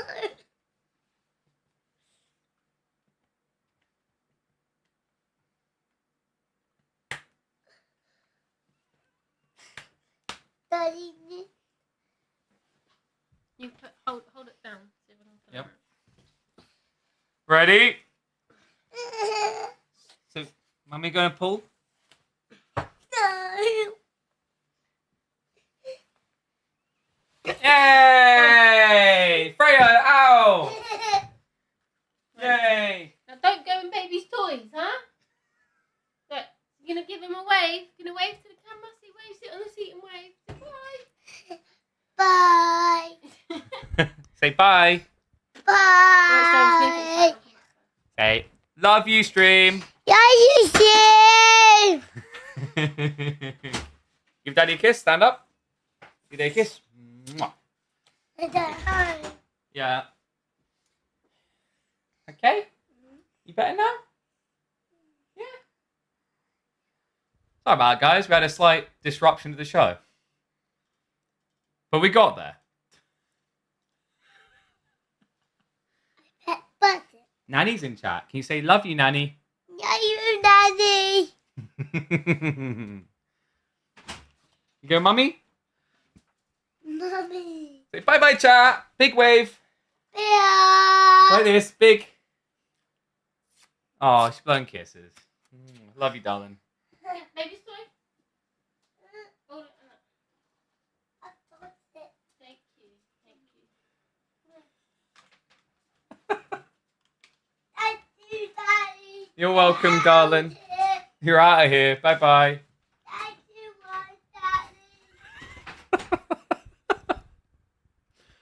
Well, that made my day. Oh. The end of that cast was just me hearing, Daddy, stuck. Oh my god. Yeah, thank you again for the subs, Buzz. Appreciate it, mate. So, no new cast. I'm afraid not. I think she needs some relaxation time after that. Okay, so have we got? Is Anatan and Sasa? Are we ready for that series? Oh my god, dude, she's so heavy. Oh, that was rough on the back. Not gonna lie, that was rough. Oh man.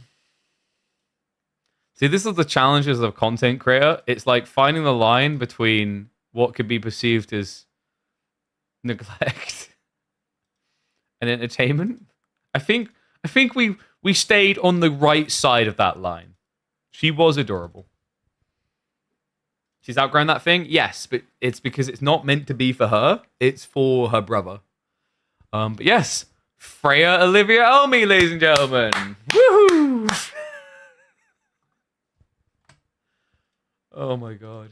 She's so funny. Okay.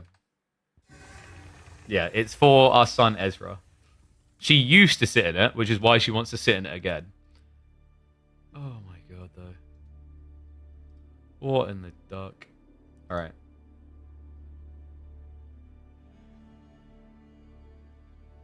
Let me check if Sasa's around now.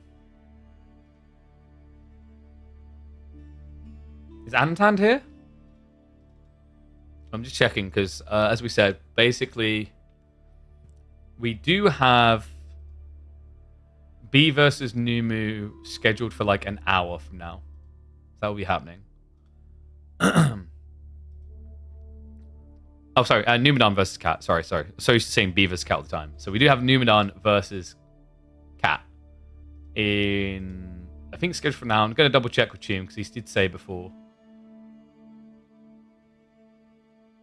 Yeah, around 18 GMT is what I've been told. So, that baby toy took game 1 of the series, but Freya won it in the end. Dude.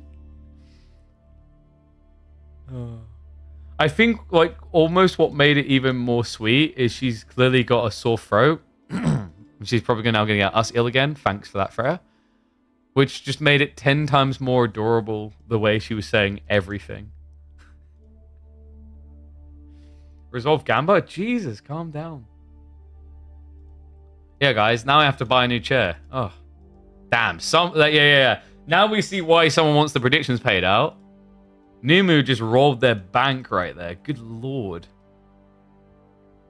Yeah, I said I wanted to do different types of content on the channel. I didn't realize that was the thing we needed. I should just become a series of, get people's babies out of chairs. Oh. Hey, sup, Dr. Rev. I'll have a look at them a little bit later, mate. We're live right now, but I appreciate you. Oh my god.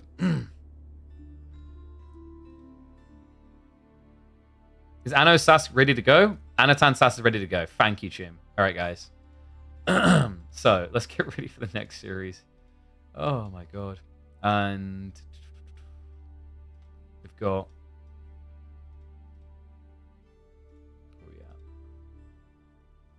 So we've got the draft. Map's going to be Cliffside, Dry Arabia, and Wilderness. Good lord. What a day. What a freaking day. I'll not let her play Delhi? I mean, she might be enticed, right? She'll be like, how does the elephant not get stuck in the outpost? I got stuck in this chair. So...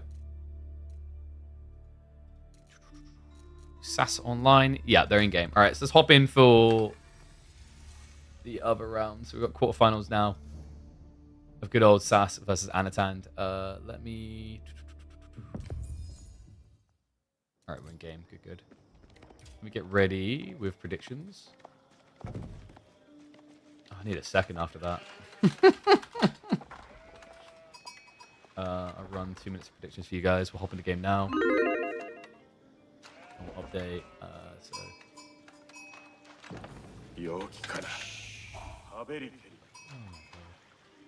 I need a second after that. That was ridiculous. Alright, that was just randomly out of nowhere. Age of Mythology's okay.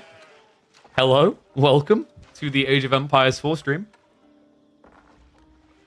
Not sure why we randomly just want to keep on myth, but sure. Give me a sec. I'm going to take a bite of a protein bar. Seeing as I'm not going to get a food break here. We're probably going to be streaming for another 2.5 hours, I reckon. Oh, God. Ugh. Hey, I already burned enough calories casting. Then to, like, have to tug of war a baby.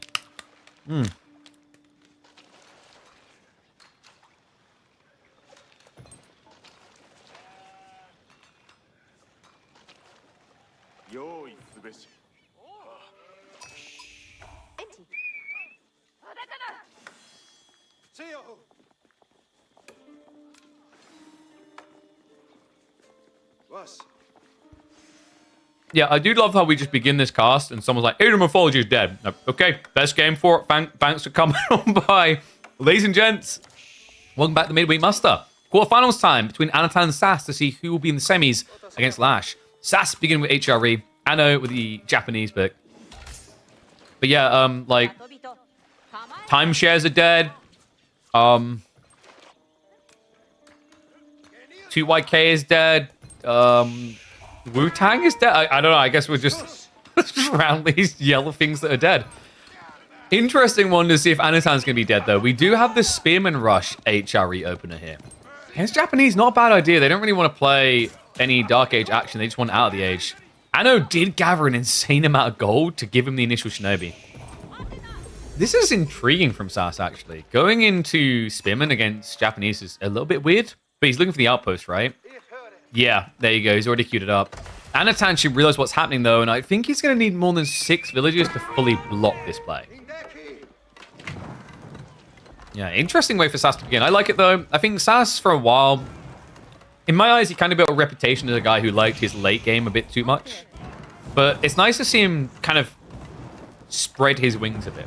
I think it's really important so you don't become predictable, and also, honestly, makes you more entertaining to watch. This is a really cool opening. It's definitely been growing in popularity. It's going to be a double villager pull. Really smart play there. He needs that extra build speed to guarantee the Coca doesn't pay off. Now this is where Anatan is going to be regretting that he didn't go for an 8 villager build up here. But, you know, not too much because he still has to have a go. Actually, Anatan got a pretty good spawn on the secondary gold, right? If you think about it, usually what happens, you get a lot of trees on the north and then golds on the south. Anno got it all here. So as long as he locks this in with, say, like an outpost here, he should be fairly well protected in this area. Go, tech out complete. Shinobi on the way.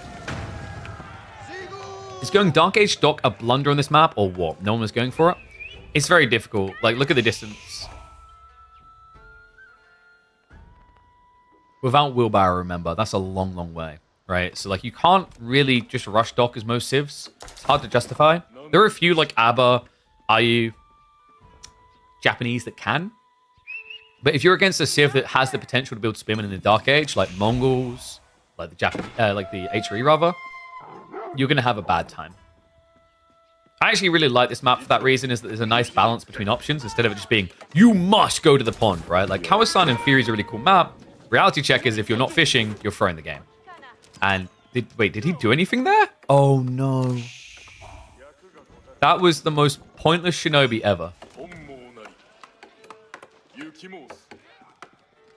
That shinobi was about as relevant as cardboard as a replacement for toilet paper. Don't even think about trying it, guys. He completely skimmed. It's a bit weird sometimes with sabotage because the animation, you can easily end up accidentally cancelling it. Minework coming in is intriguing here, though. Sasa is looking to directly contest, so this should be what? Horseman opener, and with all pikes, I don't want to say you have enough damage to beat Shinobi, but it becomes competitive.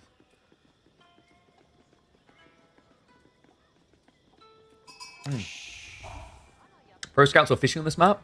Pro Scouts is a little bit weird because you only have 20 deer total. And one stack is usually close enough to the enemy base that they can block you. So yeah, this is someone I really like that Caillou thought about. From multiple angles, right? He thought about the fishing being far enough away that it wasn't just dominant. He thought about the importance of the shoreline fish to begin with, so people had options. He thought about the fact that the gold should be forward spawning, so you have potential there. And then finally, he realized that having 24 deer on this map would just be begging for even more Pro Scouts players in the current meta. And check that, Anatan actually gets the denial on the outpost there. Good little start here. We're being Minework. Sasa's kind of limited in his run time in this particular game. We do have Yuumi plus Shinobi. Like, in theory, this should be good enough to stop Sas. He needs to avoid fights until he's scaled. We do have archer ranges coming in. Interesting thing is, like, Anno, yeah, as long as he gets blocked out in gold, this is a really smart play by Sas, because it means that you can't get the Yuumi bannerman. Straight away, men-at-arms. Definitely a bit curious, but then again, it comes down to the gold, right? Like, Sas, he doesn't have to worry about Shinobi because Anatan didn't rush an outpost on the secondary gold. Yuumi are coming home, so they will be able to resecure. In fact, the ambitious villager is going to die from Sas. And not just that, you cheeky son of a gun. Anatan has snuck out onto the pond.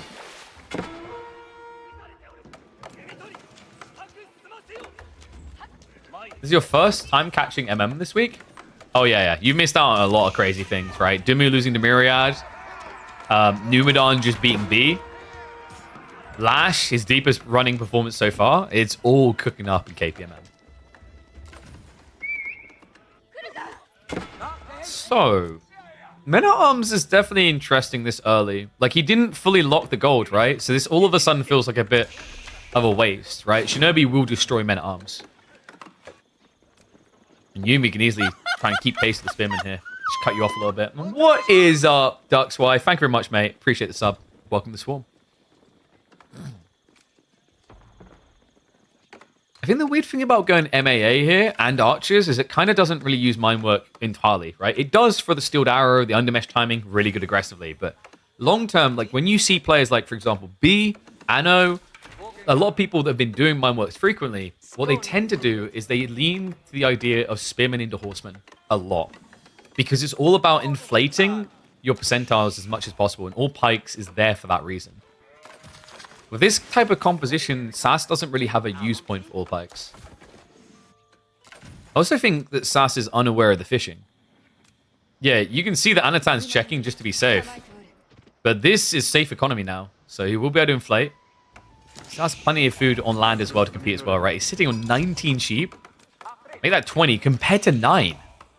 Yeah, because Sas went for the outpost rush. I imagine he sent the scout straight over to the enemy side and then rotated around the base, meaning he probably already trekked through territory that Anatan had scouted and didn't play for the area where the sheep are going to spawn most.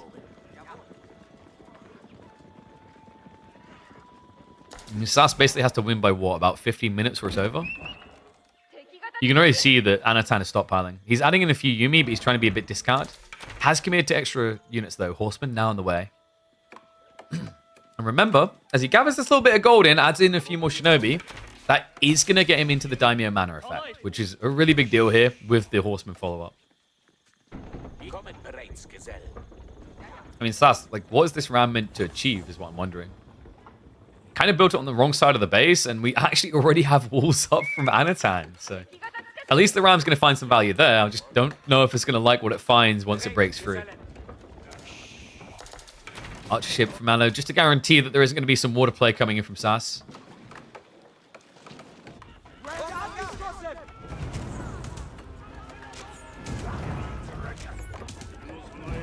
Going for attempt on the wall. I mean, the good news is he went men at arms, so the Yumi can't just count you out, right? Spears would just evaporate to this. So for Anatan, like, I don't think you care about Yumi anymore. You just want Horseman Shinobi Blob to send into your opponent. Looks like fortifications are coming in on the outpost. It'll be tricky to stick to a dive. He's going to try, though. He's going for the clown car. However, the Horseman reveal is going to be a bit problematic here. High base damage to attack into rams. And Sas is actually adding in more rams. Yeah, so he's fully committed at this stage. Like, this is win the game or lose it in 5. Minework does enable this type of timing, by the way. Like, when you think about the savings you get out of ram play with Minework, siege engineering is half price. So you save, like, what, 50, 60 resources? And you don't have to build a blacksmith. That's 150 resources. So you've already actually got one more ram for an all-in timing than you would if you'd gone Arcan. Now, you could argue the inflated gathering rate, right, which is fair. But that really starts to come into effect, I'd say, around like 10 minutes plus.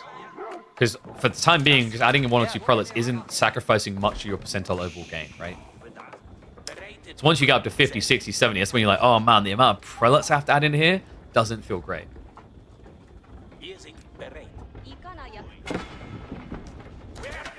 This feels like such a weird game. I haven't seen HRE quite this committed to the all-in yet on this map. Or in any map, really. This is pretty wild. I mean, it makes sense if he knew what else was happening. Sas is going for war himself, but at this stage, could get fully denied. You can already see that Anatan's moving out for the central dock. Horsemen are going to row here and ride out. Sas? Yeah, you don't really want to be diving underneath the TC here. Anatan is kind of just faking playing the H here. Wait, Sas actually overcommits. Luckily for him, there wasn't more troopers garrisoning inside the TC, so it won't take too much damage. Meanwhile, Shinobi are actually rotating around the back here. Shivs are going to be out, and it looks like he'll be able to get 2 worker kills from this. Make it a 3rd! He ego-chowed the Shinobi. You never ego-chow the Shinobi. That's now 6 worker kills for Anatan. Extending lead and a worrisome situation here. Sas has been found trying to play for that dock. That's now going to get blocked. And Anatan can easily commit to the central dock now. Meanwhile, on the other side of the map, Sasa's still not going, right? He's genuinely committing for the landmark snipe now. Which would be great if your opponent wasn't going mass horseman. At this point, Sas is stuck, right? He tried to play the all-in.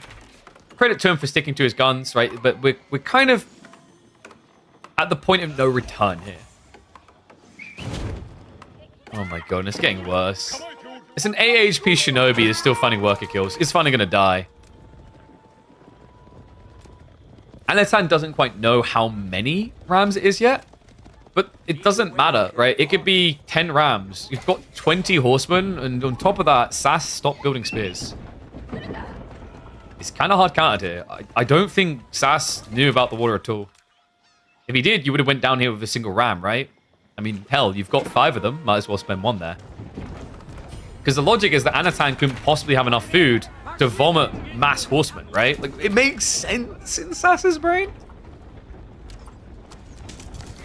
Doesn't make sense when you have the full picture. All Pikes is now on the way. He's trying to move across into spears. At this stage, Anatan should just be able to full-on A-click into the fight, though. Make 50 rams and one-shot the landmark. We need Cairo siphons. That's the move. That's the goddamn move. I don't know. He's like, okay, if you're just not going to go in, I will. Horsemen are rotating around. Sas has his entire economy condensed into this corner, right? 22 of the 31. Rams are going to start moving in, but it's not really about the Shinobi now. Does feel like Anatan needs to come home, though. And wait, Sas is sending everything. Oh. Wait, he hasn't been seen. He's actually quite fortunate he hasn't been spotted yet. I mean, credit to him. He's pretty much dead, right? So you might as well punt everything on a landmark snipe. Balls against the walls here. I know. He's got the diamond upgrade coming in. If the Uma Bannerman comes out, this should be curtains. Should be before that. Jumps in, immediately on top of the Rams, and shreds through. An ambitious attempt by Sas, but an early lead now developing for Anachad. And you just can't get anything past this guy. I respect the attempt from Sas. If nothing else, you got to give him some kudos for at least sticking it all on the line. An early lead already for the Fox Clan member. No wheelbarrow all-in rush. I don't think I had that on my bingo card today. Oh, good lord. All right, so. Get ready for game number 2. Early lead. Anochad. Japanese versus Holy Roman Empire. Next up, we've got Dry Arabia. Anatan has got the Delhi. And it's going to be French from Sassy. Interesting. We don't see that match up too often. Yo! What's up, Epic Epoch? Thank you very much for the 5 gifts of subs, mate. Appreciate it. Thank you, thank you. All right. I think we're just a few minutes away from live, so what I'll do is I'll probably speed up so we can catch up. Let's go ahead and we will do 1 minute of predictions. So go, go, go. Vamos. All right. We're just a few minutes shy of live, so I'm going to use the speed up 2x speed for the other game. Not a matchup we see too often these days, folks. Delhi versus French for game number 2. This is a matchup that I think before the Elephants took over and before Dome of Faith was in full swing, if you ask me, I'd actually say it's kind of 50-50. Maybe 55 Delhi, 45 French. With the changes, though, we've been seeing, with the Dome of Faith build, with the potential for Elephants, I feel like this matchup has leaned much harder in favor of the Delhi recently. So curious to see what Sas has in mind. We're on good old Dry Arabia, the free Sacred Site map, the purest of purest where every Civ can function and potentially thrive. And that is a dirty spawn. Double deer on one location, third on the way. The first thing I was thinking here is how France can potentially get ahead in the current meta is pro scouts. But usually for that to feel good, on Dry Arabia, you're looking for the wide deer spawn for both players. This tighter formation should favor Anatan to open spears, go Ghazi, block resources, then also take Sacred Sites. Sock on the way. Anatan, of course, reacting with the Dome of Faith. Everything going according to plan here. What do you guys think? Like, have any of you been having this matchup a lot on the ladder recently? Because it's very rare, man. I feel like I've very, very exclusively seen this matchup in very specific situations, right? This might be the first time we've seen it on Dry Arabia in Season 9. I've maybe seen it like once or twice on Boldland. Boldland can be an interesting one for French because of the exposed resources. But Dry Arabia gives a lot more safety to the Delhi. Especially with this back spawn tree line and the berries being configured the way they are. There's a lot of open territory at the back, but in theory, difficult for Sas to reach.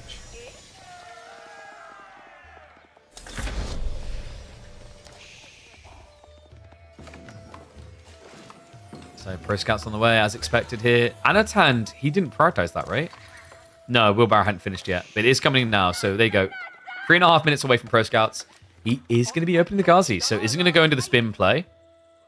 Interesting. I thought it would be worth it here. Sasa's already in position to try and yoink the deer away, so maybe his thought process is he needs a unit that can chase, and Spearmen are slower in that regard. He's going to be pulling his scout to the south side, so he's going to see him trying to hide in the tree line. The first Ghazi already out. So Sas, understandably, wants to get safe deer to begin with. One thing I don't like about Sasa's build, he sacrificed the night timing. He's prioritizing scouts instead of getting that first night out. This is really important. It means you have zero pressure on the map. Right? You don't have any way of forcing out of time. You don't have any way of contesting the initial Ghazi. Usually, the better build we've been seeing with French here is you just begin with one knight, and you can pretty much have like pro scouts in the night rolling at the same time. But because he chose to rush all the scouts out now, it's led to a bit of a questionable phase here. And instead, Sasa's going to go Spearman. Okay, so this is a very different approach for French. Sock into 0 knights, maybe. Kind of makes sense, though. Like, if you add a knight in now when your opponent has 4 Ghazi, you're going to die.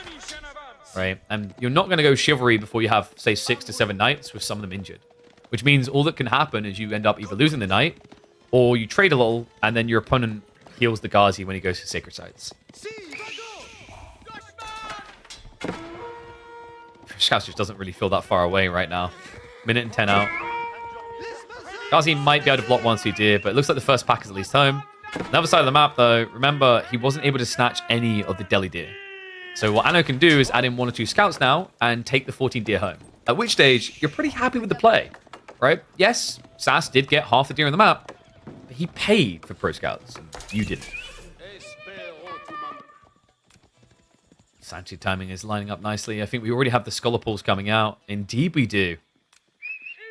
Another thing that's kind of awkward about the timing, right? If Sas had actually gone for the night opener, he'd already be able to snipe that first scholar. It's going to be marching out now with the spears. Anno does need to switch up. Might be enticed into archers, but smart lad, he sticks to the way of the spears. Ghazi and spearmen to carry him through. Should be able to actually guard this initial sacred site cap. Sas is doing the right thing. If he ran out with the spearmen trickle the knights, Ghazi can just kind of finesse you, right? Just kite by time. You can even tank with the scholar, right? Piety could be coming in the middle of that fight, and at which stage these spears would waste all their efforts trying to kill what feels like an unkillable religious unit. Ooh, nice rotation south, though. Gonna get there just in the nick of time. So Scholar won't be able to lock that in. It's still gonna be 2 sacred sites for Anno. And he's gonna peel the Ghazi, so he can basically retrieve the sacred site condition at like half decap, and then pull another Scholar. Does mean you'd have to stay here for a while, though. Some attempts at harassment, but good job by Sas. I'm impressed, man. I actually quite like this build from him. I was a little bit skeptical on sacrificing the initial knight, but I think the Spearman more than made up for it. The problem still is you've let a Delhi player lock in 2 sacred sites, and you've split the deer. The problem with that is at this stage in the game, it's so early that you don't really have an economy lead. In fact, if I'm not mistaken, what happened here? Anno hasn't killed any workers, but Sas is only, like, what, 1 villager ahead? Yeah, he's literally 1 villager ahead, which... Can someone just check my maths? He should be more than this, right? Maybe not? I mean, you're 17 seconds versus 20, right? So every minute, you should have an extra half a villager. He definitely idled TC. Like, quite a bit, actually. Made scouts from TC. Maybe? I don't know why you do that with school cavalry, though. That feels a little bit off, right? Because, like, the way this is meant to work, it's okay if you go double scout opener. I don't think he did, though. See, because French can justify double scout opener because of the faster producing TC. The easy way to think about it is every single minute, you should be almost 0.5 villager better off, right? Ah, he was pop blocked. Thank you very much. The eyes of the chat. Big goal clappers. Yeah, that's rough then. So you haven't even got your biggest edge as French at this stage in the game. Meanwhile, Anastan's got an inflated economy. It's 3 sacred sites locked in, each of them worth 3 villagers. Look at that. He's almost getting 400 passive gold income a minute. Sas has got a decent number of knights, though. Anno is going to have to keep scaling to react. He's got a lot of scholars coming. The scary part is, like, you kind of reach a stage where Anatan either gets to tech for free because you can't attack him, Or you try to attack him, and then he pulls half the scholars to heal with mass spins. Both formats a little bit scary right now for Sas. Chivalry is at least going to be slithering in, which is important here. You're looking for those little nibble exchanges that can favor you. Looks like Sas. Okay, this is getting a bit better. He did actually manage to snatch some deer from the enemy side of the map. The knights were camping here, right? But all deer have now been divided up. I think that was about, like, what, 2.5 stacks for Sas to 1.5 for Anno. But I'm able to shift click all deer on the map. I don't think that's the solution. I think the solution is just slow down the speed at which deer are moved back home.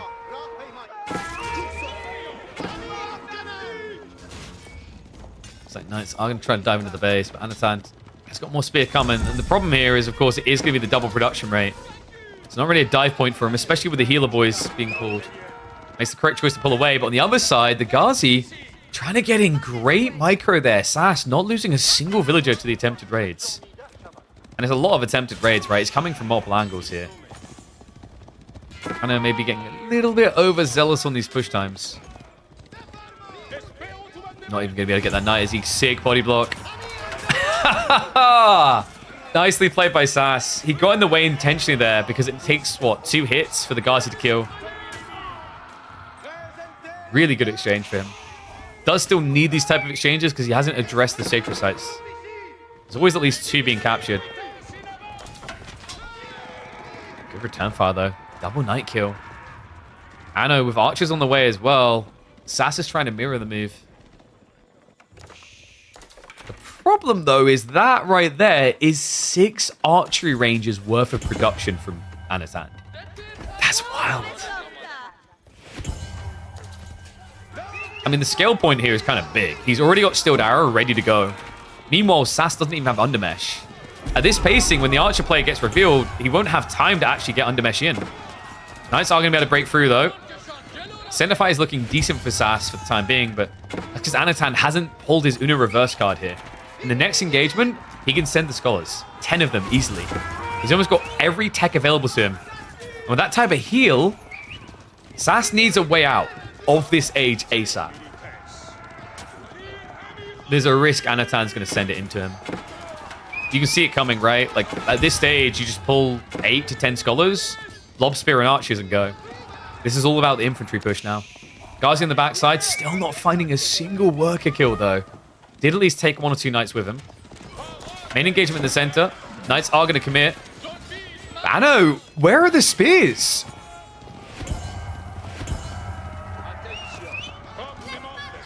This is getting a little bit questionable. I think Anatan... Yeah, dude, chill.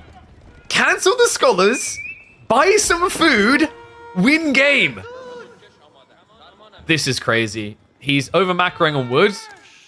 He's over booming his Scholar count. I mean, this is going to go Castle Age, whether he likes it or lumps it, right? Sas needs to fix his goal. That other time did slow him down, but feels inevitable. And Anatan's going to have to mirror now. Of course, Marine Lord turns up. Baboon game, eh? This is where Marine Lord's going to tell you about how he would have elegantly slain his opponent with the French by now. It is weird, man. Like, this is crazy. I think Anatan, he queued up that many Scholars to not be distracted. Like, he didn't want to look back and realize he hadn't been building out the Dome of Faith. He wanted to efficiently use it, right? But that extra gold could have been put to better use here. More villagers being found on the backside now, and a lead is building. It's starting to fall apart for Anatan. He doesn't really have troops here to defend. Only 1 spearman, second one being pulled now. Sasa, decent, healthy count of knights. If he can find his way into castle with Raw Institute, we could be looking at an easy peasy Raw Bloodline conversion.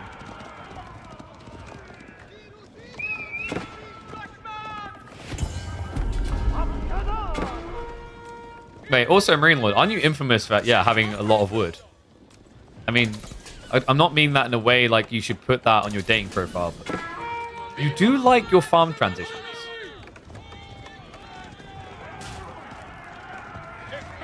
Why does Anno keep coming in with no spears?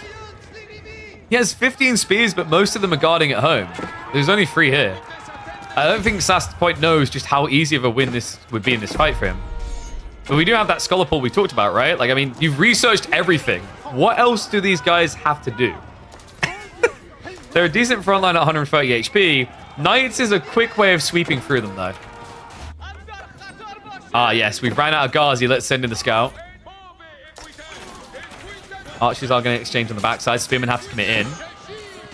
Problem is, there's quite a lot of knights left, and there's only 4 spears, and the scholars, instead of healing the front line, are healing each other.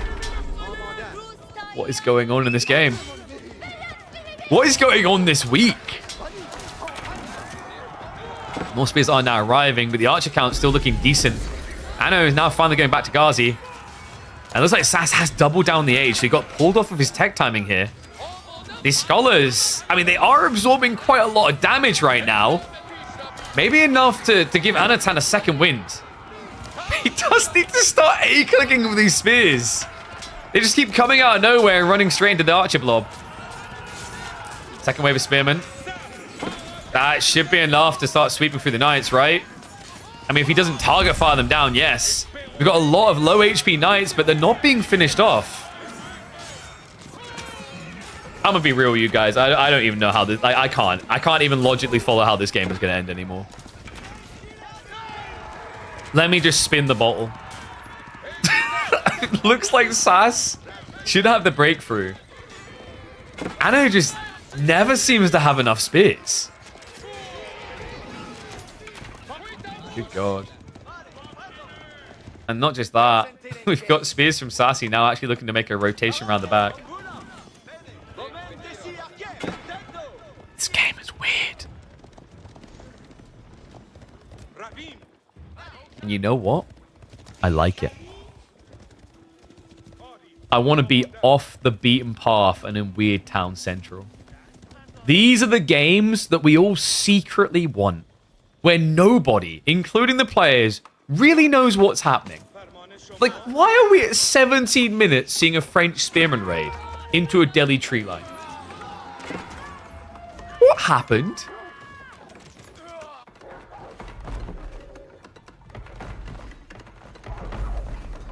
Wall's also going up from Sasa. So it looks like he's hunkering down. I think he's finally decided he wants out of the age. Anno, meanwhile, yeah, he's starting to play flank resources, which is dangerous against French knights.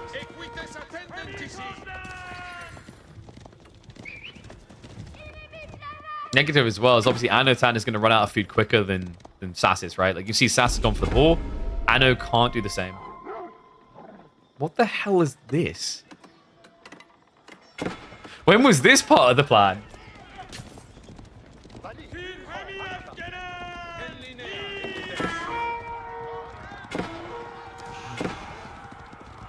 We do have a raid on the backside, but it looks like the knights are mirroring. Yeah, one of you should grab that sheep because you're both about to run out of food. All right, guys. Ones of you think Sas is going to win. Twos of you think Anatan's going to take it. I'm like that person who goes to see their... I can't remember what they're called. You know, the people like, you're like, are you a Virgo or Taurus? And then they read your star signs. I feel like you guys are my star sign readers right now. Free? Hope they both lose. Rainlord, can't talk like that and then not show up and beat him. And the Ghazi actually doing pretty well. Anno's wasting a lot of his time and isn't losing out. He's going to commit them, though. That might be a little bit of a mistake. Oh! He actually gets the kill and gets away. Archers are here. He is going to die now. Guildhall is coming in from Sas.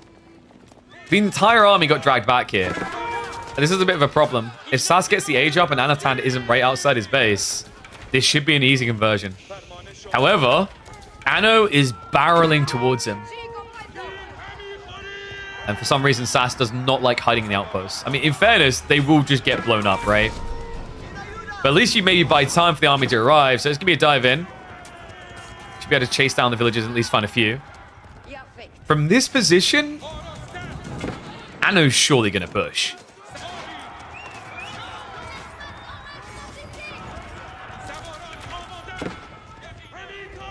Wait, why are we talking about losing on purpose, huh? Because Anatan clearly cares about entertainment. No, it's not possible this game just got weird for both of them. I mean, this is kind of wacky. Spears gonna be looking to fish the fight. Now, remember, Sassy did go with Guildhall, which means he does not have Royal Institute options.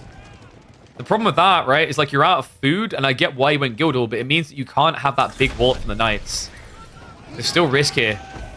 Nano, now that he's the tech up, look at how he switches targets. Gonna start chasing in. A lot of troops are following this up. He does have Sacred Site control behind as well. A bit of poke is going to force the Knights to react. Veterancy is coming, but for the Archers, that's still 40 seconds away. Yeah, Anno just needs to try and fish for some economy kills. The problem is it's all in the corner right now. Sasa, the perfect position to try and make a stand, but the Knight upgrades, they're not in yet. They only just triggered through. So a lot of damage done before it actually came in. However, the spear count, non-existent. Sass on point with the micro, and now Anatan in trouble in this game number 2. Yeah, Knights can just plow it down. This should be the conclusion point, unless Anatan has got a lot of farms.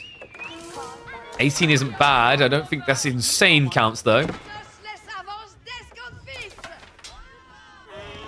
Oy, oy, oy. Sass now just able to chase across. I mean, I'm trying to think where this really went wrong on both sides.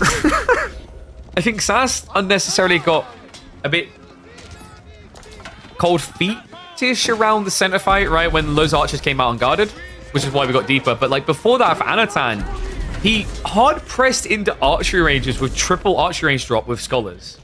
I think that was too much. If he balanced between spearmen and archers, game would have looked a lot better for him. That being said, Sass, the way he played wide on the map afterwards, the raid that came in following that engagement, are key to why he's in the driving seat now. Anno, man, he needs like 2 more minutes to tech up. I don't think you've got that type of time. Sass now even adding in men-at-arms.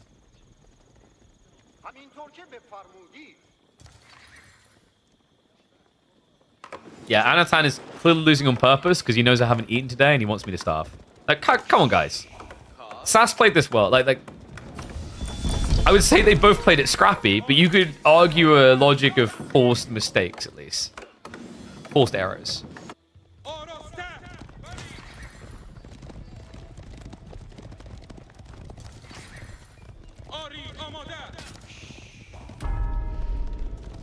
Ghazi from Anno. I mean, this is kind of a desperation play, right? Like, it does okay against men-at-arms, you know, if you outnumber.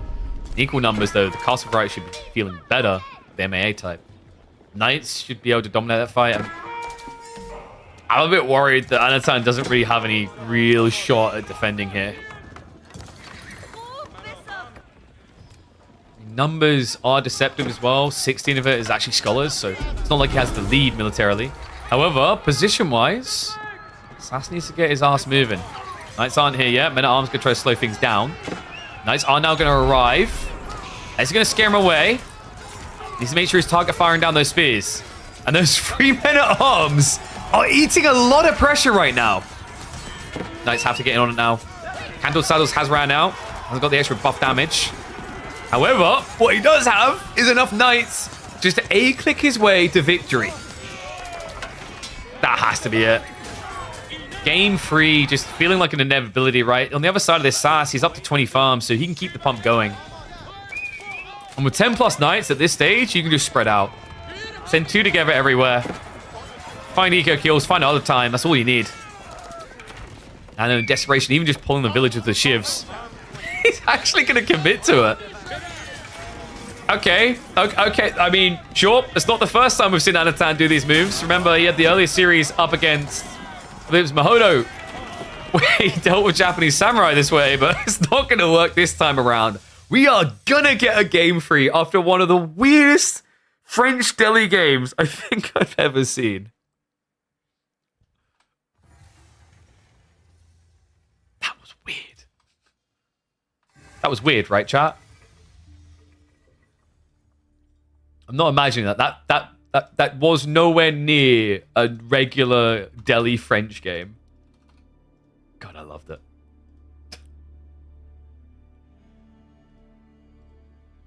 All right, so even Stevens, deciding game. And what just happened with the UI? Why has it put that in for Cliffside? We don't know what Cliffside is, but it's definitely not going to be French versus Delhi.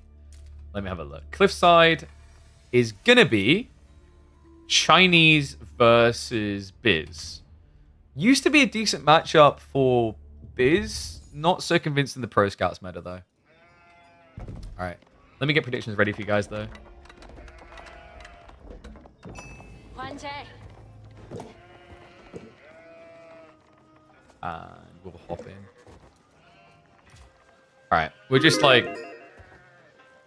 Okay, we're, I think, 3 minutes out from live, so we're going to speed this up. It's coming down to this. Anatan versus Sas. Chinese up against the Byzantines. Kind of a weird matchup at the moment. I think Byzantines have pretty much had to rediscover their identity as a Civ in the Pro Scouts meta. They're not great at doing it. China is the best alongside Yuji.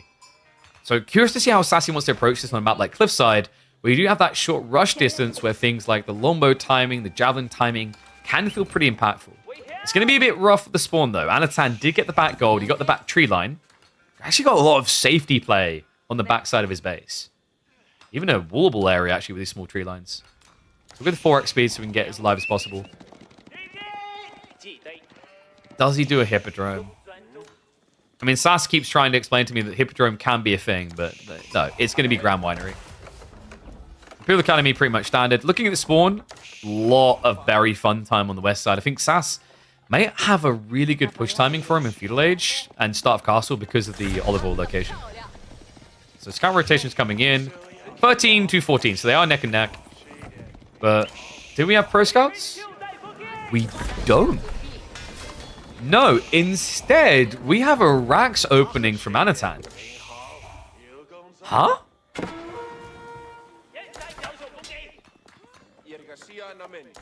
Wait, is he doing...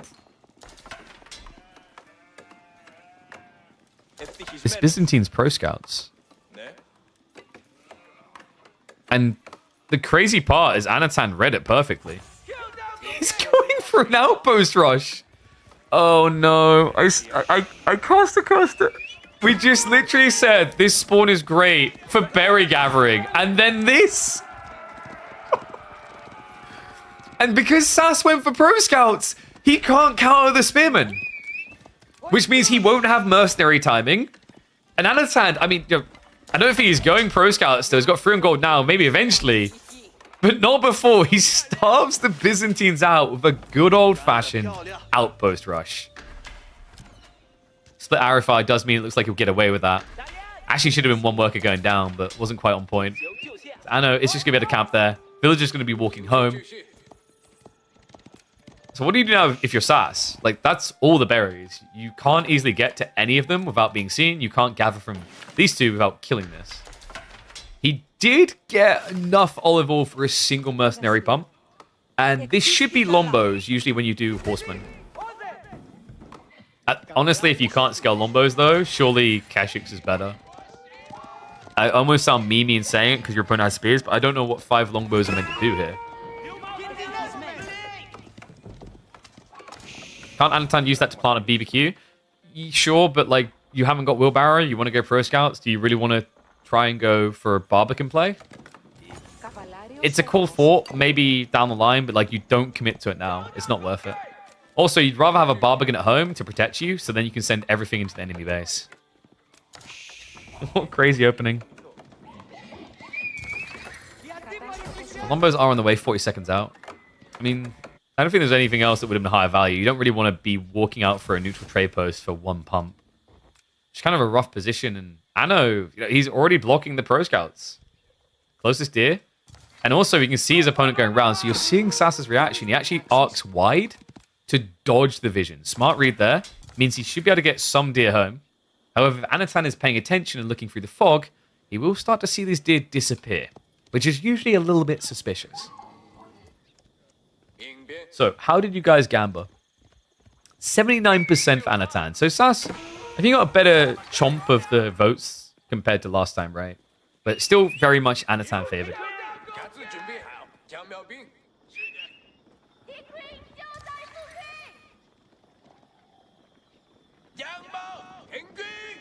I will say sometimes this is what makes certain civs feel like they're in a tier of their own.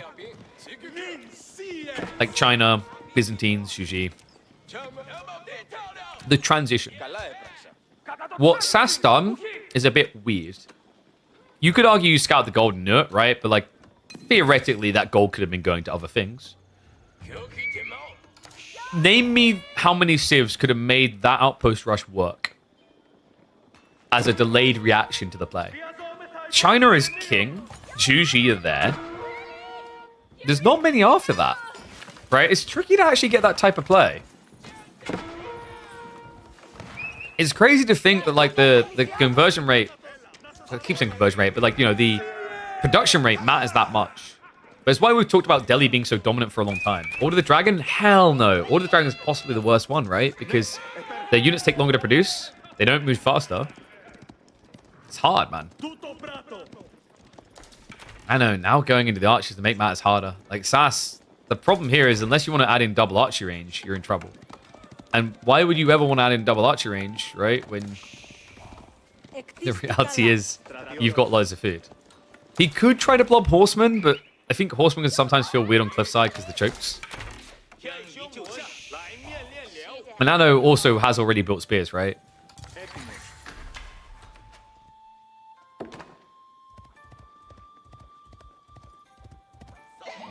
No way for Sas to win, Anatan. I'll bet 500 euros on it. Jesus.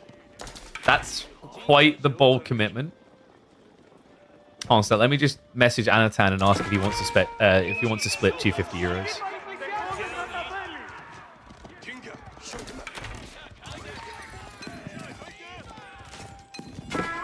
So Sas has at least got some of the deer home, right? Anatan still has his own deer to play with, though. Kind of feels like he's getting more out of the map. I mean, kind of feels like Anno could just rush castle from here. He's got to be a little bit paranoid because Sas is moving out into the map. But it's not like that scary normal Byzantine timing where they've got, you know, 15 Lombos coming at this point in the game. Right? It's 5. Doesn't really offer up much dive potential, let alone villager kills. Do we at least have Expilatoris? No. I mean, because Sas, for some reason, isn't choosing Horseman at all. He doesn't know, right? No, I think Anatan has just been hiding this. Second wave's going to arrive now, so he's aware finally.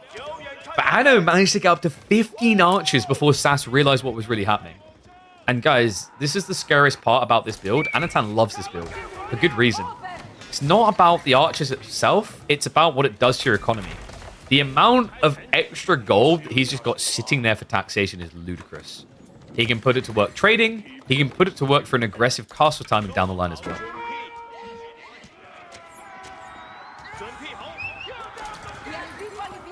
Second wave's arriving. I think Sasa's going to lose the army. He has got Kyro Siphons on the way, right? Siege Engineering in 15 seconds. It's going to be a hard ask to clear that big fortified outpost, though, especially when you're lacking the army. Archers aren't going to be able to dive in. We'll start to deny the Pro Scouts play. Lombo should just be priority target here.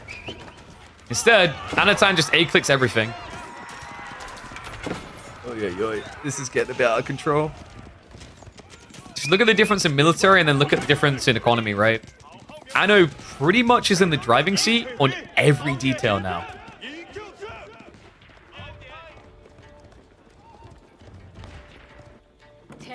Jesus. What is up with Mitty B? He's desperate for someone to take his bet. It's like, do you want to do it? 500 euros right now. I mean, sure, if you gave me like 500 to 1 odds. I'll give you €1 if Anathan wins, you give me 500 if Sassy wins. That's a good deal. Otherwise, like, if you told, like, I give you 500 if Anno wins, and you give me 500 if Sass. No. This is a really hard position for Sass. He got outplayed in the first few minutes. In a matchup, in a meta, to play a style that China thrive out of anyway. We do at least have the Kyro Siphon, but this is an expensive investment. Anno is at least going to mirror it with the Rams himself.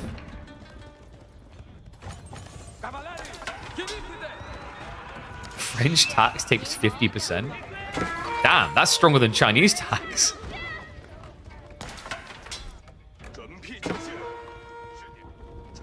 If French tax is so high, why does Marino bother to live in France? He doesn't strike me as a wine drinker or a cheese enjoyer. What's keeping you there, man? That's a lot of attacks. Karasaman's going to be coming in, but at this stage, you could just shoot it to death. Oh my god. That's exactly what he's going to do. Outpost is still alive. Limitane are dead. It looks like Sasa was caught trying to go Castle Age. Anatan's sending everything now. And the gold blocker is a big deal here, right? He's already being hit on the backside by the Horseman. I think that's going close, folks. It looks like it's going to be Anatan versus Lash in the semifinals. He's going to try for the tech up, but at this point, it would kind of be ignorant of Anatan to stop. This is the kill point. Limitane is at least trying to buy some time. The second wave of archers is now shuffling north. And you saw Anatan's economy, right? It went up to 1,200 gold out of nowhere. He's going to mirror castle if he wants to. Instead, he's going for the Barbican. And that's why you don't rush it, guys. Just get it a little bit later. It's all good.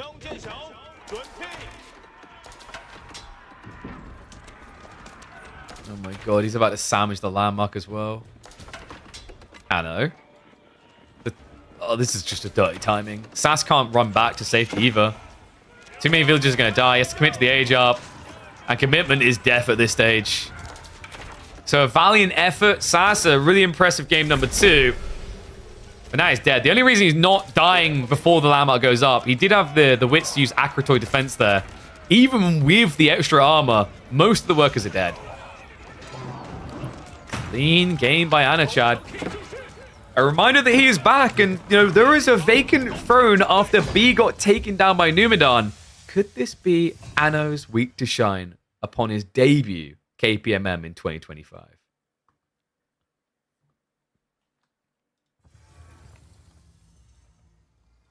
Anatan better than Marine Lord. Ooh, might need a show match to prove that. So, I believe we should be able to hop straight into Anatan versus Cat with that in mind, actually. Oh, sorry, not Anatan versus Cat. Other side of the bracket, my brain is fried. Cat versus Numidan. In fact, let me update the brackets quickly. So yes, guys. B, after winning back-to-backers, is not going to be able to keep the streak going.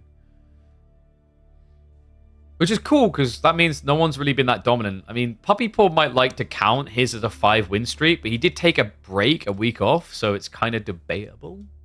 So I think... What's the win streak? I think the win streak record might be 3, which be matched, if I remember correctly. Yeah, 8, 9, and 10.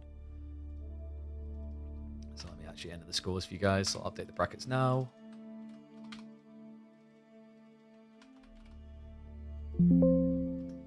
See. But GG, Sas. A valiant effort, mate. That game 2 in particular was wild. I felt like no one really knew what was going on in that game. Like, are you ahead? Am I ahead?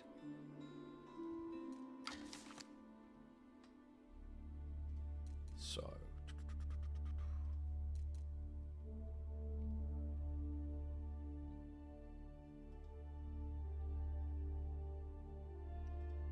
Okay, good. Confirmation in, guys. Anatan versus Lash will be at 2 p.m. UK time on Thursday, so 3 p.m. CET. And then the finals will be happening after that. Okay? So fantastic. We have a nice busy Thursday. I think this is the way we're going to aim to have it. Moving on reliably. 2 semifinals on the day can be risky because if we have what we had with the Demi week prior, so KPMM 9, we had like a 9-hour broadcast, which is kind of crazy. It's unfair on the players. But 1 semifinals and the grand finals is perfect. If it stomps, you still get probably at least 4 hours. But if it's balanced and nice, you get like 6 to 7 hours. So yes, Emma, I reckon will probably eat for 8, would be my guess. Just aim for. That in mind though, Cat and Numidan have drafted their maps. They're currently drafting their civs, so let me get everything updated for you guys. So 5 maps now. Remember, we are into semifinals. And mountain clearing has been picked. Whoop, my boy Cat coming in with the big guns. Bridges and Rocky Rivers banned. Man, it was interesting because I was talking to Chum about this. I was like, do we remove Rocky River? I feel like it's getting a lot of play, and the play is maybe, I don't want to say linearized, but maybe it's become a bit standard. But like, it's not actually appearing as much in the tail end. Mountain clearing coming out is a bit comical though. Sup, Days? Any idea what the new civs will be? Will it be this year? I mean, I hope it's this year. I genuinely don't think you leave AoE4 in a healthy state if it takes another year to get the civs. It kind of needs new content. But I would say, like, my guess, I think, not much guess, but I definitely think the big wins would be, you could do like Spain/Portugal combined with, say, like Aztec mines. Another really popular angle would be to go for, say, Poland. I think Poland would be a really sick one, but you'd want someone to match them up against. What I'm looking for is combo players that get campaign compositions, right? Because I want at least 2 campaigns. I preferably want 3 to 4 campaigns with this expansion. That's really how we get more foot in the door, right? Like more people walking in.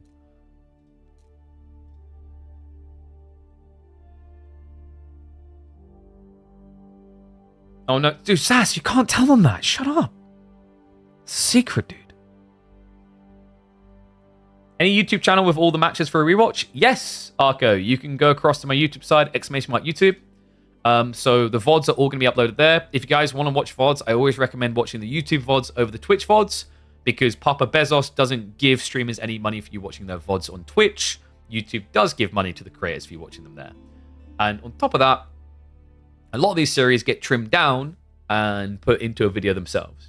And in fact, we are looking to expand that into maybe more refined edits in the coming weeks and months. So yeah, a lot of fun things coming on the YouTube side.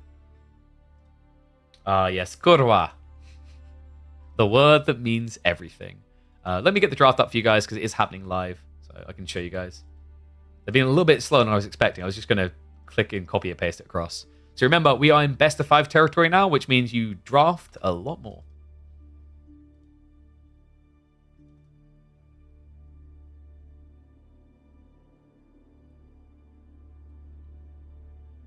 Love them to add Venetians and Portuguese. So I was saying, like, what would kind of be cool is we have the custom civ, right? We have the mod civ where the Polish choose like different landmarks and at different ages does different things. I kind of like and we have like the Scandinavian mod civ, right? Where you choose to become Denmark or Sweden. I would love to have a civ like Italy, where you choose to become states. It's almost like an Abbasid effect with a different like overarching identity, like the civ maybe evolves. But you could choose to be the Venetians or the Florentines, right? Or the Papal State or Naples. And that would give you maybe different units. You see Tato on AoE4? That's because the servers for Age of Empires are shared. So if you have someone friended on one game, they'll show up when they're on the other one. So yes, Tato is not on AoE4, he's currently on AoE2. Does campaign attract more players than multiplayer? Yeah. I think there was some interesting stats from Giant Grunt Games player breakdown. He showed some really interesting stats on this. Real time.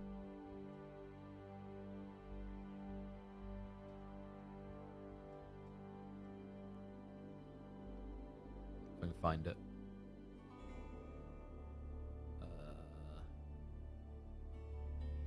Might be struggling to find it here. I remember he pulled up some really intriguing...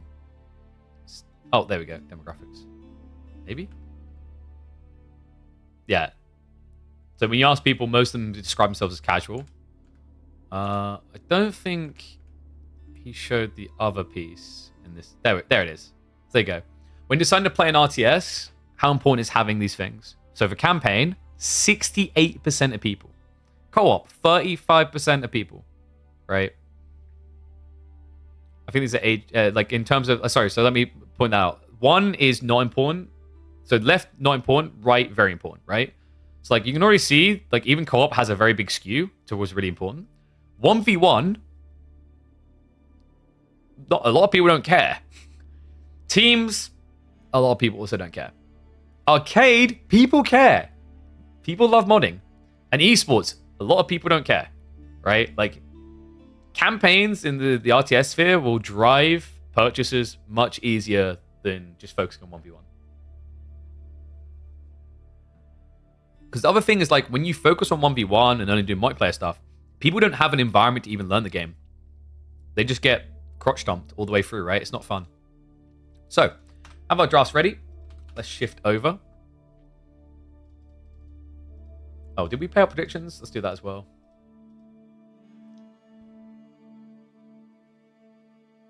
There's no problem dropping patches before S-tier finals. Do it. Why not? Makes it spicy. But like, I think Son's Mamluk, the Son's campaign was the best one. By far the best campaign AoE4 has. But I'm gonna be greedy and I say you legit can't release another DLC after what you learned from the last one and only release one campaign. I think that would be a critical failure. That would be an unacceptable failure, right? Because you can forgive it the first time because everyone hated. I think most people hate the campaigns for AoE4, or like not hated, but you wouldn't rate it anywhere near your top 10 RTS campaign experiences if you played a lot of RTSs. It was bad, but the Solons one was really freaking good.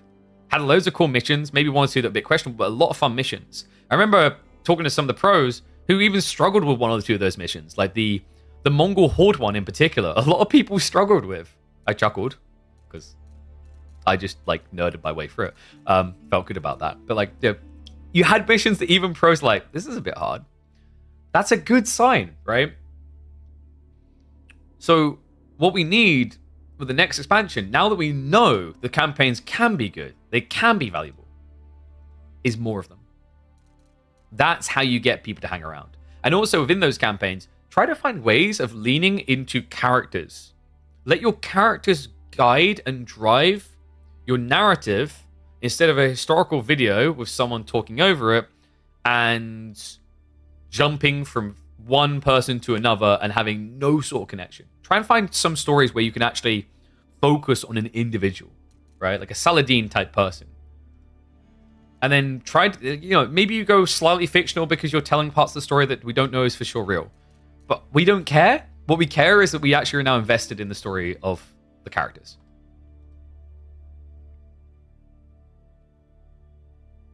Oh, what's that? What I miss? You never open the campaign menu? Yeah, but you're in the minority when it comes to RTSs, is my point. I'm sorry to break it to you, but like you're also watching Twitch, right? Which is like, would also put you in the minority of gamers that play an RTS. Same with esports. It's minority. I think having a tournament early on a new patch is ideal. Oh, I'd love to run some. Like, once we know when we've got a tournament, I'll look to organize some small tournaments. You think if they did the same things last time, I think it would be a missed opportunity. And like I said, because you have the statistics now in form, it would be a big, big mistake.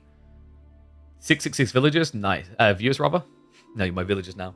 Perfect. We've reached my pure evil phase. Wahaha. Each civ actually gets two options. Obviously, that means French and Jean. Yeah, I think I fear-crafted about this before. It's funny Caladian brings that up, because I'm pretty sure I've mentioned this, and he would have heard me mention this before. It's like, it'd be very interesting if once we reach a stage of what's what I'm for? Choice paralysis, where you've got way too many civs and it's way too confusing. Because I think AoE2 can suffer from that, right? Like AoE2 has, 60 plus civs at the stage, which is crazy for any new player.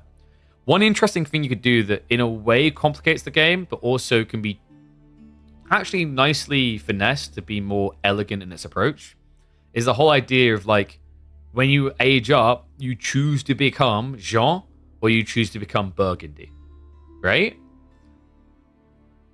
I think there's definitely interesting angles you could explore there. You'd have to really figure it out for every civ to make sense, and it would be like a complete mishmash, revamp, rework of the entire system. You'd pretty much be taking all the DLCs and squashing them down. But like, 8 years from now, if AoE4 is still pumping out content, we are going to reach that point potentially where we have way too many civs. And although that doesn't deal with the full overarching complexity at depth level, where you'd have to learn all the permutations as a pro player, as a casual player, the whole idea of opening a Civ selection menu and seeing 10 Civs again instead of 50 is a lot less scary. Even if once you dive into it, it's actually a much more complicated game. Right? Whole idea is simple to pick up, hard to master. That is your perfect game design philosophy. Imagine there's a game in the same franchise that did exactly that which AV4 could have realized worked and replicate. Wait, what you mean, the campaigns? I mean, you've got to have something more than just the campaigns, right? Because like I'm pretty sure the campaign-only expansion was really badly received by AV2. But that was because they just basically yoinked a bunch of custom campaigns that already existed, right?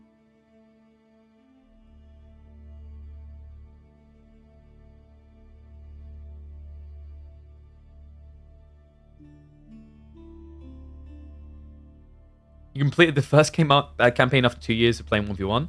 The problem is the campaigns, like the base campaigns in AoE4, are one of the worst ways to market the game imaginable because it's not even the same game. It's a different game entirely. And it's not even a game, like most cases, most of the missions aren't even remotely compelling. Tournament right after DLC drop with only new civs? I mean, you can do like show matches, right? But I was saying like the ideal world is announce the DLC in the next 2 months, right? Do the whole Microsoft thing they do at the start of the year, the one that I was really annoyed at last year. And then have the release date be around Gamescom. And at Gamescom, like have a tournament, have 2 tournaments. Have one tournament that is showing the game off from pros playing it at the highest level on a stage, rent like a stage area. Microsoft definitely got the money. They definitely have the space there because they always do. And then invite 4 to 8 players to play. But then also do amateur tournaments where people just walking in can come and play and they can just play for small prizes like a Age of Empires t-shirt or some crap like that, or $20 Xbox store gift card, right? Get people hyped about it, man. That's the marketing that I keep talking about, the marketing that keeps not appearing. We're just waiting for Kat and Numidan. They're hopping into the game now.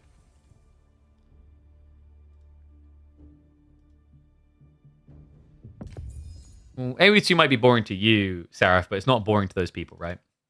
The same logic is like, I would not find Heroes Might and Magic boring, but a lot of people who never played at the time might find it boring in their eyes, right? Different people, different tastes.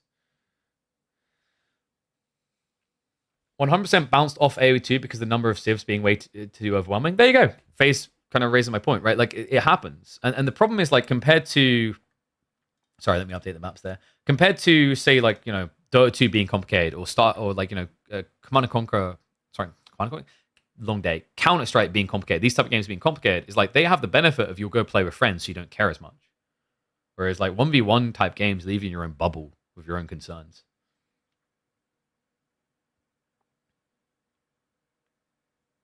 And no, I'm okay. There are more games, mate. We're literally just waiting for them to get into game. So this is going to be semi-finals. Winner of this will be straight into that BO7 on Thursday. And then Anatan Lash is going to be happening on Thursday prior to the grand finals. So that series will be live at 2 p.m. UK time, 3 p.m. CET. So mark it in your calendar. The place to be for your Thursday.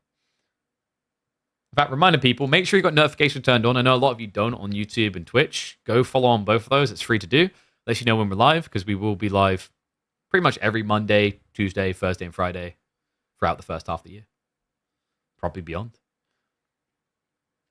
Should focus on converting AoE2 players to AoE4? I don't think so. I think you should focus on finding new audiences. Why would you cannibalize your existing audience, especially when they've already shown a big resistance to AoE4 after the launch was poorly received? Find new players. Stop trying to cannibalize the same players.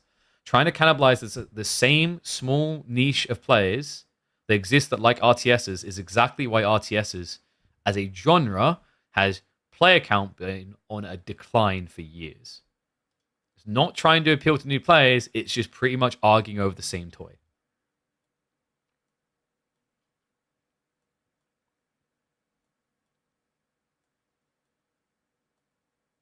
Ah, thank you for the clarity, Sass. You did make a second scout from the TC. But you did get housed as well, right? Because I think it was 9 minutes when we questioned it. And at 9 minutes, you should be, like, what, 3 villages ahead, at least, I think? So I'm assuming there's maybe, like, a temporary housing issue as well.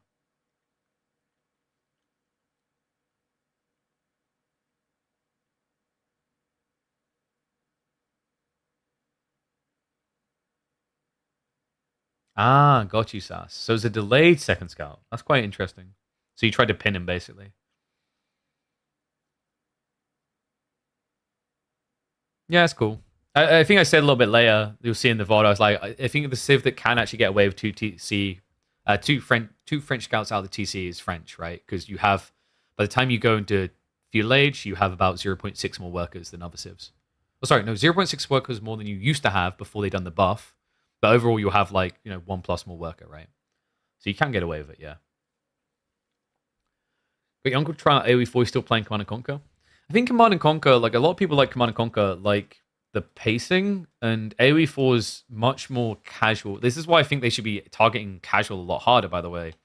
Is as much as we like the hype up and enjoy the competitive scene, if you compare AoE4 to a lot of other RTSs that have come and been big before, I'd say that this game is more casual leaning because it's focused on macro more than micro, right?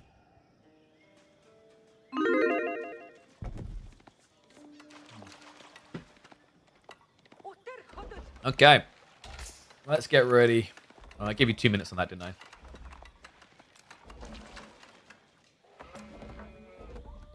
Ladies and gents, welcome back to the channel. It's Midweek Muster semi-finals time, and some new faces appearing despite the fact I accidentally added B into the semi-finals. It's actually Numidan.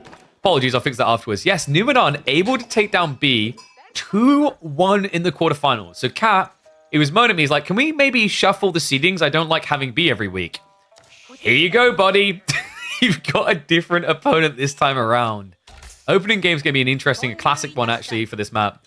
I say classic as if Wilderness existed for a long time, but this has to be one of the most frequent pickups. Is Japanese for Cat. And Numidan going to the Mongols. Best of 5 territory, by the way, so a bit of a longer series. Always love to see that. And that's a very interesting wall. Look at what Cat identified. Yeah, that's cool. So typically, the back gold is slightly further away than the front gold, but it's close enough you can go for it. This is a great pivot against the Mongol outpost rush that you'd normally expect to see. However, Numidan has scouted it already. Smart read by him. He didn't try to rush into the racks. He obviously had the Uvu, and now he's not going to waste resources on a redundant outpost rush. Wait, did Cat? Oh, that is sick. Cat scouted it. There's a lot of high-level things happening here in the opening of the game, actually. So Cat just saw there's no racks play. He cancelled the walls, so he didn't waste the resources. Hey, these two are feeling it already. I love this.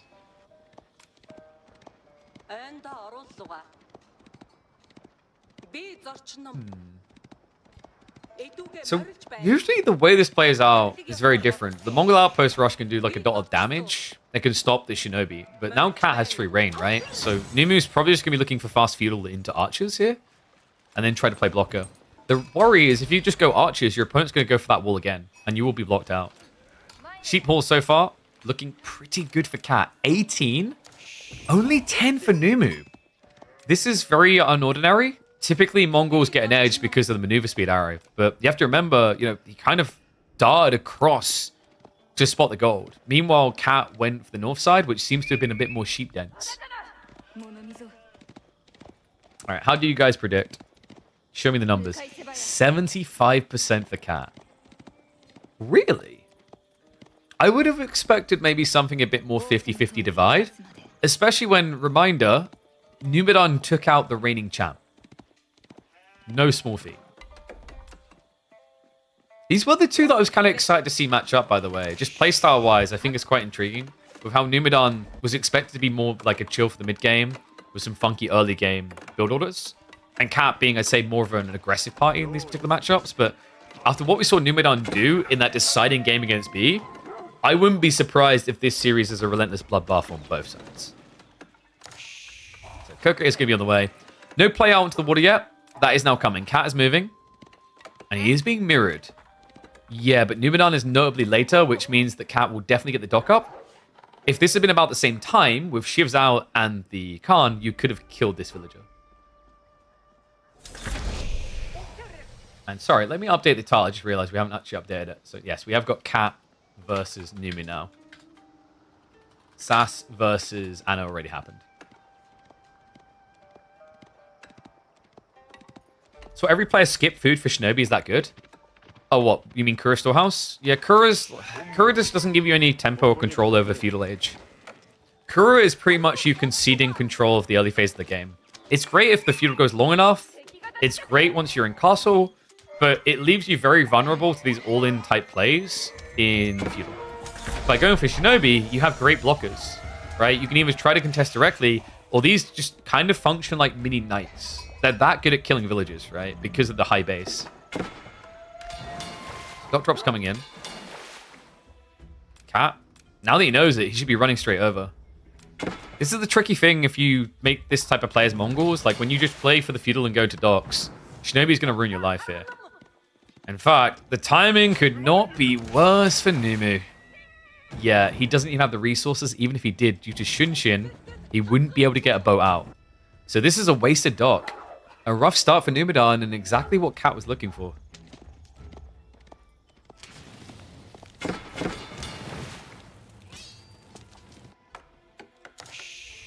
Not a great look for Numidan. Archery is setting up for the double produce.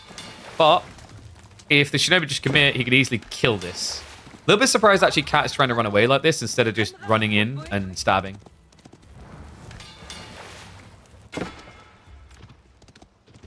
There we go. Yeah, because the thing you want to do is when you do this, it forces your opponent to react with a click away. The reason he was losing the Shinobi there is because the A clicks were coming in on the ninja. Now he draws attention on the scout. And he can easily just guard this. He's even got the archer ship to now deal with the Khan. And I don't really see a world in which Numu's going to be able to get out here anytime soon for a second dock attempt.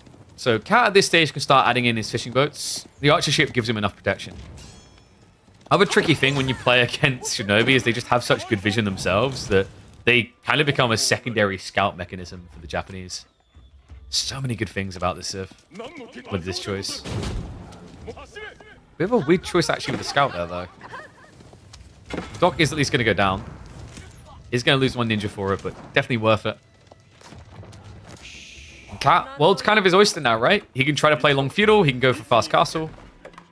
Love the wall as well. Now that he knows he's up against archers, we mentioned the shortcoming of this is if your opponent gets a wall up, these archers are worthless. They're scouts according to the description. True. Good catch, Bella. They specialize in scouting, sabotage, and assassination. So remember, guys, next time you lose with Shinobi because you didn't see someone doing something, don't be a noob. There we go. That's what we learned.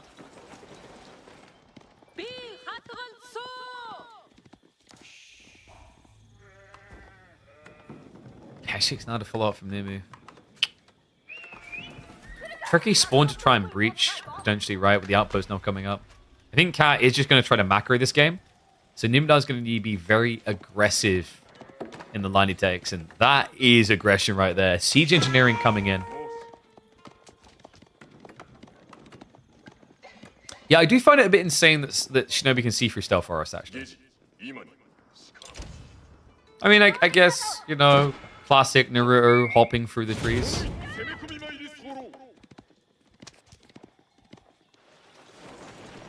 Look at this. Actually, the ram play. Numu isn't even trying to address the base.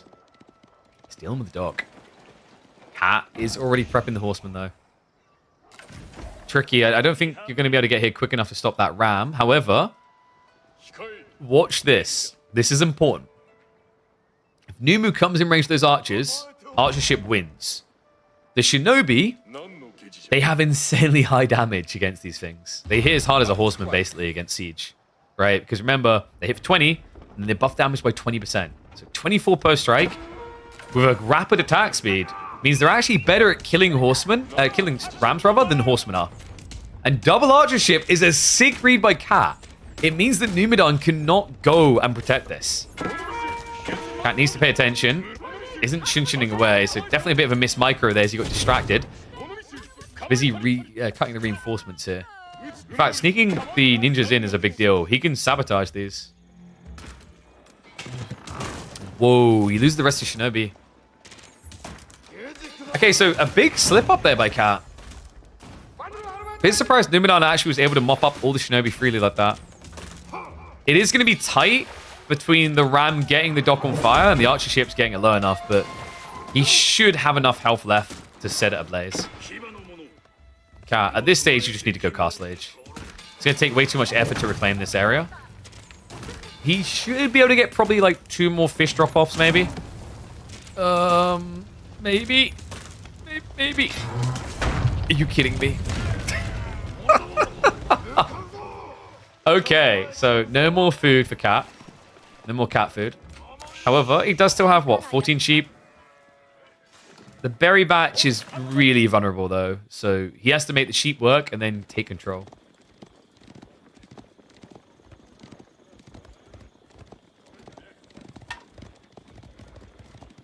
I should use them. I didn't because I don't like that they can pop a smoke bomb and teleport. Okay, but in fairness, I'd say Shinobi are pretty reasonable. In the, at least when you shoot an archer shot, they can't disconnect the shot. Which I'd say is more Harry Potter-esque with home-seeking arrows than the teleport itself. Basically, everyone's a heretic. And everyone should burn. Thanks for coming to my TED Talk. Floating gate now on the way. Numidon is looking to hone in on that back gold, but the amount of time it's going to take here. Fortifications are already coming in as well. He doesn't really have the time to build a new ram. Diving this could prove tricky. Keshiks are going to try to get in there. They do at least have the undermesh. Cat now is trying to rush in the Steeled Arrow, but 50 seconds away, and the ram is coming into play. However, by the time the ram is up, there should be 2 Mounted Samurai here. Love the cut on the reinforcements as well, just keeping Numidon from flooding troops across here. Dark Drop is going to be an L, though. Numidon, craftily done. Just a few archers there, able to deny. Ram now going to be able to move in. First Mount Samurai is going to be coming out here. Kind of tricky. You almost need to focus the Keshiks over the Rams, and that is a great bait. You need to keep this outpost alive as the risk one right now. Villagers are going to go for the repair. Does end up losing 1. That Mount Samurai is actually distracting quite a bit here. The problem is these Keshiks are sustaining a long time every time they get to torch. Nice micro. Cat just looking for the injured ones. Ram should be able to break through this soon, and he doesn't really have enough to stop that. Looks like another villager did actually get sniped there. So Cat, he's just going to have to bail and run, but it is going to cost him. Another worker dropping, at least gets free out. What's happening with the food? Cat. Cat needs to force a drop off here just to get more out. Mount Samurai not going to get healed. The Shinto, oh, come on. That's griefing. The Shinto wasted time on the injured villagers instead. So 5 worker kills, but Numidon still has an issue, right? Like, Cat could always sneak back out for this dock drop. So he does have to keep adding in units. So an additional worker kill coming in here, but the Mountain Samurai now can clean up what remains. Okay, this is where things get a little bit tricky. He's going to find 1 or 2 additional worker kills, so really good from Numu. But the tricky part is now your opponent is kind of free to go for relics. Because if you want to go for castle, you can't really add in many units.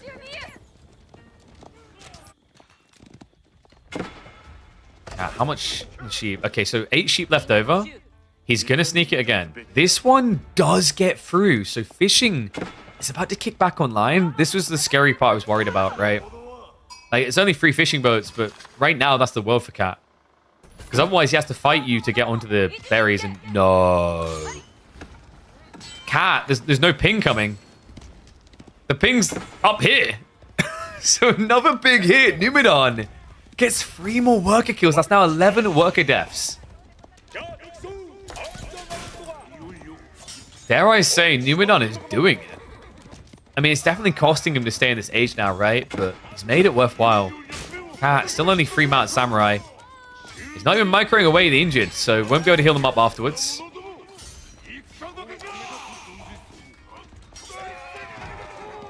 One Mounted Samurai beats 1 Keshik and 12 archers. Make it make sense. It's a Castle Age Knight. I'm going to have to defend that, and it's a Castle Age Knight. I do think that Mounted Samurai can be a little bit crazy on their statistics, but like at the same time, you could say the same, like 1 French Knight beats 1 Keshik and 12 archers. Make it make sense. 1 Keshik. beats 1 Keshik and 8 archers. Make it make sense, you know? They have deflecting armor? Yeah, but the deflecting armor's for 1 shot, right? So if you micro that correctly, your archer's always removing the deflective armor, which is low value for the Japanese, right? Like a unit that was going to hit you for 1 damage, and you're mitigating it with deflective. That's not great. 13 units should somehow beat 1? I mean, sure, if you're not playing the counter type and you're an age behind. Like, what do you want from the game? Cursing, do you expect 1 Dark Age Spearman to beat 1 Gilded Knight? Actually, it might, but they are that bad. Like, counterplay is a big part of AoE4. Flash coming in. We'll be able to snipe out 1 the Mountain Samurai, but Numidan is kind of stuck in the age now. Has to stand his ground here because the villagers are gathering up forward. He has added in the Spearman, so that is going to be enough to start scaring him away, but the kite factor is coming in here. And we know what happens to a Mongol player when they have to defend. Ah, there we go. My mistake. So 2 Dark Age Spears should be capable of beating 1 Gilded Knight. I can't argue with that logic. Flawless.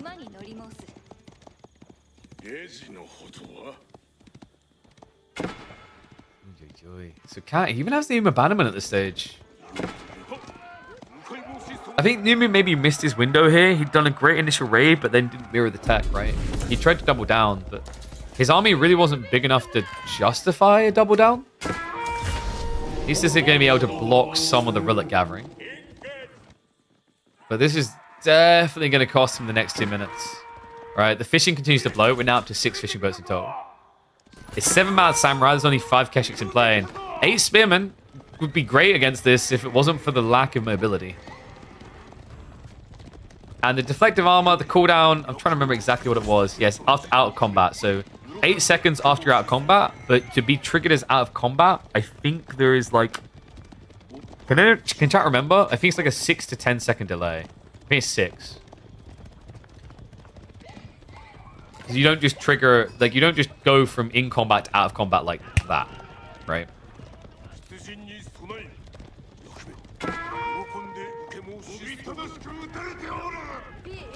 And we've reached the curse point in the game for the Mongols.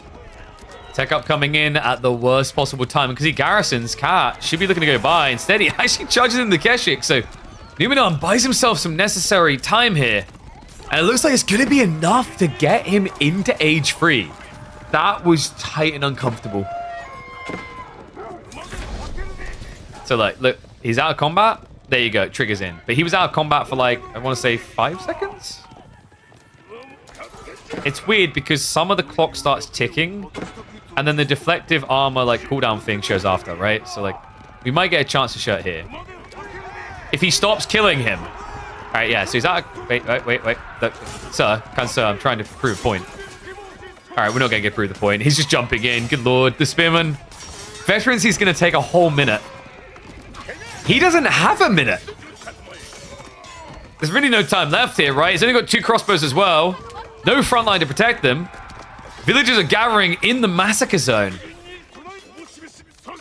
I mean, this is looking like we're driving towards a Cat victory in game number 1. He has full map control, 2 secret sites already locked in. He actually prioritized that over the relics. And now, just a few left over to start massacring the villages. Interesting approach from Numu. For a second there, he looked like he actually had it in the bag. But tried and true, Cat able to break through.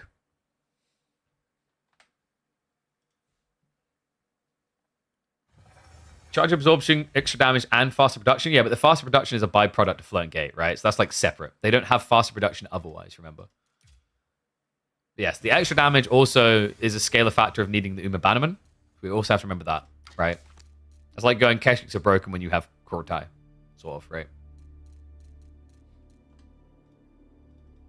I don't know. If every other Civ was normally, I could see where you're coming from. I don't like Japan. Maybe down the line we nerf Mounted Samurai, but you legit cannot touch Mounted Samurai until that Civ has other strategies. And right now they just like, although people experiment with other strategies, at the end of the day, Mounted Samurai still looks by far the best. Okay, so game 1 for Cat. Mark it up on the board. Japanese versus Mongols. Oh, compared to other nights. So, like, yeah, I mean, this is the thing, though. When you compare them to other knights, if it wasn't for the fact that French have that bug with their charge not activating, like, French would look really good against Mounted Samurai, right? Because Royal Bloodlines, Cantled Saddles, etc. If those don't know, there's a bug where because French knights, to get their bonus damage after a charge, need to do damage, deflective armor technically isn't damage, so it doesn't trigger it. But aside that, you know, there are other civs that have comparative advantages, right? So Honed Blades is a perfect example of this. Honed Blades pretty much balances out into Mounted Samurai. Like, your opponent still gets the deflective armor, but in terms of melee damage, you mirror, right? And, like, there's other examples we could go through here, right? Like, when I'm looking at, like, Dali horses for Juji with Lancers, right? Camel Lancers is going to get the debuff over, so you remove 20%.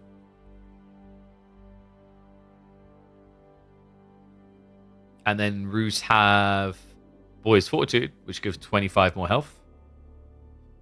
You can kind of kite them out to stop that being an advantage, sure. But like my point is that there's civs have all kinds of unique perks, right?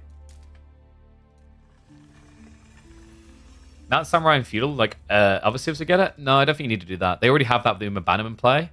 And the Uma Bannerman can be so good on his own, just one of them.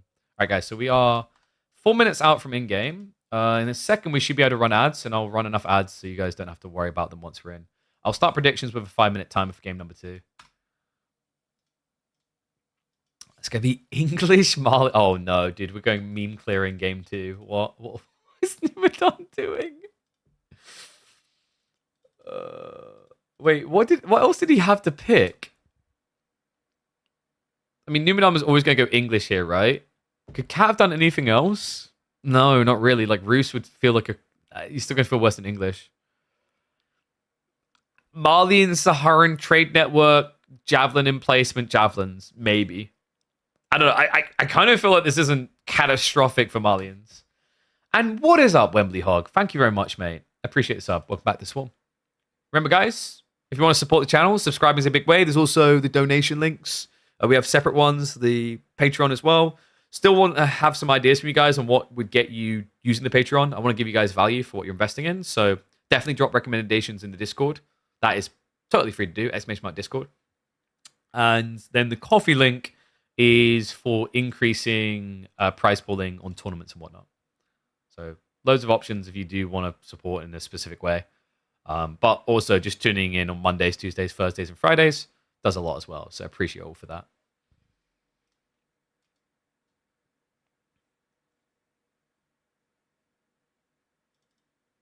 Yeah, and it's like, to the point there, though, 10K Coach, they might beat Juji Lancers, but the Juji Dali Horses makes it really close, right?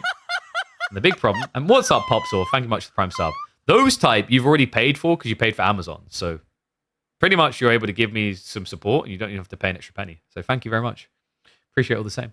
But the thing with the Juji in that situation, Juji's economy will always be better than Japanese, right? It's like you see how things become muddied when you try to say, oh, this unit is like broken. Yeah, but if all the things around it don't support the arc of OP, then it's not OP at all. And that's a really big thing with Japan. Japan's economy sucks. I want to say they have one of the worst economies in the game, and I think that's a pretty fair statement. Especially in Feudal Age, until they get Castle Age.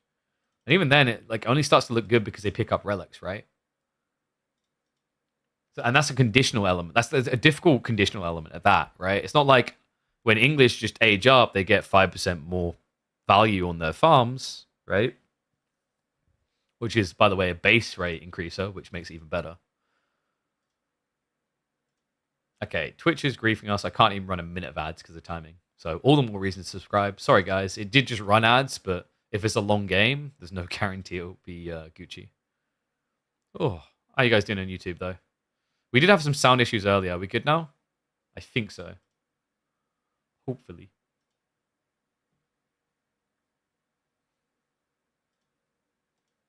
All right, I'll run 30 seconds of ads now for you guys. Actually, I'll do a minute. It's only the first 20 seconds. Oh, wait, it's mountain clearing. That actually might be important. Oops. The Econ Hybrid is very good. It's very kind of weird, actually. In some ways, it's good with the fishing, but I don't know. Sometimes it feels a bit small fries. Yeah, like actually, I'd say they're higher than top 5. I'd say Japanese are like top 2 most gold dependent civs in the game. Like you'd actually kind of be hard struck to find a civ that requires gold more than Japan, if you think about it. Like most civs have options that work and have ways of getting gold. Like you can say China needs gold for Palace Guard and Han Cannoneers, but like they have ways of generating it. It's really different. French, I mean, but they have like Guildhall as well, right? I can go forever. They have good trade. Like this is the thing. Like Japan needs all this gold, but they actually don't have ways of really getting it as the game goes on. They starve out a lot harder than most other civs. So you have a civ that's like timing based, but then we're talking about nerfing its timing. And well, what a timing for mountain clearing. Semi-finals and Numadon chooses it for game number 2. Ah, the classic returns. English up against Malians as well. Interesting choice actually out of Cat. And wow, look at the belief structure there. All points so far on Numadon to win game number 2. Makes sense. English were the classic dominant civ for this map. Not many could compete. Can the Malians? What is up, Red Darksider? Thank you much for the Prime sub, mate. Welcome back to the Swarm. Shout out to Red Darksider. He's been actually trying to play in these for quite some time. I say trying. He has been playing in them. Hasn't been able to make it into the top 16, really. It's been a little bit of a tough draw. But I respect the grind. I respect the commitment. Gotta. So, strategy in mind for Cat. I'm wondering if this is going to be outpost shenanigans. There's a build on a map like this that makes you feel a bit dirty to do, but it's damn good to do. It would be Saharan Trade Network Javelin's Outpost Rush. It's difficult against English because they will have the short bows, so your villagers could get sniped. But there is potential to start off with, say, a Saharan here. The issue is, realistically, you should be seen doing it.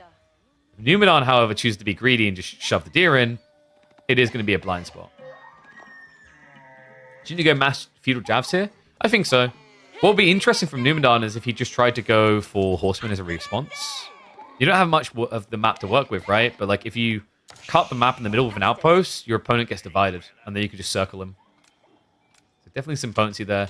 I wonder if we get an Abbey of Kings build here, actually. Like, Normally, Council Hall is the play on this particular map. Abbey of Kings just has a dirty hit about it, right? For the sustain, the King raid. Usually you don't think about going for the King, because one of the big things on this map is the gold, the tree lines tend to be close enough that they aren't really raidable.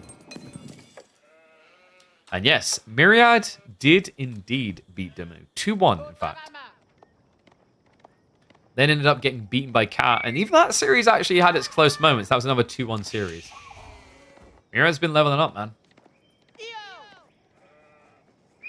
Love it. Like, you know, and correct. I forgot to correct it. Remind me at the end of the game, please, chat. It's not B in the semifinals again. It is Numadon here. But like when you look at it, Numadon, Cat, Anatan, Lash, only one repeat from last week, and that was Cat, who didn't make grand finals in the end. Council coming in the center though. And there's the reaction. It is going to be the Saharan Trade Network. It's kind of a hunker down play here from Cat. You know, the other refreshing thing about having a mountain clearing rotation, don't you guys? You know what it is. Pro Scout sucks. Yeah, there's not really much point in Pro Scouts because the deer are too close to the TC, so they get shoved in. That means the maximum deer that should be contested is 6. Now, I know I've said Pro Scouts can be worth it if you only get 1 deer stack, granted. But you go Pro Scouts because your minimum gain is going to be 1 deer stack. Your maximum gain could be 4.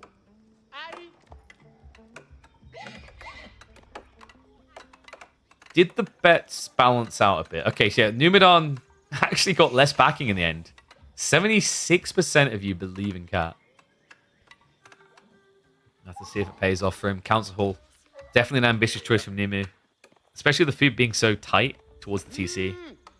This is tricky, man. I think the correct choice was made by Cat. If this was a Mansa Quarry game, sure, I back the Lombo push because you can just block the backside. You can follow up with maybe some spears, dive in and take this out, get a ram, get rid of the gold. Your opponent will scale Javs, but you should be able to scale a lot more Lombos. But with the tiny wall here and the Saharan Trade Network on the other side, you now have a direct counter Lombos in the form of static placement that does bonus damage against them. You even then have the gradual value of trying to extend additional outposts out that will also have javelin placements.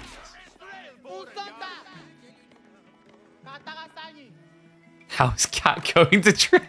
You're right, what a noob. Guy can't actually trade at all, GG.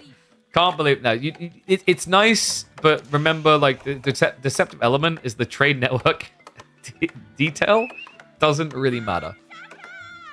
It's not about the trade network, it's about being a defensive landmark. But what he could do, if you find yourself ever in this situation, Venom Breath, all you need to do is all chat type to your opponent and kindly ask them to build a marketplace out on the side. If you ask nice enough, and they are British, they'll probably do it.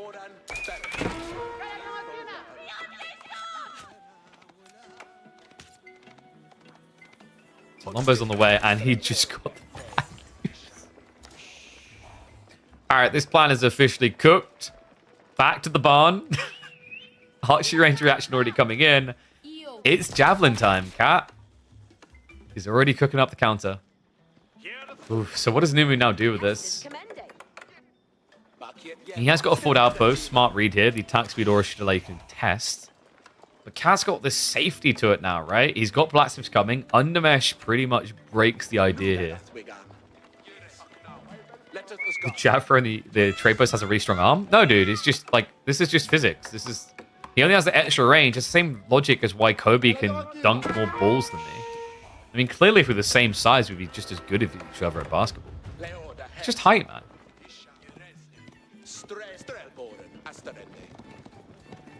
You think White Tower is sacred? I think that's too slow. On this map? I know why Classic that was the solution, but...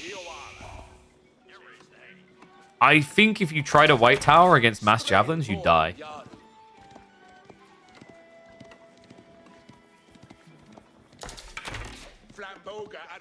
Because it's mass javs, right? Like, you're going to have to build it up. You're not China. You don't have accelerating build speeds.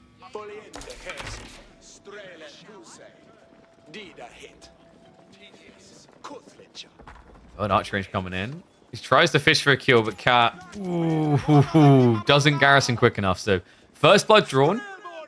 Good that Numenor did get himself a kill.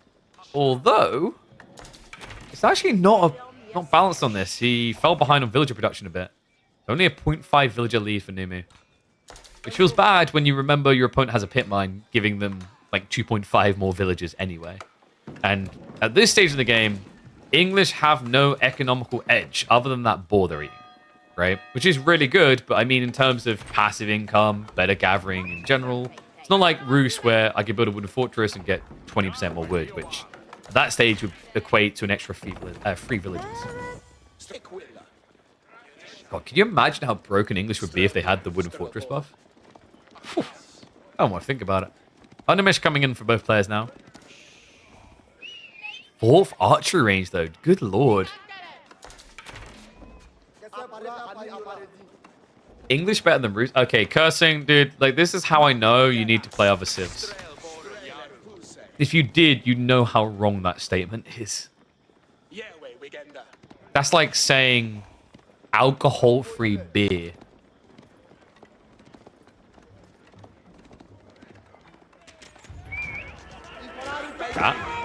March is up.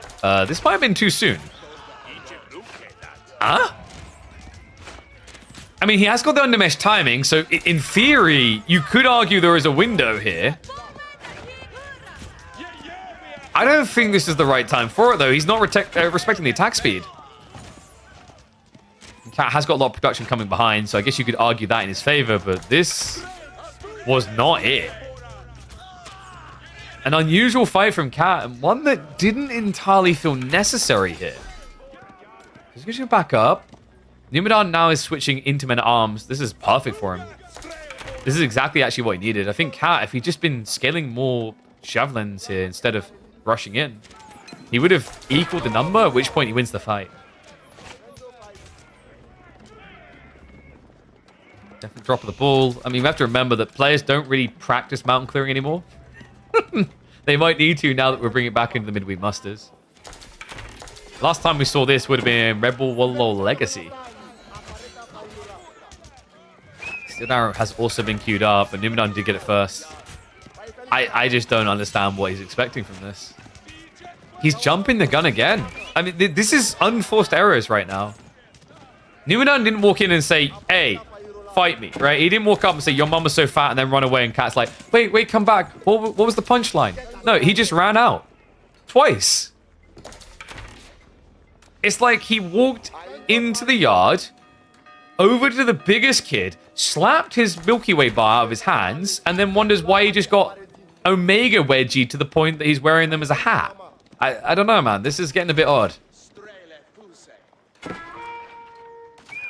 And the reason why you go for archery ranges is for surge pointing, by the way. Like, you might not be able to afford it always, but you can get more out at certain intervals.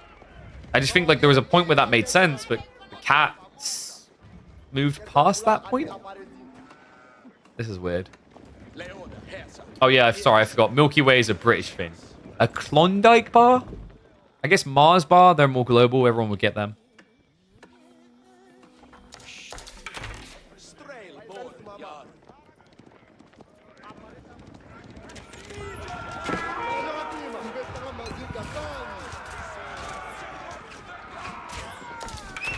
These approaches by Cat, it's like every time he builds what he thinks is a solid number of javelins, he runs in, right?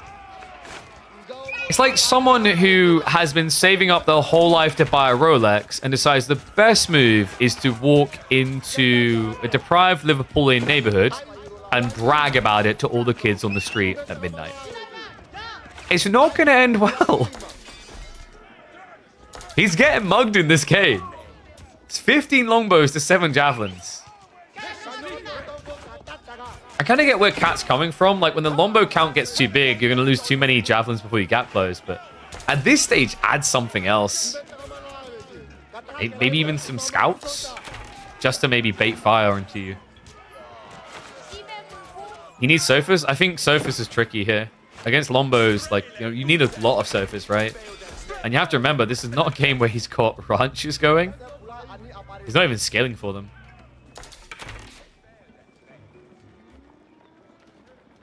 Snickers, true. Snickers would have been another one.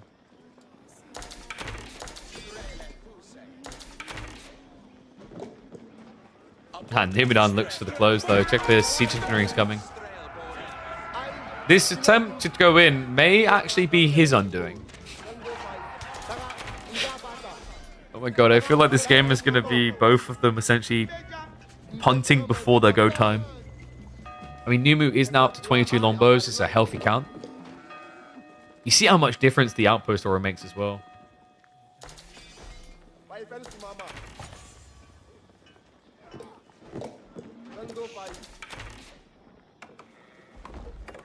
Behind this. No signs of greed, which I like from Numinon. On a map so small, rushing castle can get you killed here. Men at arms are just impossible to get through, though. And you can't go Musafadi either as an answer, right? Like, if the outpost wasn't here, you could maybe justify it to clear the men at arms, but not the case. I just start to step in, but all I'm seeing is a creeping lead for the English.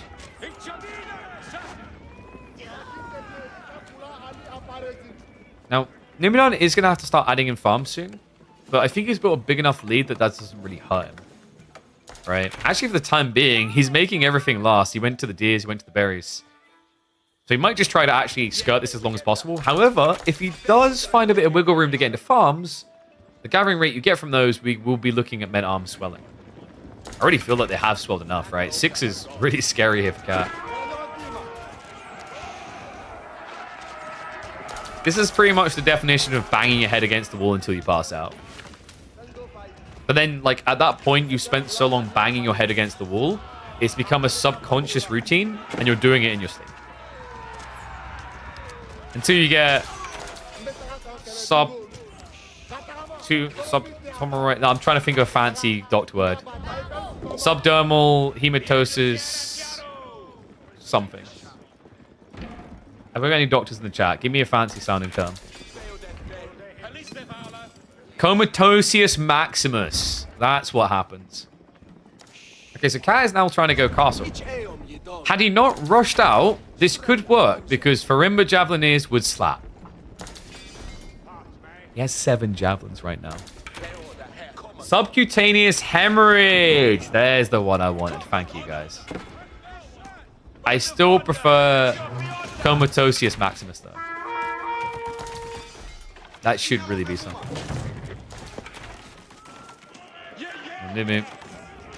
Now looking to strong arm him here. Only 1 ram, but the minute-arms numbers are starting to blob. Cat needs a lot of time. He's decided, oh, this game may require ranches, but he's decided it a little bit late here. Nimu starts to dive in. He can easily find the villages. Cat might be in a bit of a bind.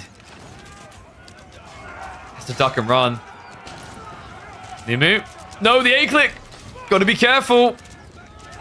He's heading for the villages now. Last of the javelins are covering the escape. Everyone is dying out of the base here. Now, keep in mind, the Saharan trade network could actually save him here. This is actually a big deal. The ram can now be cleared up by the villagers who were garrisoned inside. You have to respect the damage of this landmark.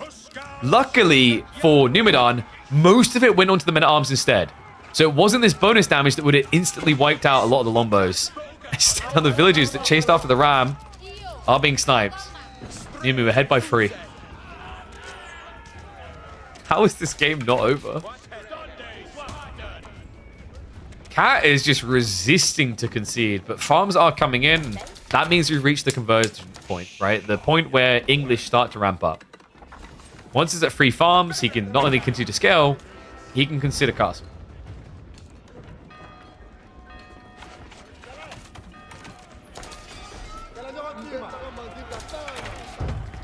This just feels like the most obnoxious way to try and challenge mass Lombos at this stage.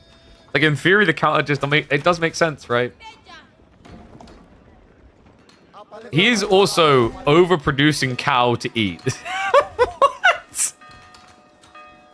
Oh my dear God. Well, I mean, I'm going to tell you this. That beef patty is going to come up with a little bit extra protein. There's definitely flies on that thing.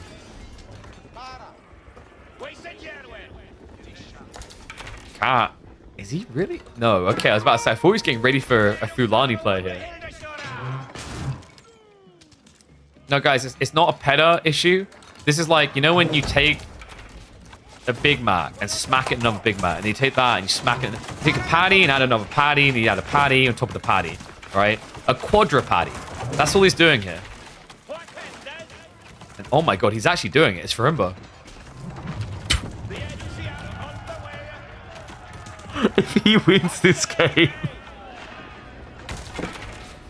Farimba into Javelineers. And remember, Javelineers unlock is free and quick.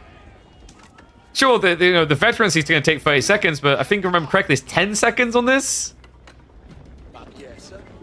Might be 20. Either way, like, old men with Lombos don't really rush fast. Numi is now trying to extend his outpost aura. Here you go. Yeah, 10 seconds to get Manson Javelineers, and it has to be. There's no other play. He could have potentially went freeborn, but you need your army as effective as possible. Diver's going to come in. Cat does have to back up a bit here. But now with the extra mobility and the extra damage, Houston, we might have a problem. Veterancy is on the way. Numenon isn't ready to tech yet. He doesn't have the outpost aura here. However, Cat needs more archery ranges. And also, he leaves all the food behind. If Nimu can just stay here, this castle age is worthless to Cat.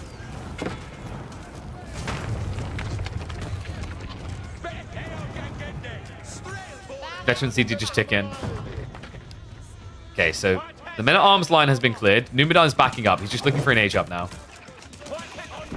Rams will be cleared as well. We do have the ranged armor 2 coming in. These boys are about to get insanely tanky. This is why Numidan backed away. He needs an age up. He's about to end up doing 1 damage per Lombo against these things. He was looking at the counterattack, right? Numu goes greed. He's going for King's Palace. Not a white tower against this. Doesn't feel threatened enough. I mean, I can kind of see where it's coming from, right? What Cat has done here is a very limited time play. Javelineers on this type of map, it's meant to win the initial fight. Long term, it's going to get counted out by just men-at-arms. Speaking of which, there's still a handful that are proving a nuisance here.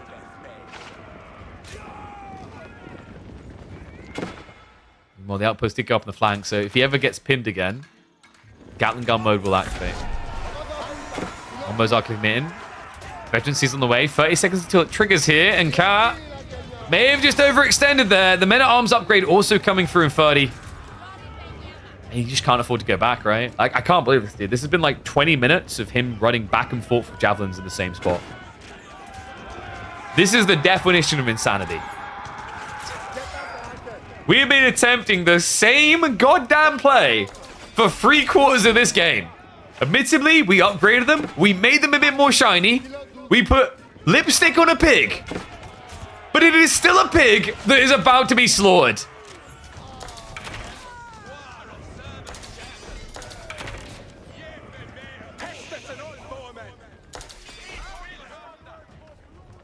Now he has a real problem. I mean, the Javelineers, against Lombos, it doesn't really change the equation there once you reach Castle on Castle. Lombos will do really well because of the attack speed aura in particular, plus the high base. You know, this is meant to be more of an all-rounder skirmisher. You can kite your opponent and stay away. You can snipe out armored units a bit better due to the poison damage. The problem, though, is when you are doing this into a unit that has more range than you, it fundamentally fails. You'd think English Lombo all-in Javelineers would be the best choice. But when you sink your teeth into the logic, it almost seems like the worst choice you can make. I think Freeborn here would have probably done a lot more for Cat. The problem was he needed everything he could get. He needed it straight away.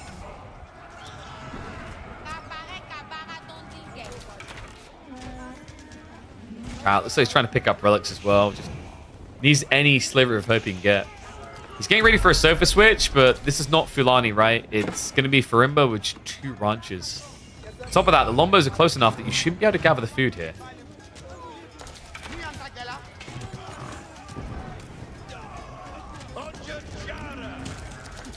White Tower? I don't think you need White Tower at all.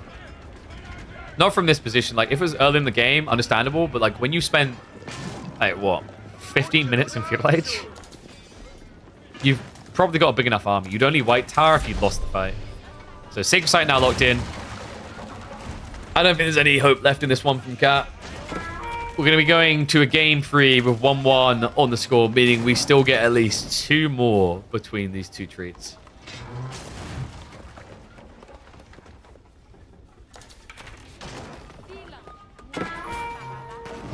At this point, Cat is just processing the loss.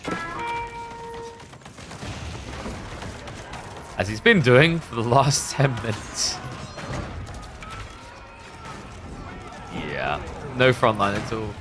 Against this many Lombos, Sofa Trickle just doesn't work. Just look how quickly they melt, even with the import armors. It's been a while since we got treated to some mountain clearing. And even in all that time, rural Britannia can still be heard humming through the mountains. What do you guys think? Do you want to see more mountain clearing? Does meme clearing need to be coming back in more tournaments? Or has this been enough? Have you seen everything you need to? The funniest part is I'm pretty sure this was a Cat pick. He drafted this. He never banned that English though. Dangerous, dangerous game. Just so many valuable pro scout civs to ban. But when you have a map like this in rotation, it could easily end up being what costs you the entire series. We'll hit the fast forward now. Cat definitely has no way back. Moving on, he turned up to play today. And he's ready to excite.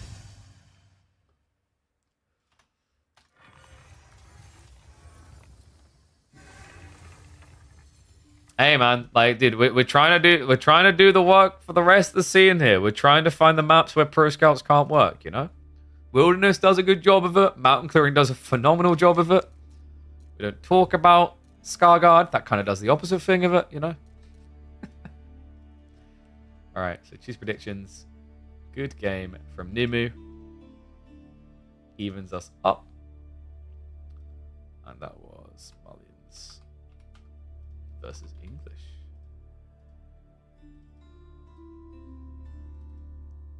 Hillendale, yeah, sort of.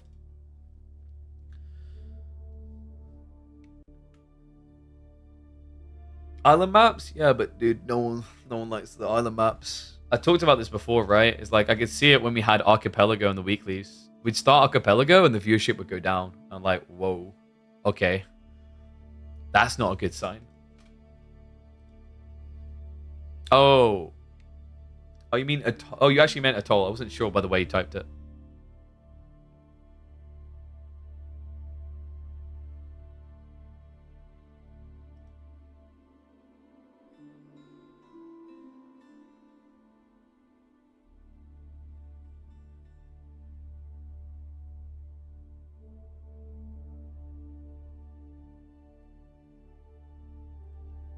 Sorry, just checking some in the background. Okay, so let's see what they're picking next.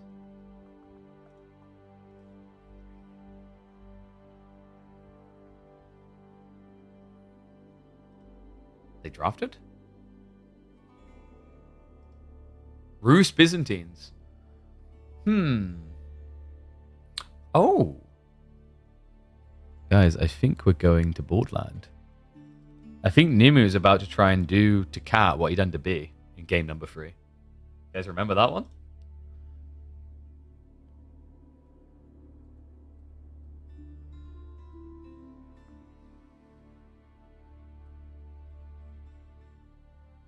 Should have Black Forest. No. Get out. You know what you done.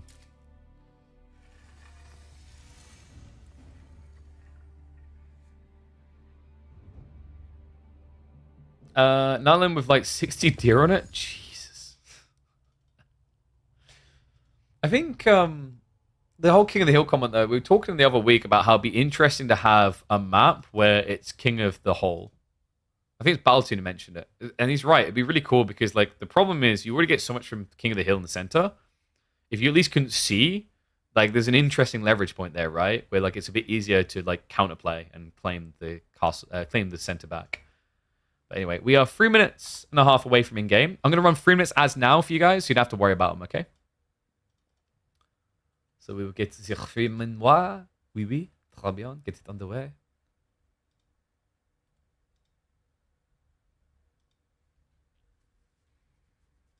King of the Hole? Hell yeah.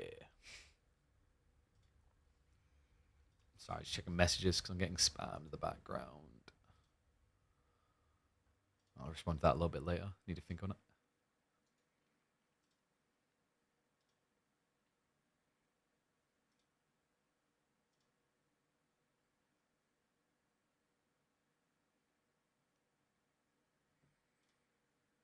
Imagine watching ads, right? I don't have to worry about that. But that's because I own the channel. Others, there's a different way you can not have to worry about that. What could it be, KP? You know. More mountain clearing since you guys hate pro scouts. There you go, dude. We've made people come around. We found the meta where people want more want more mountain clearing rather. Yes, yosh. Has to be a hill somewhere in King of the Hill? No, because it's King of the Hole. KOTH, King of the Hole. So you don't need a hill. You see? Yeah, technically in a way, your TC is on the hill because you're at the top. So basically, like a good version of Golden Pit, right? It's pretty much what we're asking for. Golden Pit that doesn't suck. Yeah.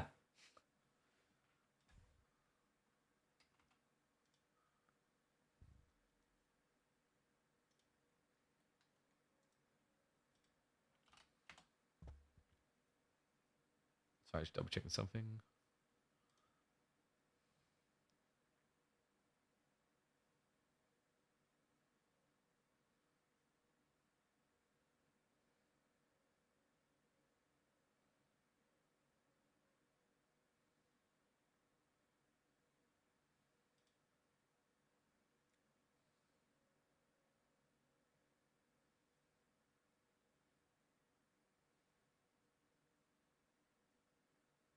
Okay. Message them a little bit later. Business things to sort after the stream. I've also got pork chops to eat tonight. Whoop.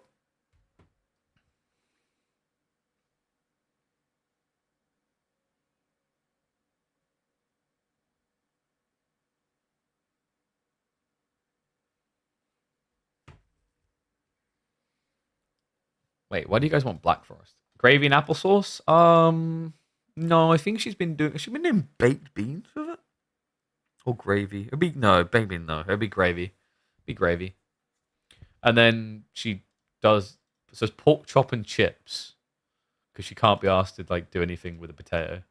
So she just uses potato fries.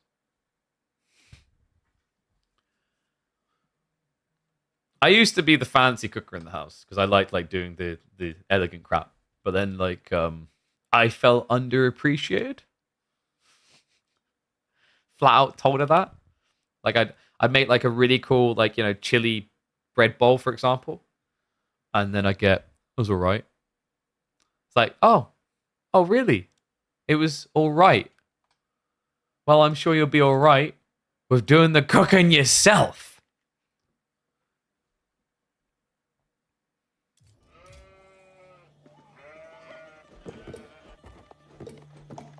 Did I put predictions on? No, I didn't. My bad. Let's do that now.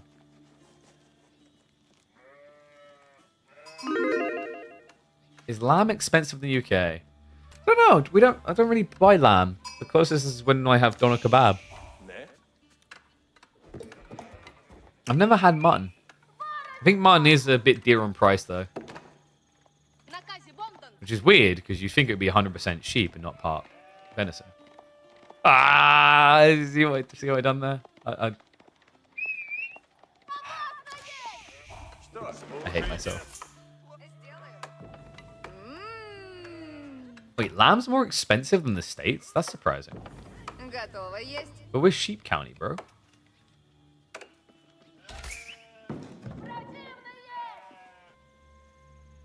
Last time we saw Numadon in this matchup, he destroyed the reigning champion of Midweek Muster. And now he may be able to do it to the teammate of that champion, B. Cat on the Roos, Numadon on the Byzantines. Dry Arabia time, we hop in, ladies and gents. It is clearly going to be Pro Scouts from Cat. Numadon, when he done that all-in Cairo Cypher rush timing, it was on Borderland, a more exposed map than Dry Arabia that offers up a bit of better defense here. So curious to see if he's going to be taking the same line. Wonder what the alternative could be if he doesn't just want to full-on divide send. Yeah, I'm still surprised that lamb's cheaper in America than it is in the UK. Are you sure your lambs are real? Tinfoil hat on. Oh, if you think that the UK would, you know, lamb's a classic for us. In fairness, actually, my country loves its beef more. I feel like beef. My feeling is that British people like beef more than like the rest of Europe. Everywhere I've traveled in Europe, I feel like there's nowhere where I've been like, these guys get me. They like beef as much as we do.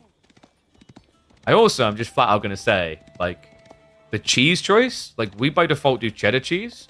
So much better than most of Europe that by default does, I think, Gouda. Gouda has, like, no taste to it. Usually when I'm, like, traveling and I'm staying in a hotel and I just go get some cheese, I'm like, oh, good, rubber cheese. So, Grand Winery coming in. Are we going to get the special Numi cheese? If we do, it's going to be the Limitane opening, and it'll be the Javelin follow-up, right? Which is really, really good against the Roos, considering they usually want to give Horse Archer rush. The solution is meant to be the Rax timing. But as we saw in the B Numadon game, if you haven't seen that, you should definitely catch an eye on it on YouTube. It can be slightly disruptive.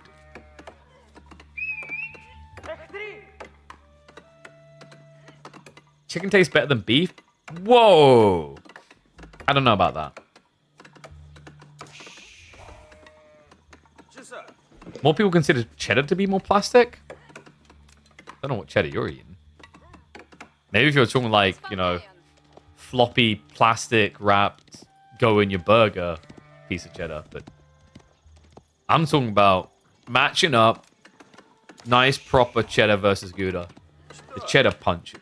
Построен есть. Chicken has higher skill expression in the cooking. Yeah, but like, which one requires more APM? But I did not think I'd wake up today. Hear the chicken and beef discussion described by skill expression. Oh, that's brilliant. But wait, what? That's not true though. Beef Wellington. Didn't you just lose straight away? Beef Wellington is like one of the hardest to cook right. That you'll find. Chicken gives you more variant options than beef for sure. Anyway, if it seems weird that we're focusing on food types and whether beef is better than chicken and whether cheddar is better than Gouda, it's because we're waiting for Numenor to make his move. He has to stop the pro scouts. Limitane are going to be on the way, but Cat's a tricky bugger. He's already got the deer shoving coming. That orange fake cheddar? No, dude, I'm not talking about that type of stuff. I'm talking about like, screw it. Let's go really hardcore. Go white cheddar. The really mature stuff. Just proper mature cheddar. Not some weird freaking orange flopsy doody. Let me put it in my fake, frozen hamburger cheese. I don't do that crap. Every time I do, I feel sad.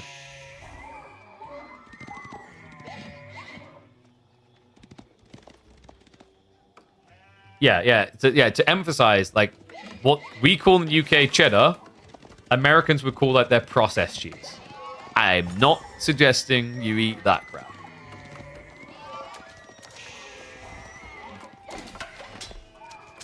The deer pretty close to home. Pro Scout's about to complete. First Limitane is arriving just in time to watch the deer go home.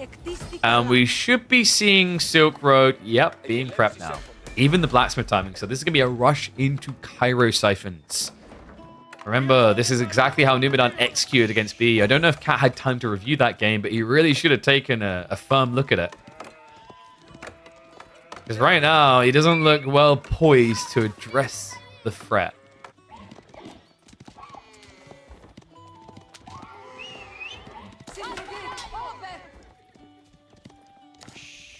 I can't remember if we have pasteurization laws over here. I can't remember exactly what it was. Maybe? Parmesan's pretty good. I do have a soft spot for good old feta cheese. That was a beautiful thing about living in Ukraine. Is like almost any pizza place I went to, it's a good country for like Domino's when you can get feta cheese on your pizza. That country also made me appreciate what is the not blue cheese, but that type of cheese that you put on pizza. Gorgonzola, right? Yeah, so that was the one. That country made me actually appreciate Gorgonzola.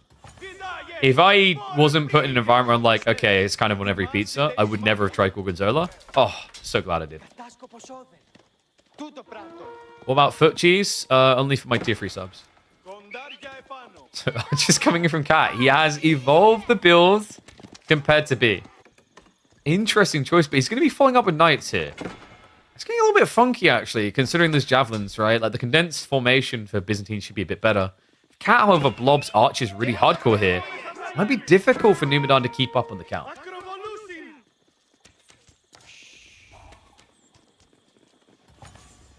America has some insanely high-quality cheese. I mean, sure, but, like, what is your default that you eat?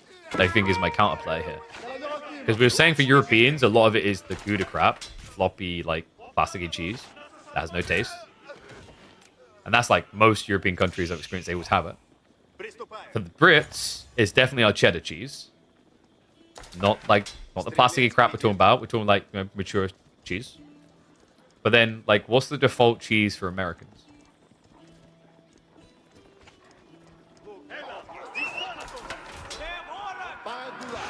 Good pressure. I think Cat kind of rushed out in a panic to block this opening from Numu. And all it's doing is empowering his timing here. I don't know, like, Cat's solution to this feels questionable. Maybe Spearman would have been better, just blob spears and go.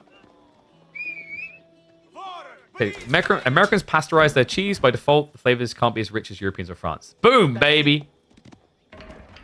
Shock mut. We have won. We may need your assistance in war, but we do not need your assistance in culinary! I don't know why I had to go French for that. It just felt right. So, Kara Siphon on the way. This is the power play we've been talking about. Cat right now has not convinced me he has a real answer to this. Готовы трудитесь и есть. He needs to bring a little bit of cheese of his own. Some with a bit of tang. Stable's being targeted a bit rough. I mean, Numenor at this rate could probably afford a second Kara Siphon. Hitting the houses would be incredibly smart here.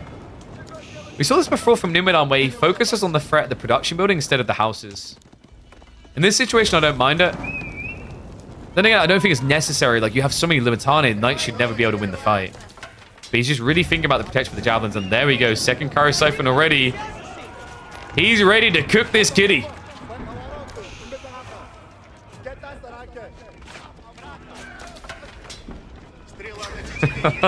Numenor is about to put himself in a very dominant position in this series. Not many people have really been able to answer Cat and B's roosts, but this guy's about to answer both of them in 1 week. In the same day. Hunt and Cabin's also being taken out. Cat is actually having to go in gold. That's how good this play is. It's forced a Roost player to go on gold in the early game. They never do that. This is the value of Kara Siphons, though. Like, a Ram timing would have sucked in comparison. One Kara Siphon just does a lot better than one Ram. You're seeing the impact it has. Housing panic is real here. Knights are going to get a dive in, but it is double Karo. Needs to start focus firing down the Wooden Fortress. This dive might cost Numenor, though. So you see the Knights, it's not as much about the Limitane and the Javelins, it's about trying to address the Rams. Starting to commit. Spear count is getting a little bit low, though. Only 7 remaining. 3 more Knights in queue for Kara, and it looks like the Kara Siphons are low enough that they will not pose a threat anymore. Numenor, I think he rushed his timing a little there. Great pressure damage on the outskirts, but the moment he committed to the Wooden Fortress, immense regret. He's just going to punt the flamethrower back in there. Knights will go in for the strike, but not quite able to finish it. He could get the final flame out, but chose not to. This is starting to break away from Numu a little bit. With your opponent going Knights now and you're playing pocket economies, if you back up now, you're getting raided. So Numenor has to either just fully pull back, rush castle, or full-on blitz in. He's adding an additional Limitane, but you can't rush those additional Javelins.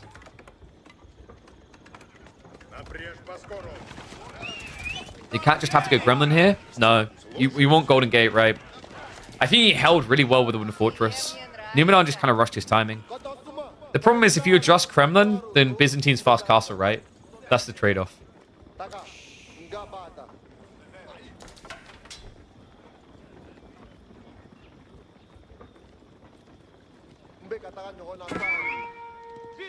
I love how long the cheese discussion is lasting in the chat.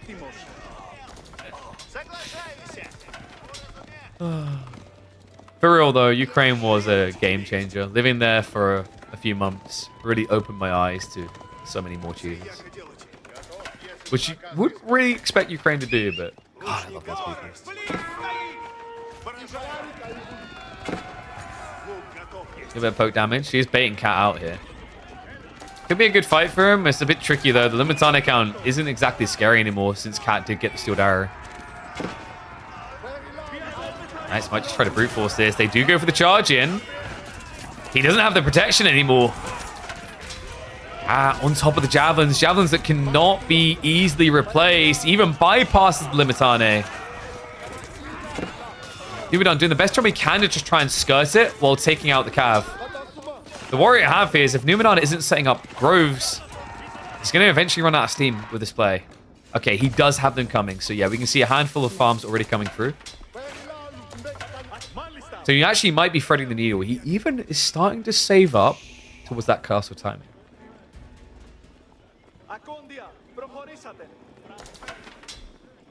How about Longbows here? Longbows is problematic because you don't have as much dive potential as they're slower, right? So you can't retreat away from a bad position. The other issue is you move slow across the map, you can get intercepted by just, say, a few Knights. But the biggest key concern is the reason why you go Silk Road is in the event that you aren't able to keep your opponent in Feudal Age, he can't just react with horse archers, right? Javelins should do a better job than longbows in that trade. It's also higher base damage and kiting potential against men-at-arms. Like, then there's the final cherry on top, actually a really big one, which is for Roos, it's all about cav. Horse archers, horsemen, knights. If you go Silk Road, you eventually get camels also.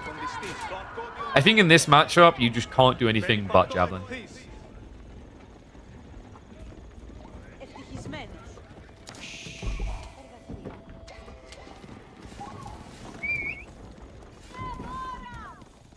Or the trade post mercs? Oh no, not one of these games. We could get Magadai. Or Musafadi. I'll pass. You guys and your obsession in games where you're never going to see it. Golden Horn Tower now on the way. Cat got completely crippled in this game. He needs to do damage now. You really can't afford to be late to the age up now because it removes the horse archer potency. Him looking to rotate around the back. Unfortunately for him, there is a single villager. Little Timmy has been eating all these olives himself. Although for some reason he drops off what looks more like apples than berries. On top. Like, he knows, right? Like, Cat's suspecting it because he's like, wait, why would there only be one worker here when there's still resources? Dives in, blocks out the Golden Horn Tower, and is now buying the necessary time to mirror the tech. He won't be able to stop it for long though, right? Limitane already coming in. He's going to be dropping the shield wall to chase. So tech up now complete. Villagers are going to be idled up. Doesn't feel like Cat should be able to find money worker kills here, though. Only one. The Numidan's in a pretty good position now. The walls are going up. This is going to limit the options. He's even quick walling here to trap them inside. It's going to cost him a villager, though, by the looks of it. I'm not sure if that was entirely worth it. Still, it's less Cav to have to worry about. He does have the veterancies coming in. It's going to be much quicker for him than the veterancy for the archers. So there is an opening here. Also, Relic's fairly close to his location, right? Like, you could see a world in which he actually gets 3 to 4 off of this map. Guys, don't feel like you need to get justice for Tim. There's already way too many Tims. Right? They're disposable at this stage. Don't tell Tim I said that. But, like, yeah, you can pretty much use them as doorstops.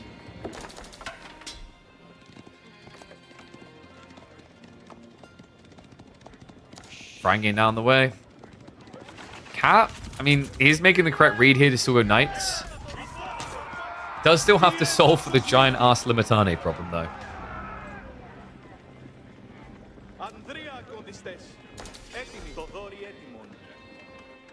Guys. Tim had it coming, okay? He could have shared those berries with everyone. He chose to eat them all. All right, this is Augustus Glump from Willy Wonka's Chocolate Factory all over again.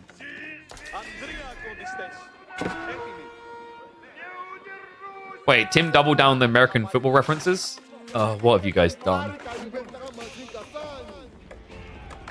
I should ban you for that. You're lucky you're subscribed. It saves you for now.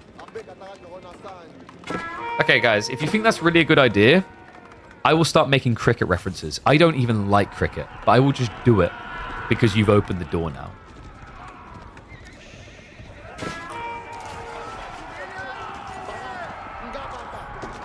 And you know what I'll do? I'll do it on a cast with Drongo. He's Australian, so we can make that crap work. You'll hate us, but we make it work.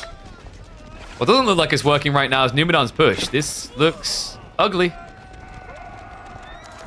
It's only a handful of Knights, but the Limitane account is a little bit underwhelming here. Knight, in the meantime, has Shuffle in the back. Shivs should be brought out here. Nice Akratoy activation. Does save a life just in time there. Wait. Did you guys see that? I'm pretty sure if you Shiv attack and then activate Akratoy, it resets the attack animation so you attack again. That was a really quick attack. Oh god, this might be a really quick conclusion. Numidan's losing a lot of troops. Frontline's already evaporated here. Yeah, and you see why. I just checked it. Look at this. Undermesh level 1, but Steeled Arrow 2. So the archers were doing significantly more damage into the Limitane than they normally would. has at least pushed him back into his base, but Numidan, remember, has already got a lot of olive grove set up. He's up to, what, 13 so far? Another 5 coming in. Meanwhile, Cat is still playing on borrowed time when it comes to food. He doesn't have that long-term potency.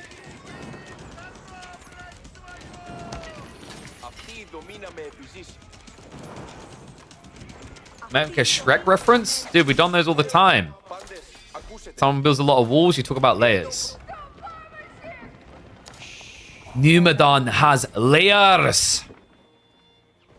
Like a big fat onion.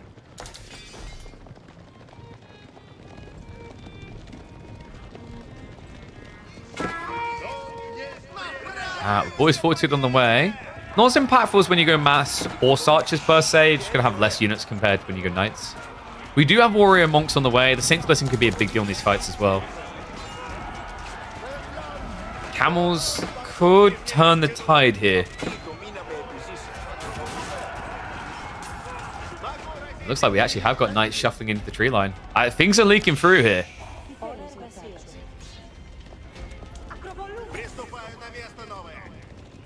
I don't know, do I try and do a donkey? I haven't done a donkey in years. Oh, so nice of you. Oh, you're so wonderful. Look at you go. Nah, I'm gonna need to work on that one. My throat's still rough. Used to do it perfectly, which is very weird for a white British boy.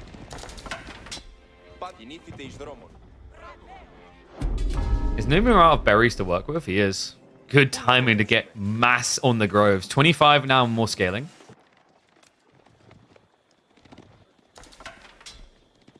I mean, Cat can force him out here. He can force the cat out of the bag because he's got 3 sacred sites and they can all be captured. And no, I'm not exposing Ezra to Shrek yet. He wouldn't understand it. You got to wait until your kids can appreciate it and then you shirt them, you know? Showing Freya Lord of the Rings for the first time is going to be good.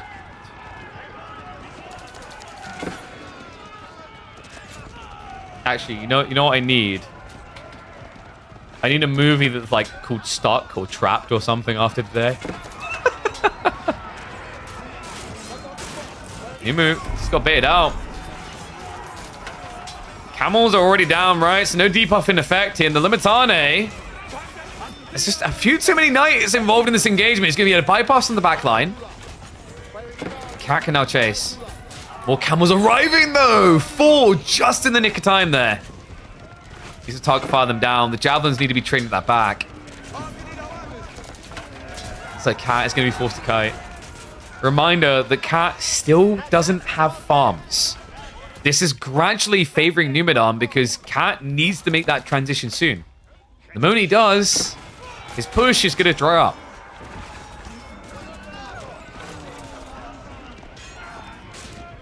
Teardrop shield's even coming in as well. That's going to get more reinforcements to the front line quicker. He's forcibly producing camels, which is 100% the correct call here. You've got enough javelins to contest the archers, you just need to beat the knights. And the more you force your opponent to go knights, the quicker everything dries up for them. The boar hasn't really got much left on it, down to 300. There's no way he can gather this close to the enemy base. It's 2 TC behind this from Numu. He's about to take full control of the game. The carry siphon. I wondered when that one was going to turn up.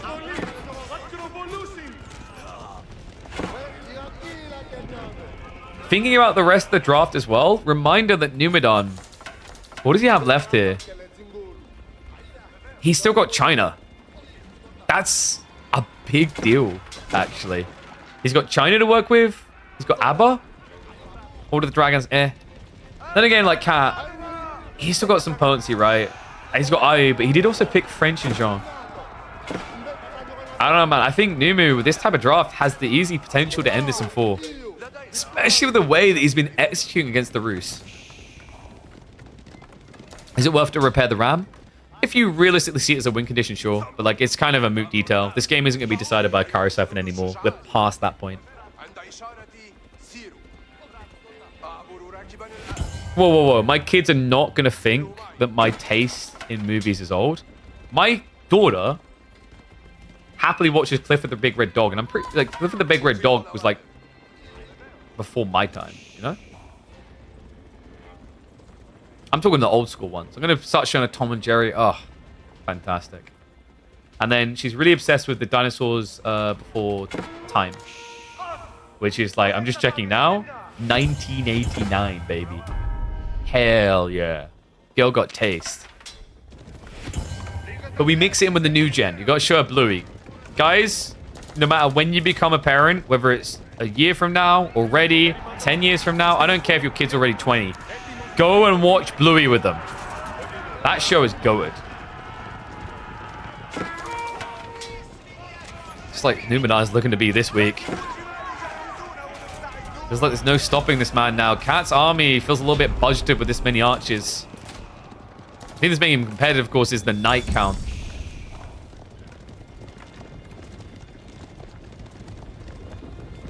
Your parents put the news on?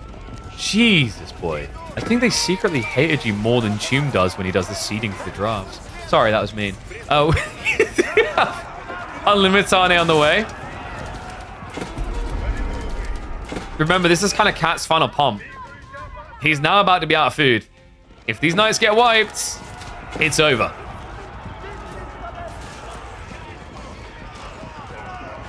A lot of injured knights as well. You're not playing French. It's not like the chivalry is going to kick in anytime soon.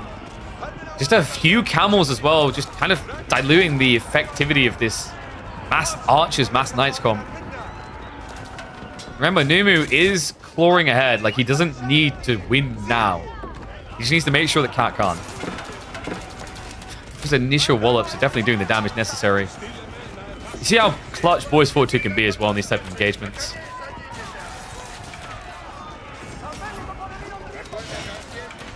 Javelins are actually standing their ground here. Now, hold on a second. Numu. Oh, dearie me. We may have an overstayed, unwelcome visit into the Roos's arms. And Cat is now looking to punish. He had one shot, one opportunity. This was his moment. It needed to work. And he has broken him. 20 knights, 40 archers. And Numu barely has a leg to stand on here. No outposts either, no Mangonel placements. As long as Cat keeps on pressing, this is now his game to win. He's got a second wave arriving right now. Does need to target down the Limitane. The camel as well is a really big deal here. Only 11 spearmen remaining. Numu, if this reaches the olive groves, it's all over. Production rate should be high, but the food income isn't really going to be good enough here. The trickle of camels is definitely slowing things down a little. God, he can taste it. He's on the verge. The knights are now in. Akratoy defense might be necessary. Mangonel placements are on the way, but he didn't rush them. He didn't prep them ahead of time, and that is going to be it. Game 3. Cat will be the first on the verge of victory here. A best of 5 where he is now 1 game away from his first grand finals.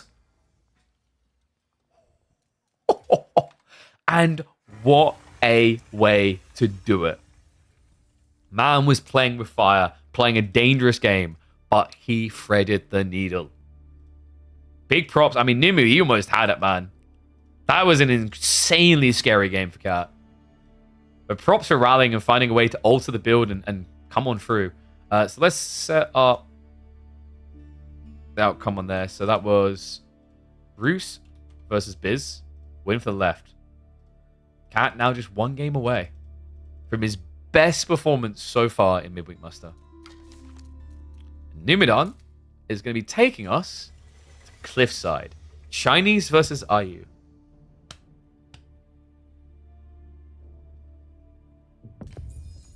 I'm not even sure what you're meant to do in this matchup as you don't really see it anymore. Mainly because China's always banned. This is what we were saying. If Numidan had won that game, like, this could have been curtains because the Chinese pick is, like, very difficult to deal with.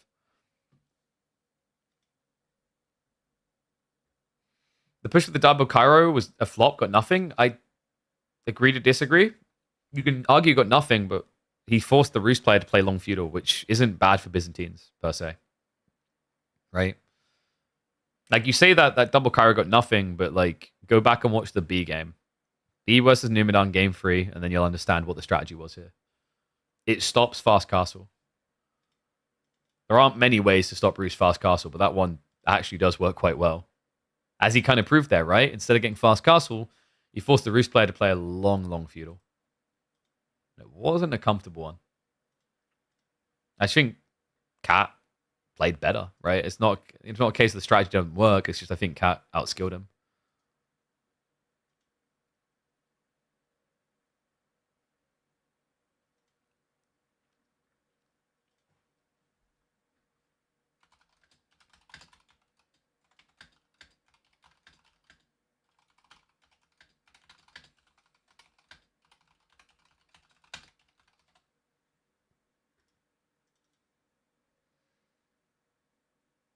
Often see Roos win in this matchup. Is it coincidence or Roos actually good against Biz? I think Numu Shu away that you can win. I'm going to run a minute and a half of ads, by the way, guys. I think Numu Shu away in which you can win with the Biz is just really good adaptation by Cat. Oh yeah, I'm really hungry, by the way. Let's take a bite of my protein bar. Yum, yum, yum, yum.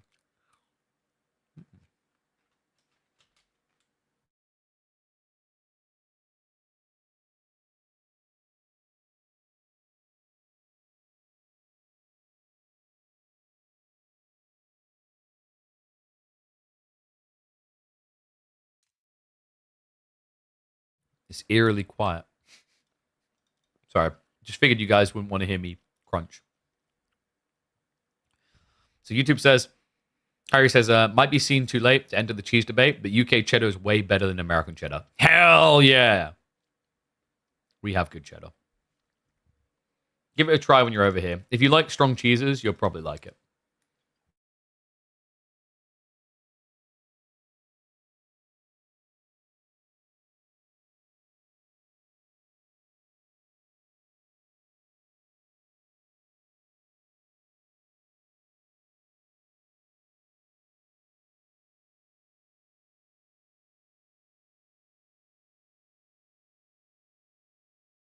God, that little bit of food was really needed. I might have new brand contacting me. They're sending me some consumables, something easy to eat while streaming. So I'll let you guys know what I think of it when it arrives.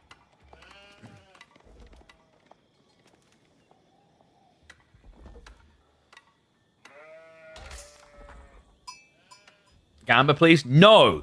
I'm cutting you off. You gambled the house, Jimmy. Where's Marie and Duncan gonna live? You put them on the streets.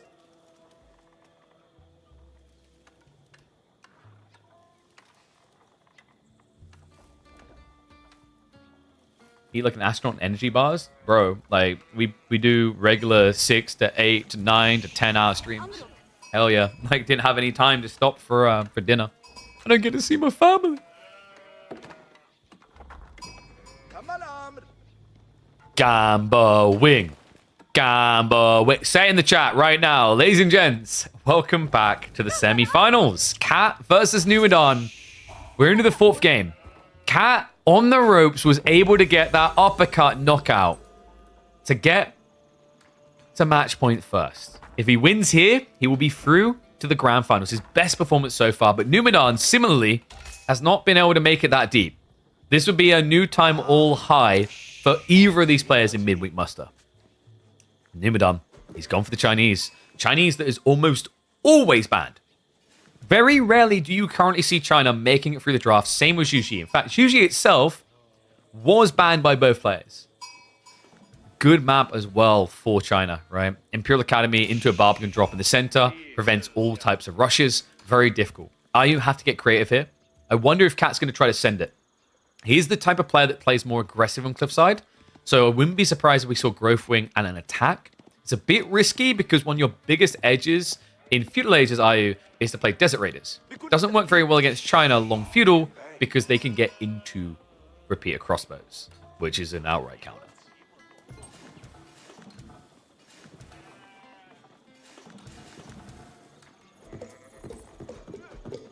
So, moment of truth.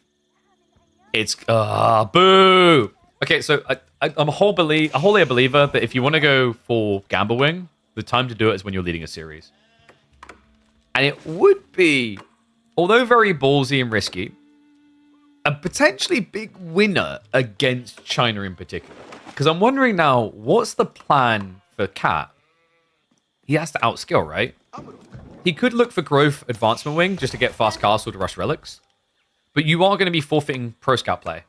With Growth Wing, you're not rushing Pro Scout play. So Cat's intent here is to deny Numidan? Because it's China. There's almost no doubt in your mind that this is going to be a Pro Scouts game. Especially when you look at the deer spawns, right? Wide enough that you could easily snatch up 3 stacks as China. It all begins with the Academy. Interesting thing from Numu, by the way. He went for the Imperial Official. If you guys have been watching the top level AoE4 pros recently, you may have noticed that with the Feudal Age Rush, you don't actually go for the IO until you build the Academy. So a little bit surprised he done this, actually. As at this point, I want to say 80% plus of the top tier pros have settled on Imperial Academy first, Official second. Surprised he didn't go Dervish here. If you go Dervish, your opponent's just going to get way too many deer. You won't be able to block him, right? I could at least understand Advancement Wing here, maybe even logistics in Castle, because like with Growth Wing first, you now have 3 more villages to inflate your fast Castle timing. IO builds are better? Okay, what's your statistical breakdown to prove that, though? I'm calling you out. You stepped up to the microphone. That was brave. But now we're pulling out the chalkboard to see your explanation. Because a lot of the top pros have actually shifted away from this. It sounds like you may have been sipping the Crackety Kool-Aid. I know Crackety wasn't convinced by this build. It didn't help that when he asked players like Louis why they do it, he couldn't really explain why it was good. But we might forgive Louis for the fact that like he doesn't speak much English. Barbican is coming in straight away from Nimu. And it is actually going to be Pro Scouts from Cat. Okay, this is kind of sick now. I'm surprised he's doing this, but guys, the reason it's good is why did Numu not go Pro Scouts? This is a very unusual build out of Numidan. Just rushing Song instead of getting Pro Scouts.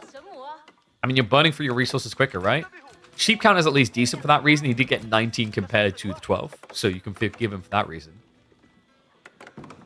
I wonder if he even knows. And managing the wood with no supervision, you just go for the straggler trees and accept it for what it is. And then over time, you add in the Imperial Academy. You get the officials. When the lumber camp is ready to go, this bad boy comes into action. So now he's getting the supervision. Is this a Zhuge all-in? This might actually be a Zhuge all-in, which is kind of crafty. I wanted to question it at first, but the logic is pretty sound, right? Your opponent has a 4 spawn gold. The retracted one is the problem, though. Like, seeing this on the spawn, I wouldn't feel good about a Zhuge timing.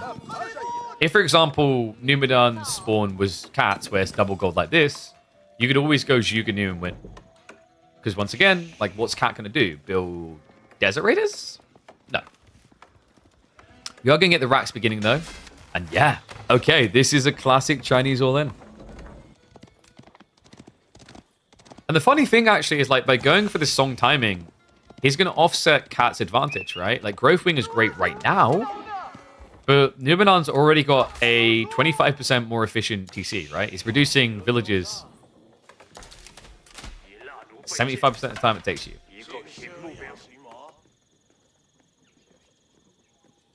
That's crazy. I don't know. I think Cat's choice to go Pro Scouts here could hurt him quite a bit. Cat goes Advancement Wing. I think you have to against this. Knowing that it's going to be a Zhuge Nu, if you do anything but Advancement, you're dead. It's kind of crazy how quick this can zerg up, especially with Supervision, which is already underway from Numidan.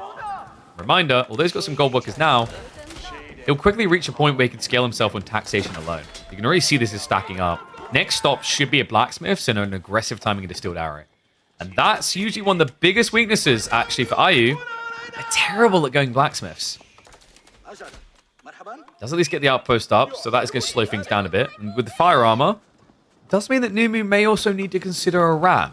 Then again, as we saw in the last game, Numidan isn't shy about ramming. He might be thinking twice after that particular game, though. Didn't end according to his plan.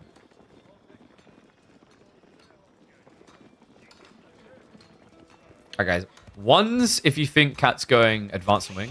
Twos, if you think he's going logistics. Three, if you think he's lost his mind and is gambling it all on Bazaar. Trade wing. Clearly, you're all going to say free. Because deep down, what we really want is free.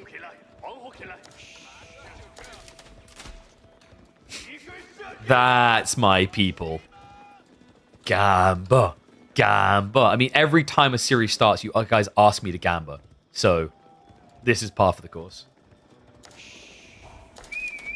He's not going to, but we can wish. Sorry to burst the bubble. Undermesh coming in. No supervision, though, because Numidan actually put it in quite a weird position here. Around the back. I think he was trying to hide the fact that he has a blacksmith's.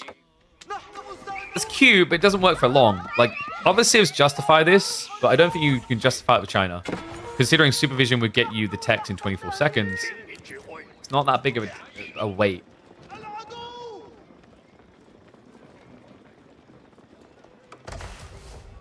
Boo! Advanced.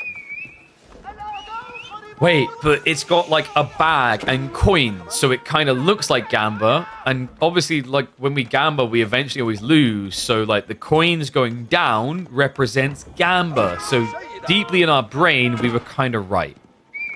Well done, chat. Shuffle over to the gold here. Cat's been pretty sensible about this though, right? He's got outpost on both. He's fortifying them up. Nimu needed rams, man. Not undermesh. I think this has screwed his timing, especially because he didn't supervise.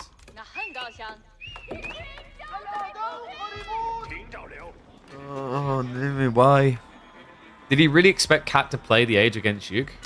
It's what it kind of feels like now.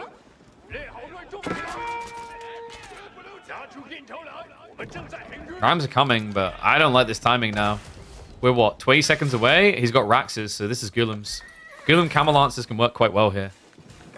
I'd love to see additional Raxes coming in. Like, if you go up to triple Rax and just spam, it's just game-changing. And you kind of need it because the initial Gulem timing is really slow with 26 seconds.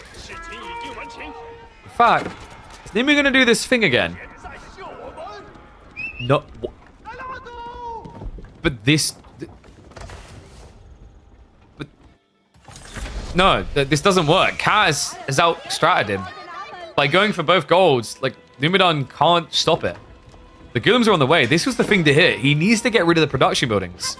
Last game, he over-obsessed on them. This game, it is do or die with them. So you're going to be able to dive in here. No wheelbarrow means that Cat is going to lose a few villages. You have Camel Lancers and Gulems on the way, and a lot of them queued up. This is getting worrisome. First one's going to come out. The Ram can easily be addressed here. In fact, just rally the Lancers over, and you'll be able to save the Racks. Probably wants to pull a villager to repair here. Especially because he was a little bit slow defending this. He will pull him. Okay, so Numidan has to go age up now. His Juke isn't big enough to really threaten a game end right now. I think he knows it. He's done a good job of removing the Eco Wing effect, right? So he's scaling a lead here. Remember, it's 38 villages at this stage versus 42, courtesy of the early song. So I wouldn't say Numidan is fully dead. But I do think he's in a bit of trouble here. He needs to get up in the castle by about 12 minutes. Theoretically does have the food income to do so. The problem in this game is that it's not a pro scouts game. So getting castle doesn't exactly just, you know, give the chef's kiss, easy peasy win. He's going to have to spread wide, and that's where Camel Lancers could prove a bit too effective.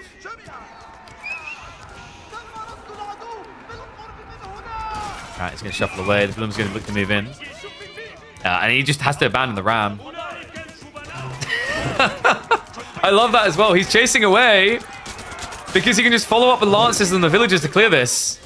Nice dive in. The Lancer is going to be sacrificed, but the Golems are on top of the Juke now.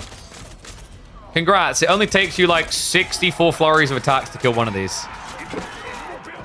He's getting played like a fiddle. Nimu is at least teching up.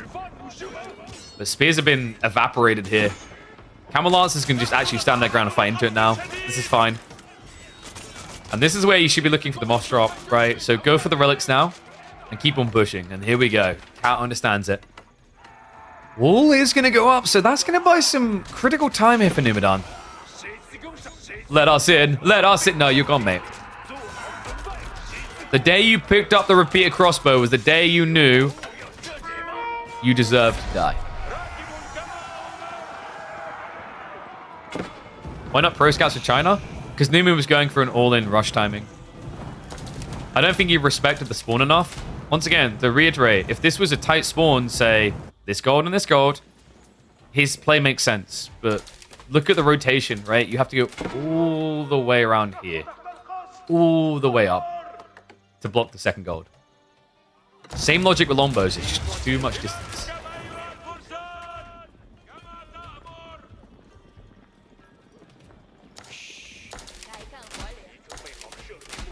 Crossbows are at least coming for Numu. So Cat needs to consider a switch. He has got Pro Scout, so Horseman is definitely viable here. And just Camel Lancers go wide, right? Like there's deer, boar, all this stuff is deniable. He hasn't revealed the crossbows yet. This is actually good news for Numu. Was good news. That Gulam saw it all. Can someone explain to me why Gulams have such good vision? Isn't that not higher vision than standard men-at-arms? I'm trying to remember. It feels like it. That guy sees a lot. Like, are they taller? Oh, no, guys, I get it, I get it. The extra 30 resources is so you can buy them binoculars.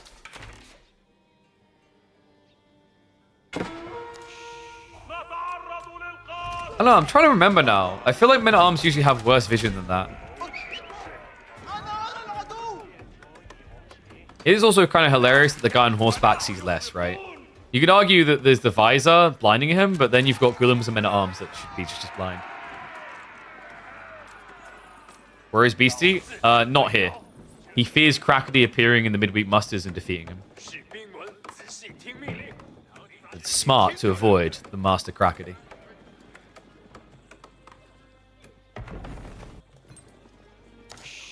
Lancers, by the way, do have really good vision. That was kind of a necessary design choice, because otherwise Lancers would never be able to charge early enough. So, Dervish is already hoovering up 2 relics. 2 more to come home. Only one that they can't actually grab. Numu has built a pretty healthy economy lead. But he's also gone very one-dimensional now with just crossbows. And you're already seeing Cat prep the counter. With all this gold, so easy to go Manganiques.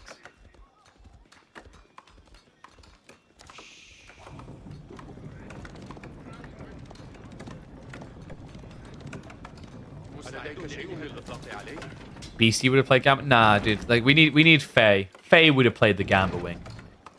She would have delivered us the transcendence that we seek. Sadly, her degen hours don't align with our degen hours.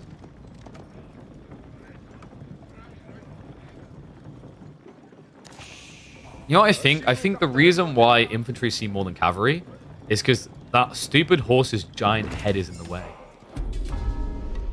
Because, like, look, I've seen an argument. Oh, yeah, like, you know, you have horse eyes as well. Yeah, when was the last time you were able to full-on Neuralink into your horse? Right, chill, Elon. We still got about 10 more years for that. I'm sure you'd want to Neuralink into a horse. You pretty much just watch it eating hay. It's like someone saying, I love to Neuralink my cat. And then you just get, like, a first-person shot of them cleaning their own ass. Is there any animal that would be... Eagle. Eagle would be cool. And a pigeon too. Until the pigeon gets killed by the eagle. So second Manganique coming in. We do have Nesta Bees coming from New Moon. He's finally starting to blob into infantry as well. Outpost also from Cat, because as we know, like all infantry are blind.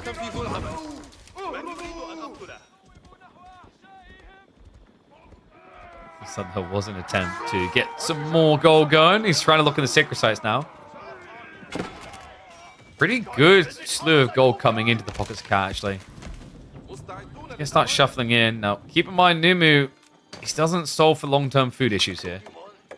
Hanging, neither of them have, but the difference is, of course, a lot of food has been pocketed by Cat off the Pro Scouts. And The Scud launch begins. He actually just hits into the TC here. Yeah, ideally you want to be going around the tree line and hitting this. Production is key. Alright, ones if you think Cat's going to win this. Twos if you think Numidon's taking it. It almost feels like Cat can't move fast enough, right? Because I think he's most definitely on the clock here. Yes, he did get the relics, but Song, when you go this early in the game, adds up quick. Look at that divide. That's what I like to see. SBs. Cat. Let's take a bit of clipping, but gets out of the way quick enough at least. Need to be really careful actually with the Nest of Bees, because remember, the Mangoes do have slightly superior range. Kind of tempting fate though, because the pack up point means you're a bit slow to attack. I do like that Cat still has a villager up here from the outpost build though. Able to give that quick clutch repair. This was Clock Tower, so sniping the Nest of Bees is not realistic for Cat. He's probably only going to be able to kill them after he commits in. What's crazy is look at how quickly Cat blobbed into crossbows here.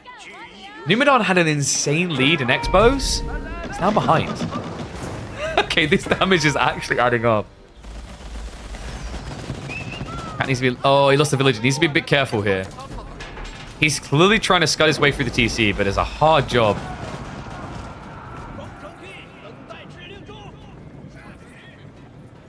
You're going to have to cancel that. Wait.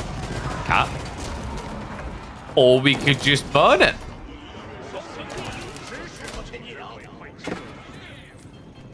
We at least have the AoE heal, but remember that doesn't work for the Manganiques. Outpost is about to be lost. Kind of outrageous that Numidon can see up the hill like this, man.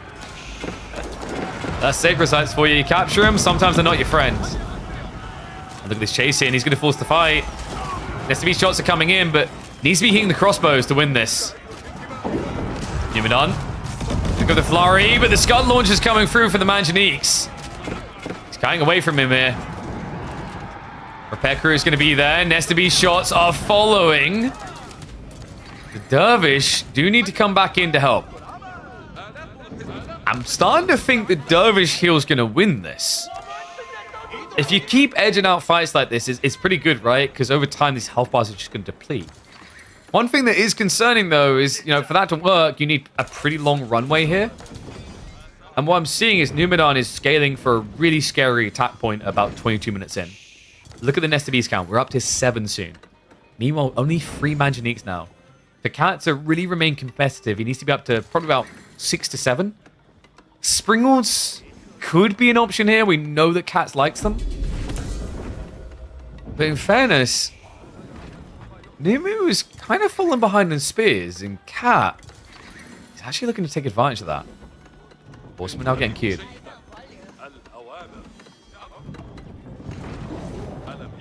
So much for injuries.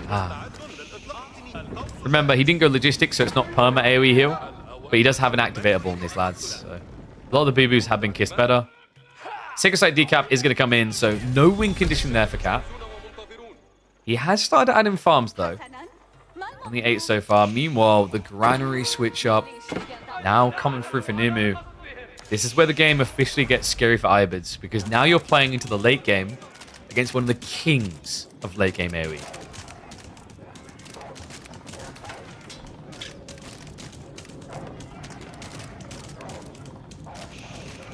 So you know what Cat's trying to do here, right? He's trying to just force a wide breadth. Because the choke point fights don't really favor him anymore. Fortunately, these walls take a little bit too long to get through. Notice that Numidon's like, come on in, my friends. Stay the evening. Yeah, you don't want to do that. But Cat has an ace up his sleeve. The Rohirrim Riders have not been revealed yet. This is key. Cat has one good shot at this. If it fails, he'll just get outscaled. Numidon's gluttony leads to an overextension like what is approaching here. This could be the game closer that Cat needs to get into his first Grand Finals appearance ever in the midweek musters. He hides in the Stealth Forest. And here it is. He springs the trap. The spin will get baited forward. The Manganique shots are coming through. The horsemen are going right around the back. Crossbows just have to stand their ground. Nesebe's going to turn target, but the Ghoulims are starting to break through here. Horseman maybe dying a bit too fast, though. And the backline is dead. Cat, this was meant to be his game-breaking moment.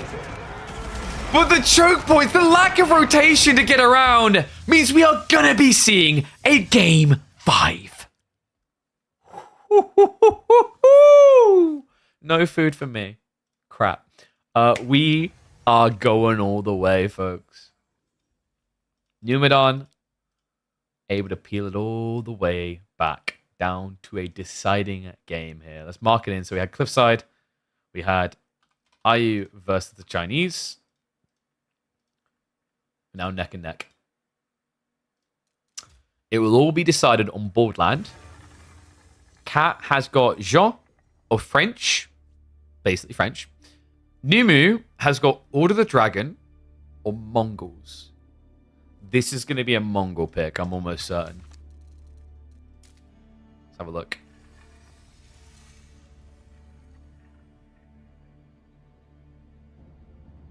Alright. Okay. I didn't see that coming. He's just an Order of the Dragon. Oh yeah, someone needs to like clip my face and turn it into an emote, please. Just saw that on stream. That'll be a good one. What was it? What was it? What was it? Or was the hand better? Anyway. Yeah, I'm not sure about this matchup. All the Dragon's kind of underexplored still. Guys, I'm going to run 3 minutes of ads now, by the way. So then when we're in game, there's no disruptions, even if it's an hour-long game, because Borderland has a habit of doing those. So yeah, I'll just run the ads now. And then what we can do is we can set up the predickies. Give you guys 5 minutes.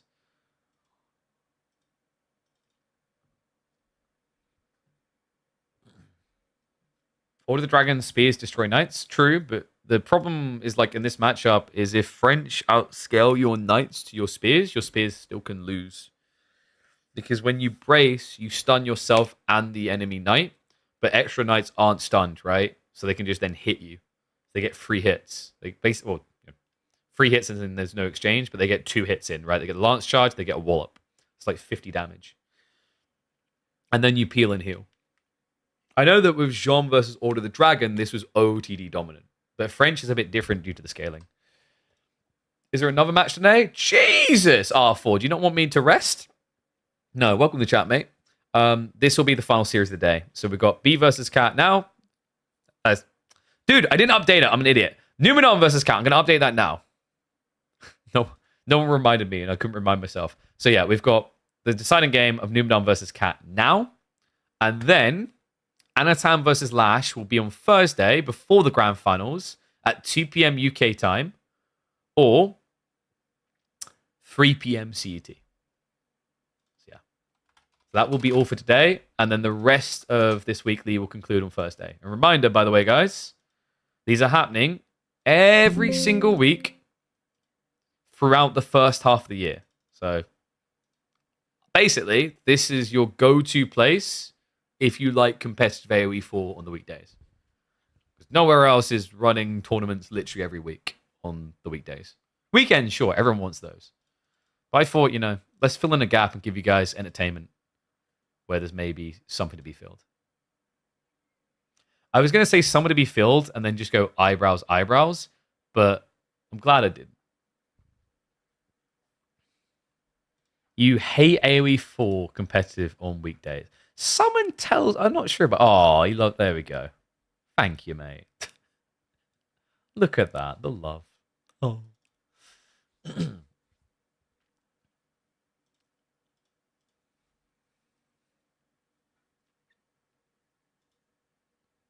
Sorry, just keep that out.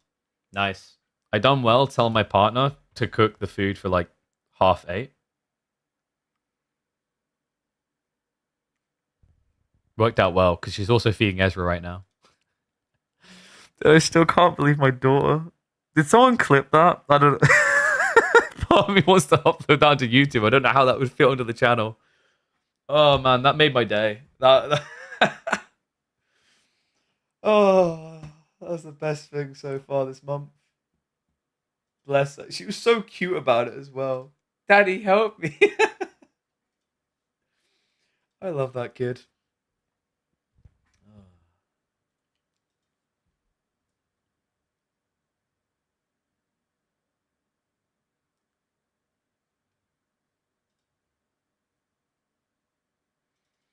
And no, Nimadon literally just played China. That was China he just played.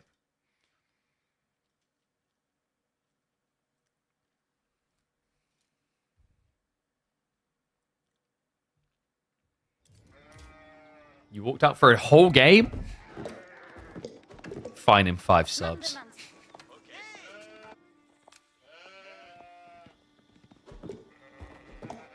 Your tournament life hangs in the balance, and you trust the dragons more than the Mongols.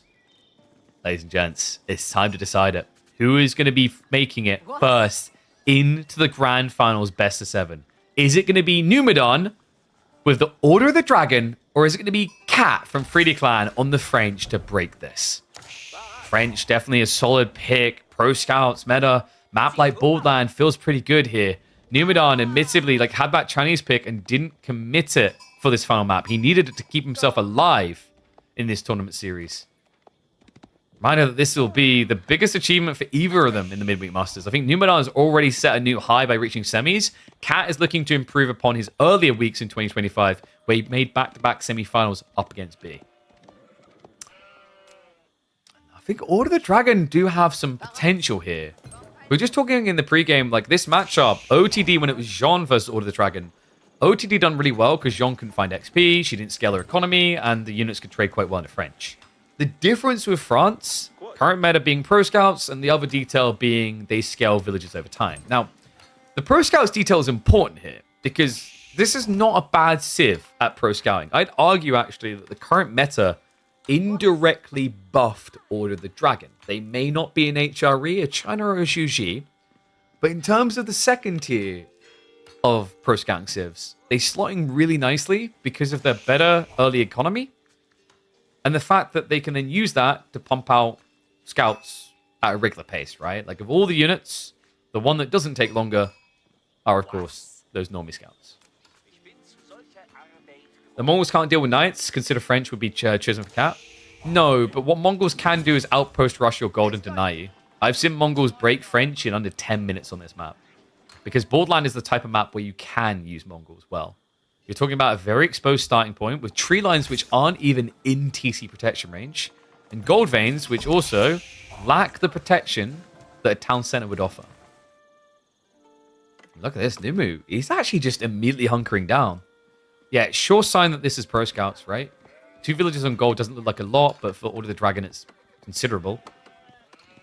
Do we have the mill? No, but he's chopping the trees now, so quite possible. Yeah, the build order looks a little bit weirder for Order of the Dragon because of the lack of villages compared to normal civs, right?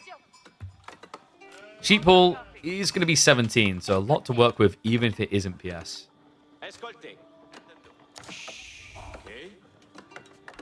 It's mental in 2025 we still have maps without safe woodline. Why is that mental? I'd agree with your statement if the game didn't include straggler trees. But I think that kind of makes it a bit better. It's okay to have some maps that have unsafe woodlines. It shouldn't be the norm on every map, sure, but it's variance, right?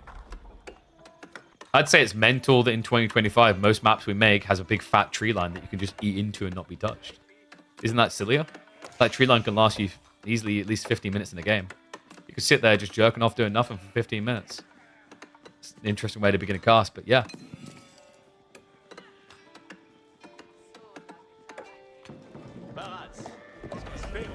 We talked about this before, though. I'm a big fan of having to earn your position in the game. I don't like the idea of maps that just say, hey, don't do anything until mid-game.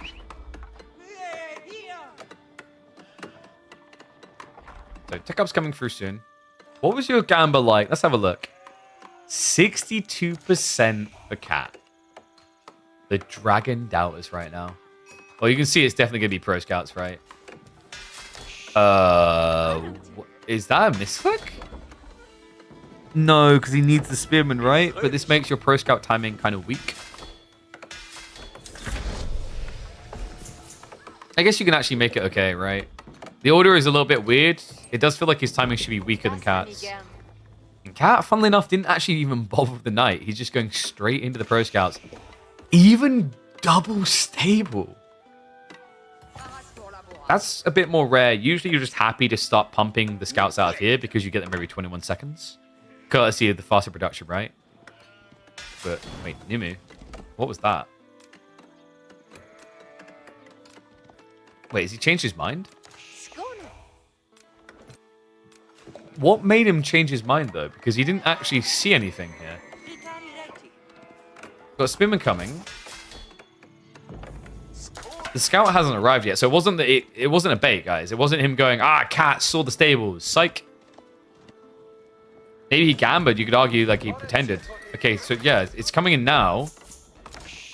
I think this is a reaction to the double stables for scouts. Nimu was doing this build order because he's expecting a knight, so he could maybe mirror the pro scouts timing. Instead, he probably feels like he needs to add in additional pressure first. So pro scouts is going to get queued up. Okay, I don't know, man. I actually don't know what this was about. I think it was the house, right? He ran out of population. Yeah, okay. Yeah. Because, yes, I see what happened. Because when you play with OOTD, 2 pop for 1 spear, right?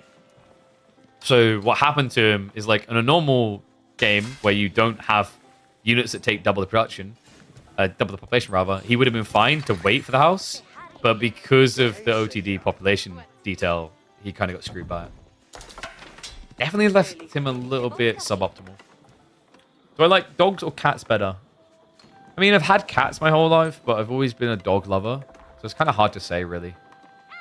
Do I do that cop-out where I'm like, I like both? My dream dog is a Siberian Husky, but between travel and the amount of degenerate hours I spend in front of the PC, that wouldn't be fair on a Husky. Like, I guess I'm leaning cats because I have cats, but I love both.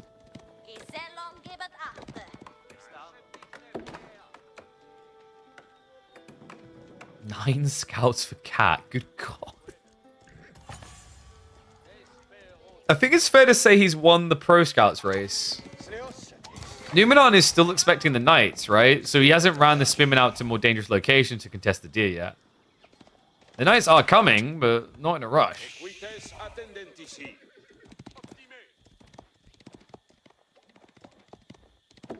You know what is underrated, chat?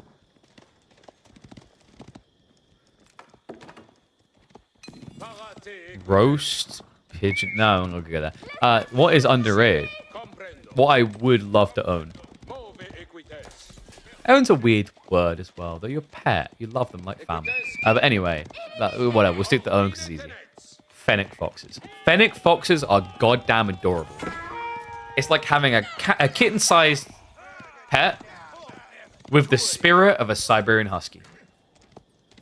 Unlimited energy. I've been tempted to buy one of those. But I also am a cheapskate. So instead, I watch videos online and appreciate how adorable they are. So Horseman coming out. 4 Spearman's a pretty lofty investment, kind of necessary against Knights, but it doesn't feel like you've really stopped Cat from getting everything he wants here.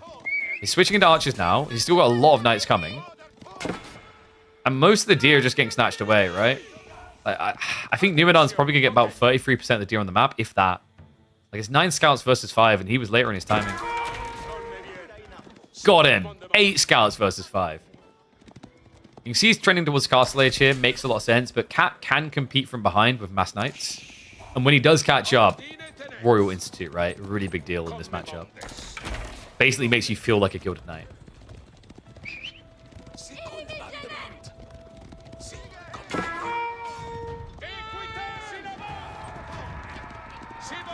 Don't Gilded Horsemen square up nicely versus Knights? In theory, sure. But, like, the reality is, although you have more health, you have less armor. So the health is actually comparative. And your attack speed is much worse than Knights.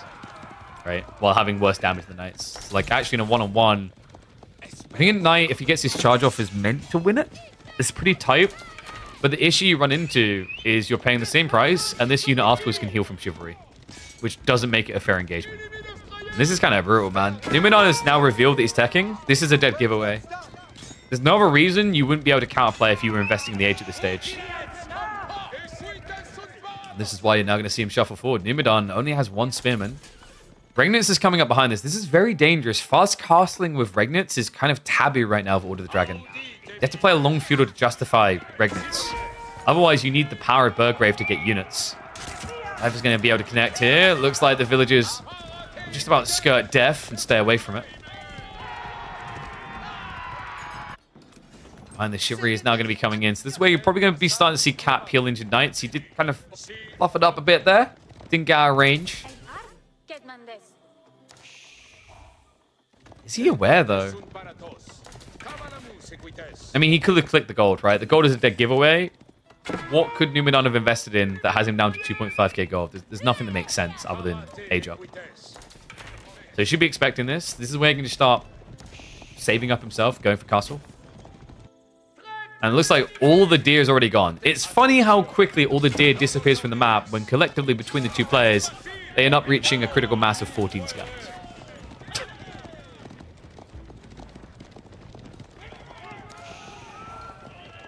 Looks like Cat is going to go for that charge in. I think he would have got the worker kill there, but wasn't willing to sacrifice a spearman.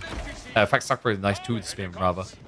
Sorry, long stream. Gilded Knight now coming in. Okay. Is Gilded Knights really the win condition here? Against mass French Knights? I mean, you need some raid, I guess, is his fort, right? Like, French is starting to outscale you, so you need to do some damage, but how do you defend yourself now?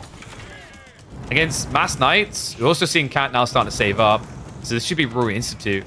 He's already got enough archers to address the spearman threat, and the other awkward part about the Gilded Knight play is they are really slow to produce. 42 seconds per knight. And the breakthrough in the wall is coming. Going to shuffle in. He does see it as well. And Numenon failed to pull away. That should end up being all 4 villagers dead. Yeah, he shuffles past. No wheelbarrows, no escape here. Really unacceptable losses at this phase of the game. Numu has at least got plenty of food to work with to get additional troops out, but he's going more knights. So 400 health sounds really good until you realize these knights are going to be going up to like, what was it, 310? Yeah, all of a sudden Gilded Knights don't sound that scary, right? This is kind of wild from Numu. I get where he's coming from. Like, you build spears, you get countered by the archers. But surely spears crossbows would feel a lot better. I think for Numenon, he thought he was going to be able to raid. He's dead wrong, though. Cat now caught up in the age. He's already got the gold necessary to immediately queue up Royal Bloodlines. And then immediately afterwards go for the veterancies. Yeah, so there's the Knight veterancy. Royal Bloodlines the priority. Archery veterancy can wait a little bit here. So how does Numu now win? He's at least got relics on the way home, right? He's retreat 1. The rest doesn't seem realistic, though. Should be very hard. We have got the horsemen at least poking on the other side, but you really wish this was one of your Gilded Knights.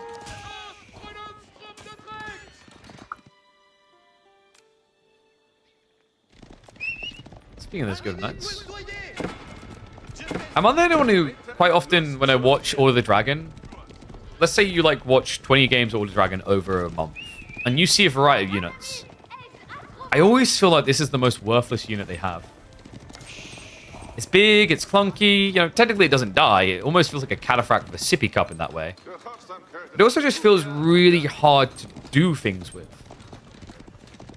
Right, it's very predictable, you don't have that many, so it's very hard to split up and just raid everywhere at once.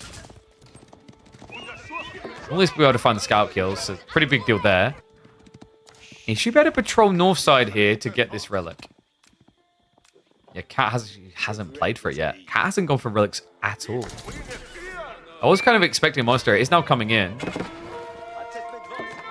Does feel a little bit like he's not restricting the map enough. Royal Bloodlines is going to be there, though, and it looks like he will be able to deny that prelate.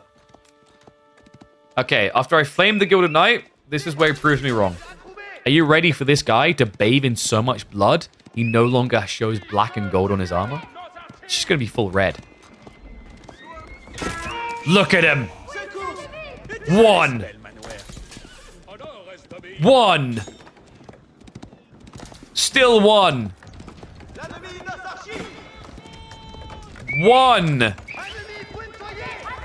2. We done it. It's worth.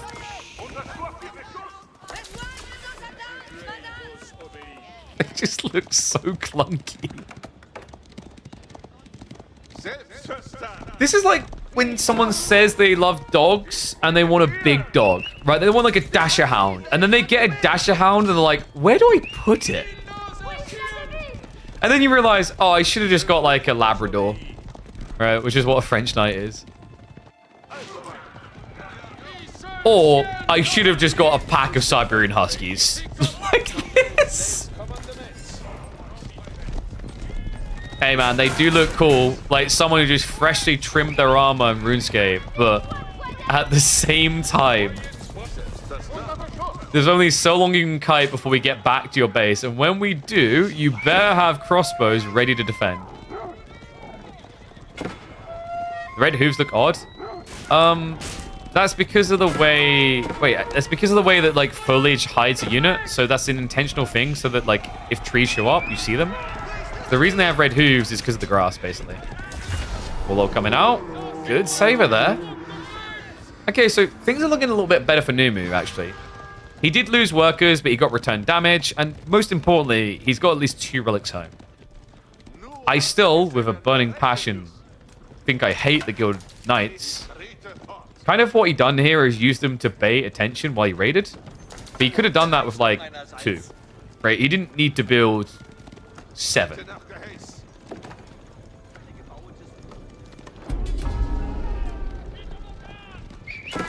Last time Cat broke through this wall, it did lead to a healthy 4-villager kill. Much harder to find it this time. Crossbowman count is looking pretty decent. Veterancy is just triggering now for Cat, though. There's a lot of knights. I don't think we have cantled saddles, though. We do. Well played. I've seen a lot of people skip cantled saddles, and it kind of makes me sad. It's just a very powerful tech. Remember, that's the one that increases your damage after charge from +3 to +10. That means at the beginning of the fight, instead of doing an extra 9 damage, you do an extra 30. Yeah, it's not just cheap. It's even cheaper when you get it from the Ruin Institute, remember.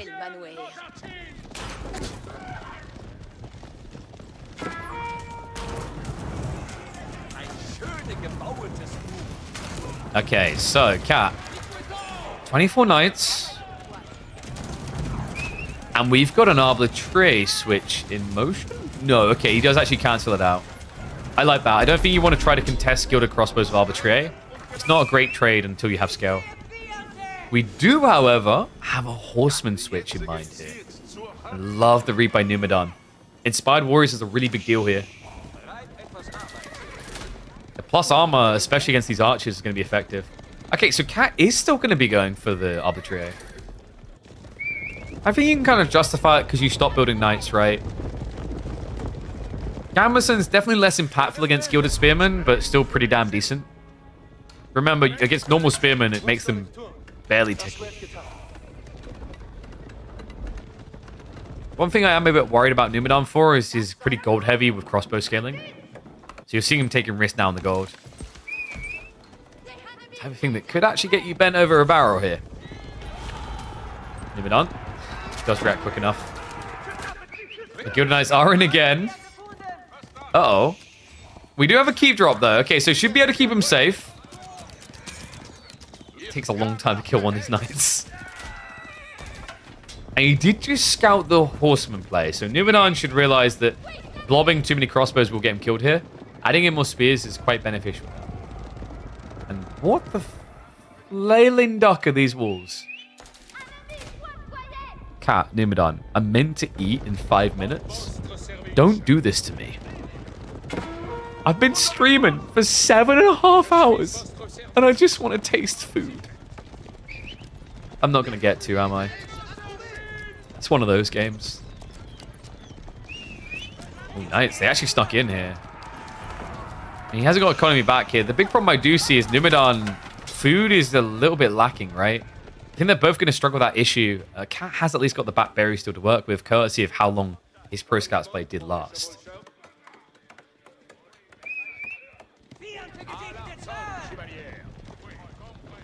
Tasty food exists in England? What country are you from to be insulting me like this? We can do food. Yes. Mainly because, like, we stole everyone else's dishes. And then they came and cooked over here anyway. But we can do food. Need a shake sponsor again? I'm working on it. Keep an eye on this space. We might actually have an interesting brand coming in.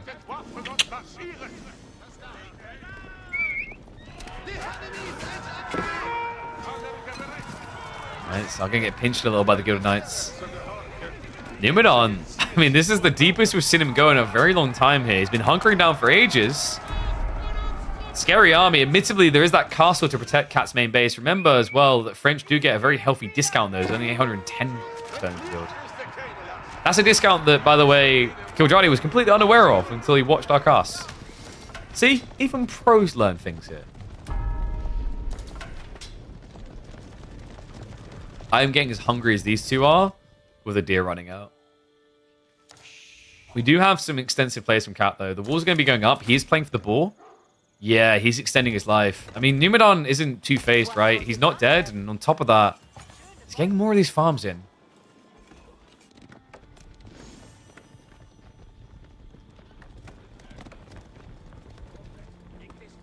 British fish and chips does seem great. I'm not crazy about it. I'm not really a fan of fish. Outside of tuna, canned tuna. And that type of fish never appeals. Also, like, I don't think our type of chips are that good. Like, as in the fat chips, I prefer French fries.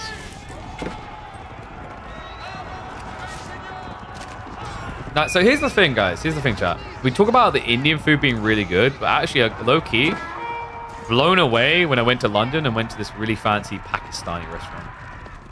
The food looked ugly, but tasted incredible. Nice quick break of the wall. Didn't even try to wait for the gate to come up here. Ah, we have Numidon admitting the reality of playing Order of the Dragon. You might as well build Siege because population efficient. The cats eat canned tuna, so you can't eat anymore. Have you considered, I don't know, eating your dinner not on the floor?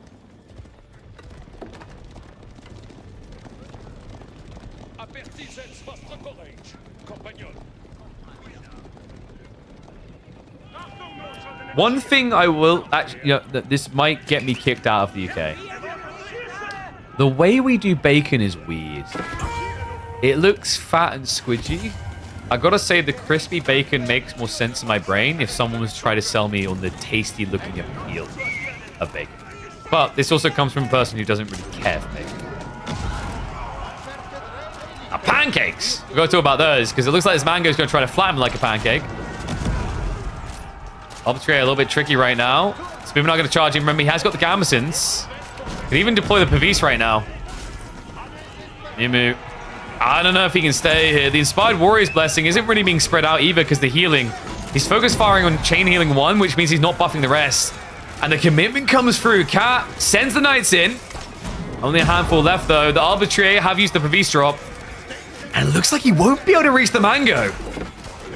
Numidon also kept the quality alive. For him, it's all about Gilded Crossbowmen here. That's all that really matters. So we'll be able to leave this skirmish.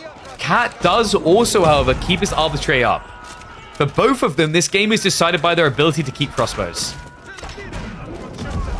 Nimu may simply survive on the back of this Mango more than anything else. Cat is going to have to back away. He has still maintained control on the Sacred Sites. But now, we have to sort brass tacks. When are the farms coming? Because you're about to be dry on food. He's maybe got like 3 or 4 more minutes that he can stretch this.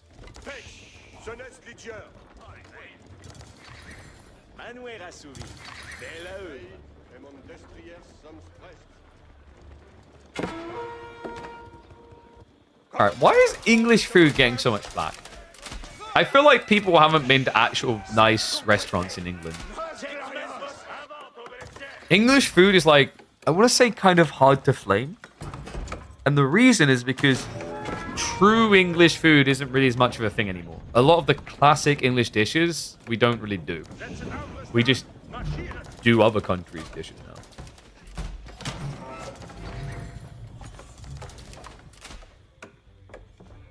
No, I would advise not using Jamie Oliver as a representation of my country's culinary skills. That's like judging every Frenchman's propensity for violence based on Zinedine Zidane's headbutt. Right? Like, if I followed that same stereotype logic, when I interview Marine Lord, I'd have to wear a crash helmet for my own safety out of paranoia. You know?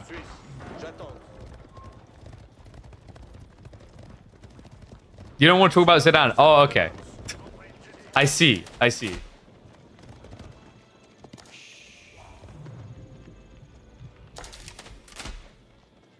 Yes, I know Zinedine Zidane is French. We're using it as a comparison.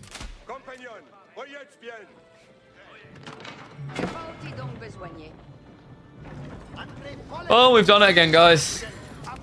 Boardland to round out the stream. 2-hour game incoming.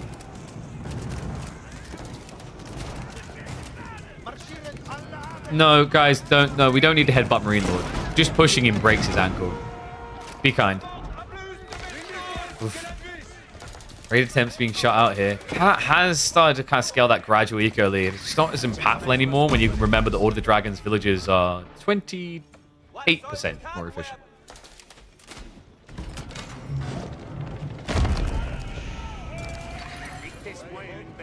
There's an announcement today that AoE free DLC is being cancelled. Ooh. I mean, I would be surprised that carries over to 4 and 2. If we're being totally fair, I have been shocked that AoE free has continued to receive support all these years. And I know, Don, I know you love AoE free, but if we look at it from like a player-based standpoint, you get what I mean, right? So I don't really expect that to affect AoE4. It'd be criminal if it did. AoE3 is bigger than it might be bigger than I think it is. It doesn't matter. It's opportunity cost logic. What can those developers be doing instead, right? Like, could the developers make more money developing, like moving those developers to develop a new game or develop DLC for a different game in this franchise? The answer is yes. Right.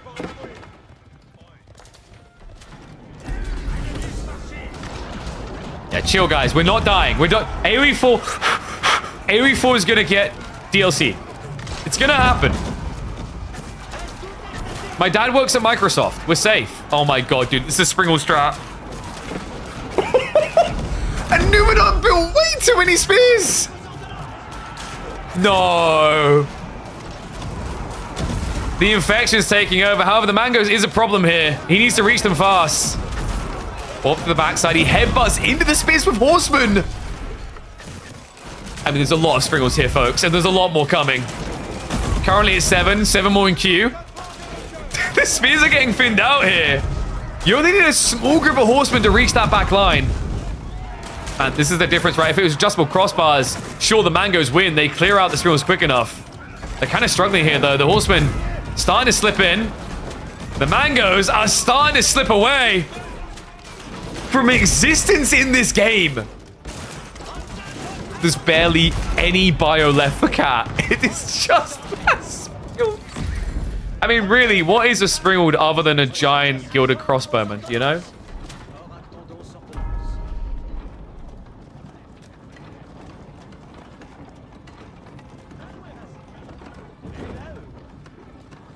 But yeah, commiserations to AoE 3, but like I don't see this as them bailing on AoE 4 necessarily.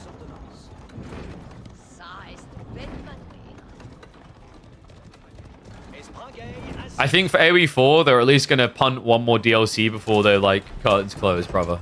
And if that one sells really good, then we continue.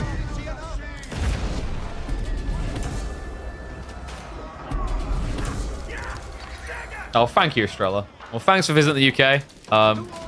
The us British people, we think this is a crap hole, so enjoy your escape from my country. It's okay, guys. We just need to make AoE free 2. Pas ne besoin d'être effect. 15 sprinkles.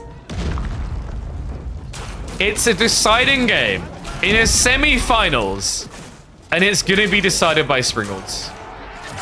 He baits the spears out of position here. This is a tricky thing. You're gonna get kited, right? The horsemen just need a small gap. The mangoes, because they have to focus these down one by one, they're just not really clearing the field fast enough.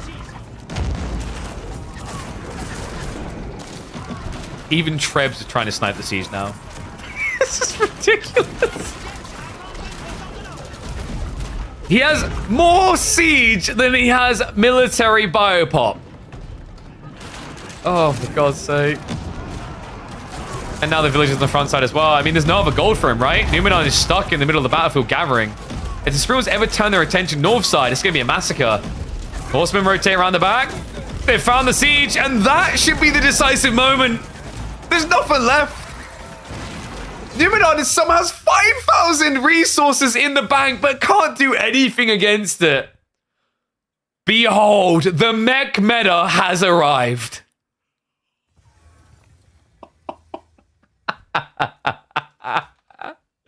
Remember when people were mocking Spriggles, saying they sucked?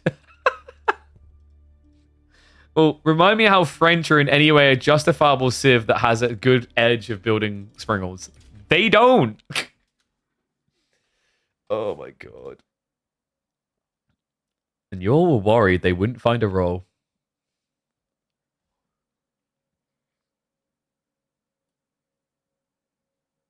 Well, I've said about AOM already, right? Like, AOM shouldn't... Like, I don't think AOM should get support for AOM. I think it should get support for a sequel. I think AOM has a lot of beneficial elements that would make a sequel incredibly successful. Possibly done right as big as, like, 4, 2, all of them, right? I don't think they should now waste, like, 4 or 5 years making retold expansions. So, like, I don't think giving Myth support is bad. I just hope they shift into making the next one. 730 viewers. I'd like to remind that we get to name his second born if we hit 1k. No. You have to hit 1k across. And wait, no, dude. Not my second born. I've already got a second born. You're late to that party. If I ever have a third born was the goal. But no, so that would be average viewers as well, remember. Yeah, I feel like, wait, is Don still here? Or did he just come in, let us know about that, and then go scream into a pillow? You're fine. It's a shame. I mean, like, it's a shame, but also, once again, you know, when the player base gets low, there's always the opportunity cost discussion, right? So I kind of get it. Like, is it worth building more DLC? If your numbers are going like this, is it worth continuing to build DLC? It's not, right? Because eventually, like, you get a point where, like, we should just build a new one and ramp up again. And thank you, always cursing. Appreciate the sub, mate. So I kind of see where they're coming from. Like, 4K player count sounds decent. Player count has been going up. I guess not considerably enough. Let's have a look.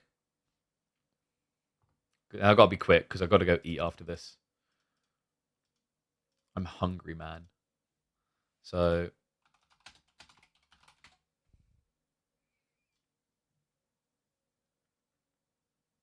Okay, I mean, like... Wait, when did it go free to play? It went free to play, like, last year, right?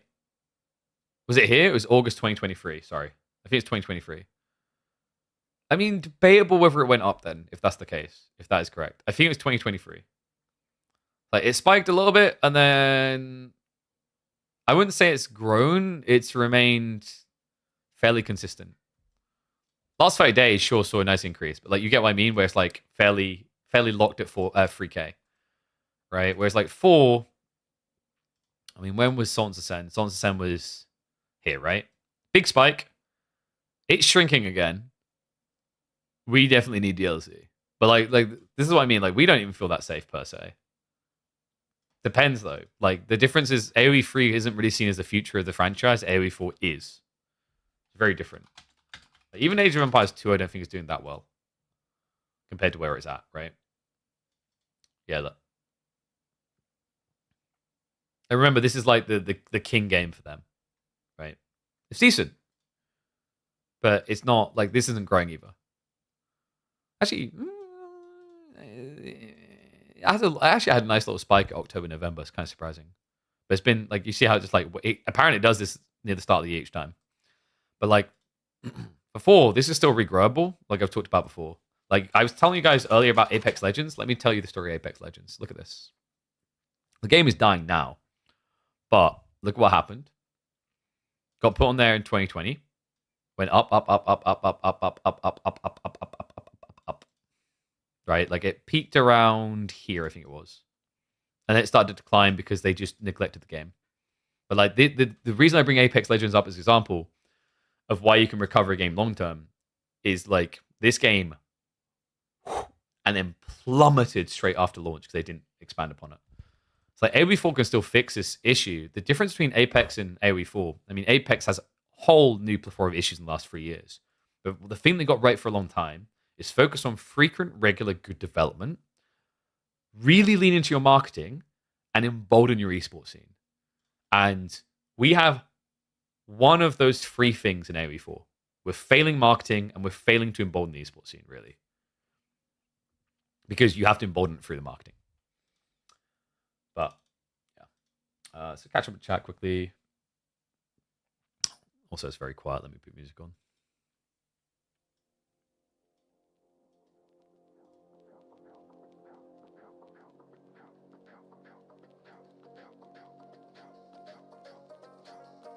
Whatever main point, it's not like AoE 3 has 10% AoE 4. Sure, but, like, once again, like, my point is that potentially AoE 4 isn't as far off that inflection point of discussing is there value in the future of this franchise.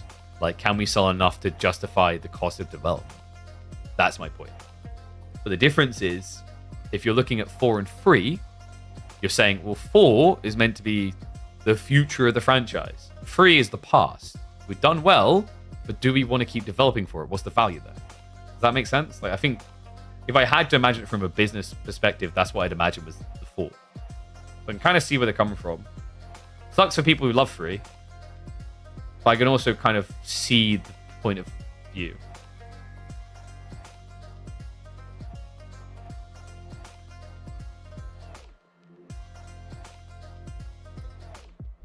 And yeah, RTS Fest does give a boost. True.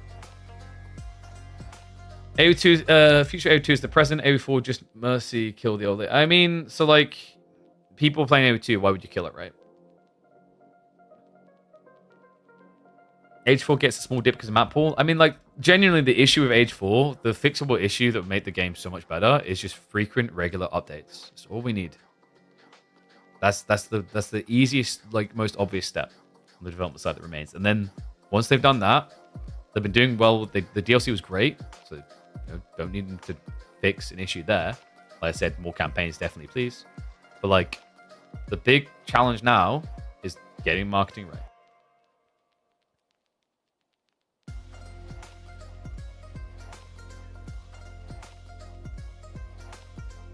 To announce and be cancelled is a lot. Okay, like, in fairness, I can see where you're coming from. But, like, then that once again, I guess in my brain is like, what was the cost or anything? I don't know. Like, that would be my thought. Is like, did they run into development issues? Was there a giant hiccup? Maybe. We've been seeing, like, you have to keep in mind, we've been seeing a lot of that in AAA development, but even indie development isn't protected against that crap, right? It's like you have a plan, and then all of a sudden, giant technical leap issue jumps in. I don't know. Like, we're speculating though. We don't know. We don't know for sure what the reason was. It's unfortunate for sure. I feel for you, but what I would say, I guess where I'm getting at is, like, definitely compared to, it's definitely a shocker that they announced and then, like, cancelled, but, like, compared to, for example, tomorrow, Marvel Rivals just shutting down, right? It's probably not as much of a shock to the system, if that makes sense. It's like, it's kind of like 3 had a good run, we're like, well, we had a good run, sort of thing. But I agree.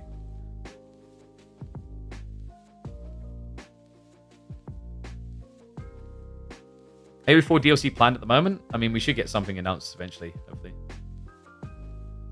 I mean, Don, you might be happy, but, like, my point still stands. You see the point, right? Like, if we look at Marvel Rivals, there's probably over 60,000 people playing on Steam right now. Sorry, 262,000. I really didn't give it enough credit there. Tomorrow they're like, we're going to shut this game down. You're like, huh? Like, let me give you the comparison, right? The obvious one is Flappy Bird. Do you guys remember when the guy just shut down Flappy Bird? Because he was making too much money.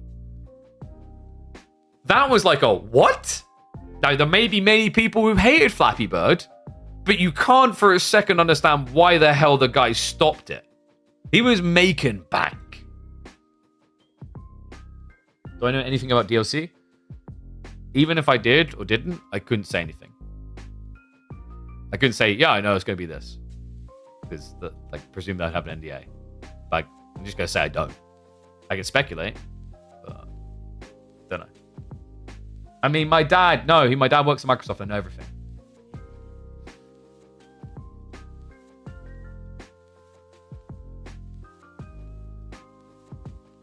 Having a shame Marvel Rivals? I mean, I've played some of it. It's decent.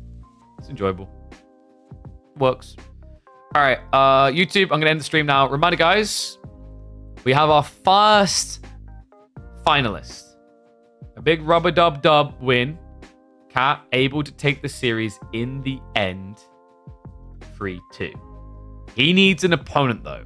We will find out that opponent on Thursday. Thursday, 2 p.m. UK time, 3 p.m. CET. Convert it to your appropriate zone is when we'll be live next for the semi-finals between Lash and Anatand. And then we'll do the grand final straight afterwards. So, guys, say farewell to you YouTubers now. Make sure you tune in Thursday.